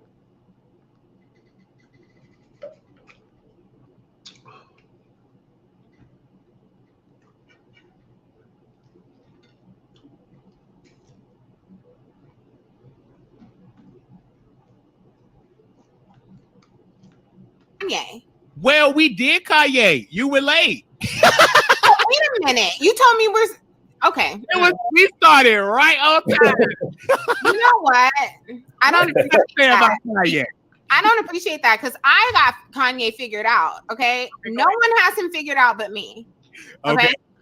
Kanye is only doing this Jesus stuff because he was acting crazy for like a whole couple of years. So now it's, he's tapping into the black church because, that's the next step for his career. I need you black people to forgive me. Matter of fact, I need you all to forgive me. Christianity. And now he's trying to get paid too. He's hooking up with Joel Osteen. Come on now. This is my favorite. Kanye is going to get your coins. He's going to get the coins. Dave. We talked about this on the other channel, and I said he's an influencer because he thinks he's a genius. Okay. But he's not a genius, okay? He hasn't created anything that has been revolutionary enough to change our lives and that we're still using like a Steve Jobs or a Walt Disney or all these people that he compares himself to. However, what he can do is take something and make it cool and make it trendy and sell, okay? Like he did with the clothing, like he does with the music, okay? So he is an influencer, but again, his wife is the bigger influencer because she actually has people surgically, modifying their face to look like her face. She's the bigger influencer. So now he's on this whole Jesus tip because, he needs black people to forgive him. Now, I'm not against Kanye. I actually think he says a lot of relatively real stuff, but, he doesn't know how to quite get it out. You know what I mean? But then I agree. Yeah, when I see people like T.I. try to ridicule him, I'm like, well, I'm gonna need you to have several seats, okay? Because I see what Kanye's trying to do. Yes. He's just not articulating himself well. You know what I mean? I feel you on that. I agree. He can't. He's not able to articulate himself. That's the damn problem. I agree with you. Go ahead, Storm. We're gonna give our closing remarks. I want to say thank you all. Thank you to Storm and Seven. I want to hear what Storm closing remarks, because everybody is just happy tonight, and I'm happy too. I know this went really good tonight. I'm gonna say in closing, ladies, be careful. Always watch your surroundings. Kanye ain't nothing but a pimp. I don't want to see him as the first lady. That ain't gonna work for me. And then lastly, thank you to Hope for coming on. And yeah, shit, that's it. But be careful out here. I have your permission, to give it. So Storm. Yeah, for sure. I just want to make sure, because I'll be on it. I love managing and producing. I love it. Whatever it is, I love connecting people with people. That's the type of person that I am. And I think this would be dope. Now, if you want to continue to see this panel, we need sponsors. Now, y'all came through tonight. If y'all want to see this on a weekly night, y'all got to come through with the coin. I'm talking about some that fold, not the silver, some that fold and go a long way.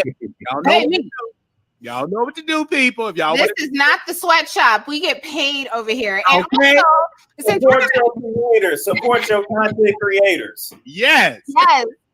Also, we're gonna work on getting more guests, since I have to one up Wiley now. Like, no. Hope? Really? No, we got to get some more people in here. So it's going to be a little competitive thing. Storm, you need to follow me on Instagram, because I followed you, but then I unfollowed you because I felt some type of way because I knew you didn't see me. I'm going to follow you again. Wiley, happy late birthday. Okay. Shout out to her for coming through. Yes, ladies, please be careful out here. Again, Black girls and Black women are coming up missing and dead in the most alarming numbers right now, and I feel like nobody's really talking about it. Right, they're not. And what we see on YouTube and my clothes, you see a lot of men disrespecting women. Men need to stop being disrespectful and how to help women and use your platform, use your privilege. Because me and Storm, we have privilege as being a man. So again, we have to use our privilege to help our women. Those are our queens, those are our sisters, those are our mothers. We have to do that. I remember James Brown wrote a song, "This is a man's world," but it won't be nothing without a woman's touch or without a woman's love. So at the end of the day, we will not be here if it was not.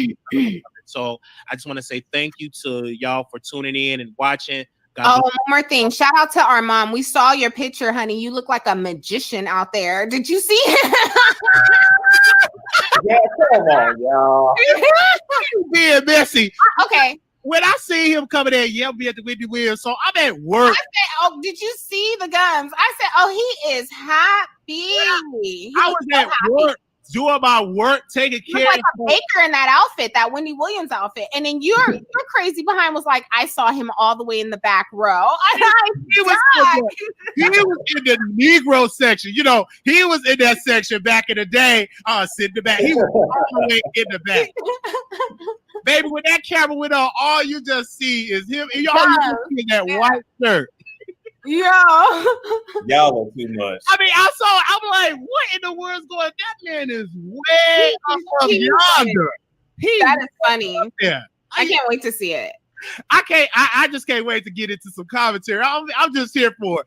Listen, again, to the B&B squad, I'm going to talk about it because he want to be a celebrity. So I'm going to be a host and I'm going to talk to him like he a celebrity. He want to be one. Oh, baby, I'm going to make you one because I'm going to talk about it. You're going to make you famous. Okay. All right. So did y'all enjoy that? That was Two Man and a Lady. So we're trying to bring it back, but you got to get people that can be consistent for that. In closing, Storm Monroe linked up with Armon and he changed. And he went on a nasty campaign. And he's suffering financially. because of the lies he told. And when you tell these lies, nothing but evil gonna come to you. All right? Little black boy, you beautiful. It's only 10 a.m. here. Y'all be good. We're gonna come back live today. Make sure y'all go check out our website. We got articles up there. Shout out to our team that's helping us behind the scenes. Shout out to Proud of Me. Shout out to the writers that contribute and give their free time. I also want to say shout out to the moderators. Terry, thank you, sister, for coming through, for holding it down. And I think Latavia was holding down earlier today as well. And we want to thank Prada for holding it down as well. But we want to let you go, little black boy, you beautiful. Little black girl, you enough. When times get hard, always remember to put God first. Make sure you all share this video, because we'll be back with some more content. Share the video. All right, y'all. Be blessed. Peace.